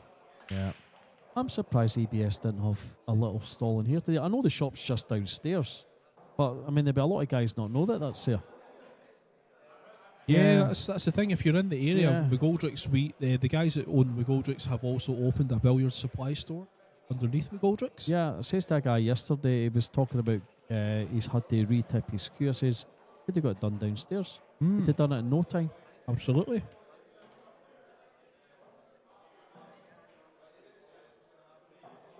He's doing a lot of head shaking, Petri. I mean, I don't see what's wrong with that at all. You know, it's hard to see from this angle, of course. Hey, here we go. There's a 9. Cue ball. Neither went. Yeah, nothing went. But both were very, very close. Yeah. Dave, we're going hill. We are. We absolutely are. Yeah, we've called 3 matches already today. 2 of them went hill. This one's going to go the same. Yeah, I'm going to say the remaining match with Antonakis and Makarin is going to go hill also. Currently sitting at 6-6.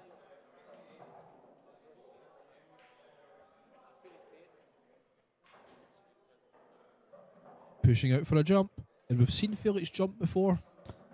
Now, if he does put Albert back in, Albert's a left-hander, so this is an ideal jump for Albert. And look, I mean, no disrespect to Felix.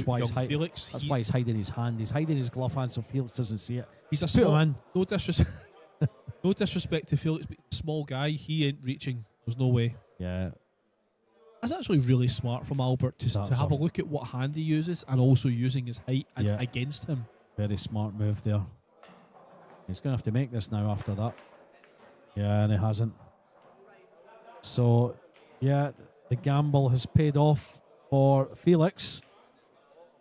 It's a game of chess, that one, isn't it? You know, the push out. You don't know what your opponent's going to do. You've got to know your opponent's game. You've especially got to know what hand they shoot with. Yeah, thanks for joining us, Lionel. Jason will be playing tomorrow. He is playing Jokabis Salanchevas in the quarterfinals.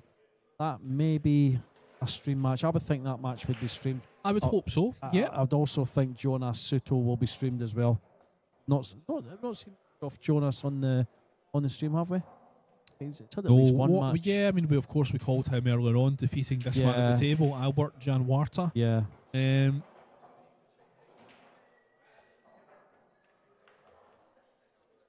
Yeah, so that'll be from midday, UK time. What I would like to see personally would be for the quarterfinals. They're all scheduled to start at 12 o'clock tomorrow. It would be great if we could split them in 2 and have one quarterfinal, have 2 quarterfinals on this table. Obviously, both tables are streamed. So ideally, you could show 2 quarterfinals on 11 and 12. And then another 2 quarterfinals, 11 and 12, and he's missed an easy 2-ball. Just as I'm rambling. Yeah, that's not happening, though. They're all scheduled for midday, so... Not happening, G.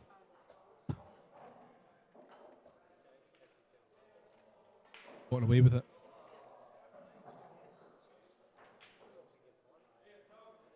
HR Biggs, that's a pure American thing, you said that.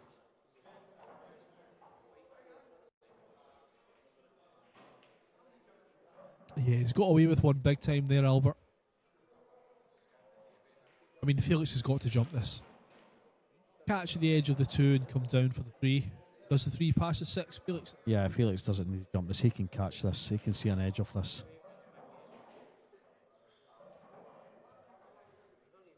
All right, okay, Dave. Yeah, eagle eyes. I did not know that. How was your speed control? Oh, look at this. Pretty good. That's almost millimetre perfect. Well, I say almost. He could have done me another couple of inches. Almost inch perfect.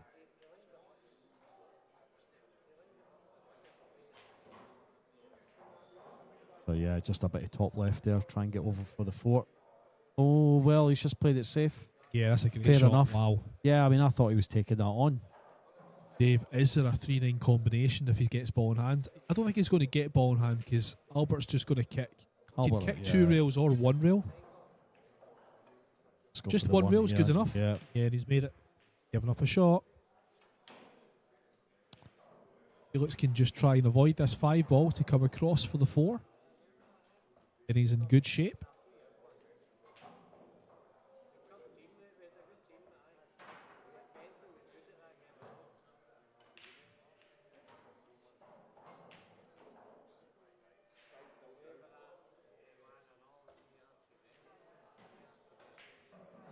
Petri Makinen 7-6 up. George Antonakis.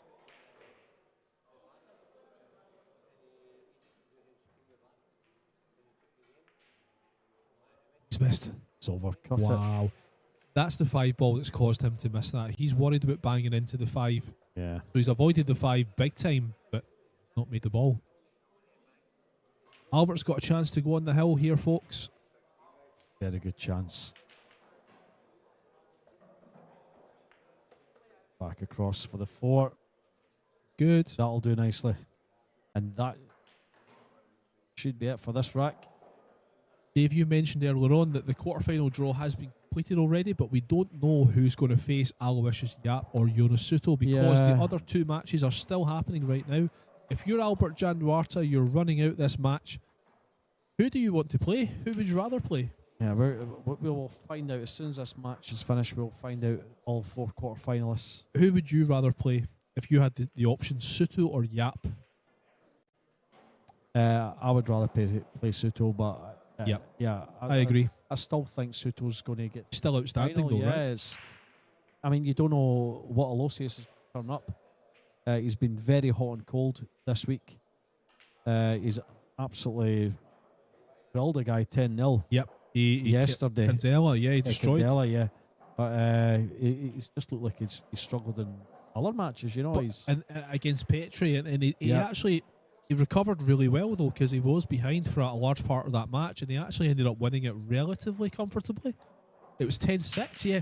Makinen must have been about 6-2, 6-3 up, and Aloysius Yap's he's caught a gear and he's come straight back. So I don't know. I mean, I think Yap's played really well in this tournament. I think Yap's the favourite to win this whole tournament. Yeah, he beat Makinen 10-6. Candela 10-0. And a 10-2 win over David Nichols.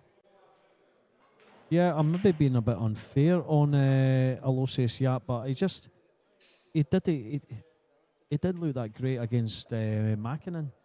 But yeah, he has played well. You know, he's a winner's side all the way through.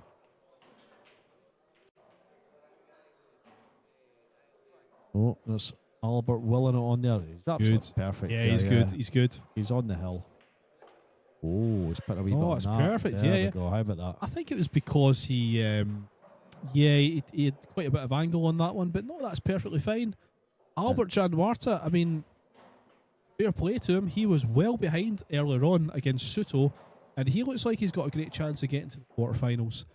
This is Petri Makinen that you're watching right now, and he's 8-6 ahead. Yeah, I think he's in a bit of bother here. Well, he's just thinking about things. He can see the 2, but just having a good long think about it. I think you need to appreciate these top level 9-ball players. The fact that they're able to maintain quality throughout the entire day. Some of these guys, Makinen especially, has been on and off constantly, coming through that loser's side. Oh, he's missed the ball completely. Wow. That is incredible. And how's it went in the middle of that angle? I'm just watching the replay here. There you can see it, folks. Tomorrow's quarter-final draw is there. We can see 2 full matches, and we're waiting to see, at the end of these 2 matches, We'll see who Aloysius Yap and Jonas Suto will play. The timings are there as well, folks. It's all UK time. Quarterfinals, all of them are being played at 12 o'clock. 2:30 for the semis. Potentially split those semi-finals up to have both of them in the team table. That would be nice. Give us an extra match. And the final scheduled for 5:30. Yeah, that is a race to 11, the final. Semis and quarters, race to 10. This man is hoping to be on 10 very soon. He's tried to hit the 9. He's missed it completely. He has a shot on the 2. Oh, yes, he does. That's as good as wide open as you can get, G. Suddenly, our Indonesian friends, they're very happy. I expect Albert to run through these balls, no problem. This young kid is so talented.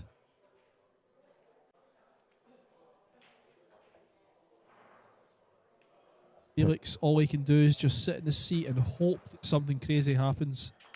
Petri Makarin's got an 8-6 lead on over Antonakis.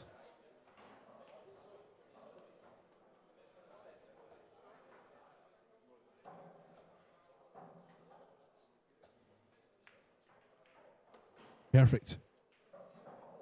Not so perfect. No, it's not. No, it is not. What have you done there, Albert? Oh. Interestingly, he's just smiling rather than shaking his head and looking angry. He's just having a little smile. Think he can spin this in? I think he can, Dave. Just a little swerve around this. Ah, he's on it, Dave. That's why he was smiling. He's got away with it. Yeah, I think he has. Yeah. Wow. But he's underhit. He has underhit it.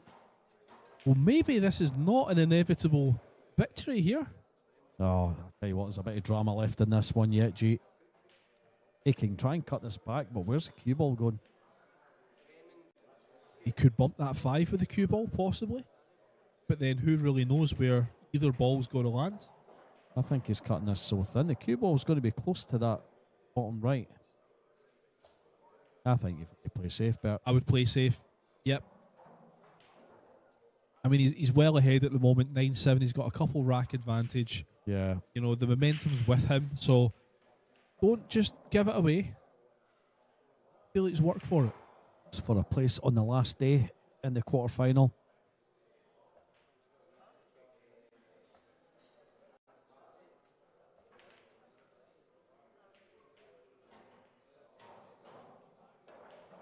He's shooting. He is. Oh, what a shot he's played here. Outstanding. What a shot. And that should be that, folks. Oh, he's willing that to go. Trying to fan it over the table. Pro Level's just made a comment in the chat there saying the wheels are wobbly. That's the perfect way to describe this final rack. Well, potentially final rack. He looks kind of assured, but he kind of doesn't at the same time. Yeah, it's just trying to cross that finishing line. Maybe a little bit nervy.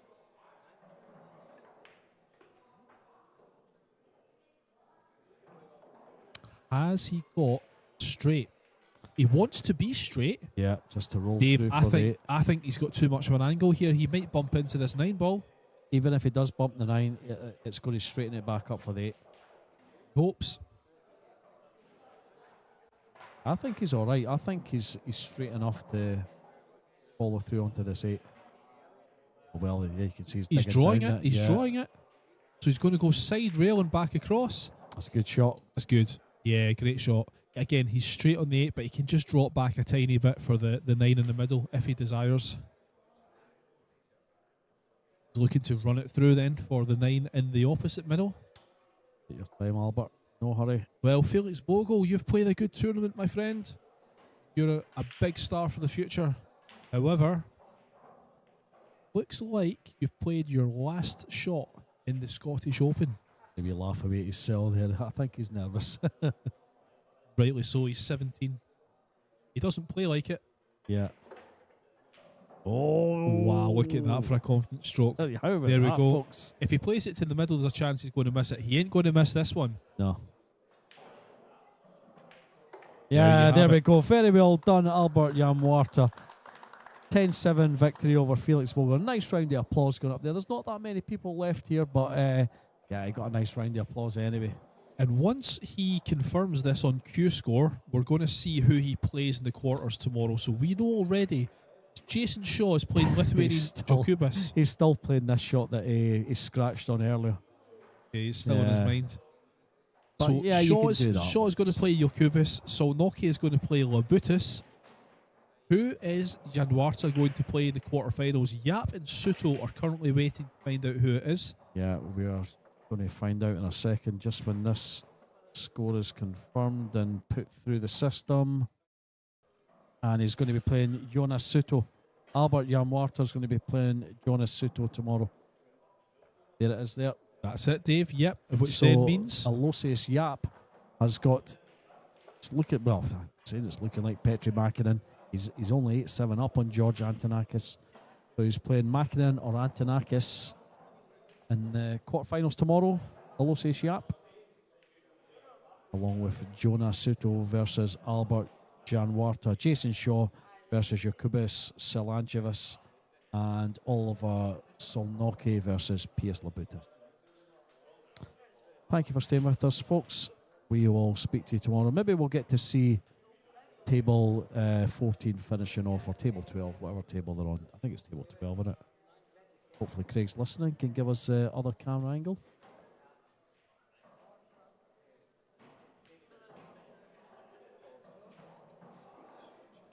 If not, we'll speak to you tomorrow. thanks, folks. Thanks for following us today and keeping us company. 12 o'clock UK time for the quarterfinals, the final day of the Jacoby Scottish Open.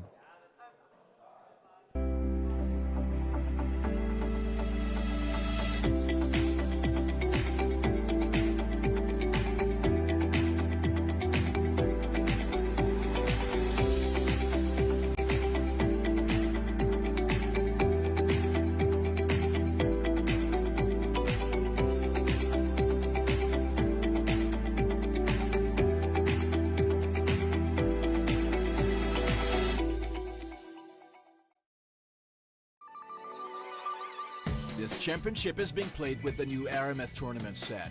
Featuring a unique molecular structure, it guarantees razor-sharp precision and unsurpassed longevity. Unquestionably the best pro balls in the world, this set is available in a TV and a value pack version, as well as in the new My Aramith Ranger of Ball and Q cases. Now you can bring and play with the best ball set everywhere you go.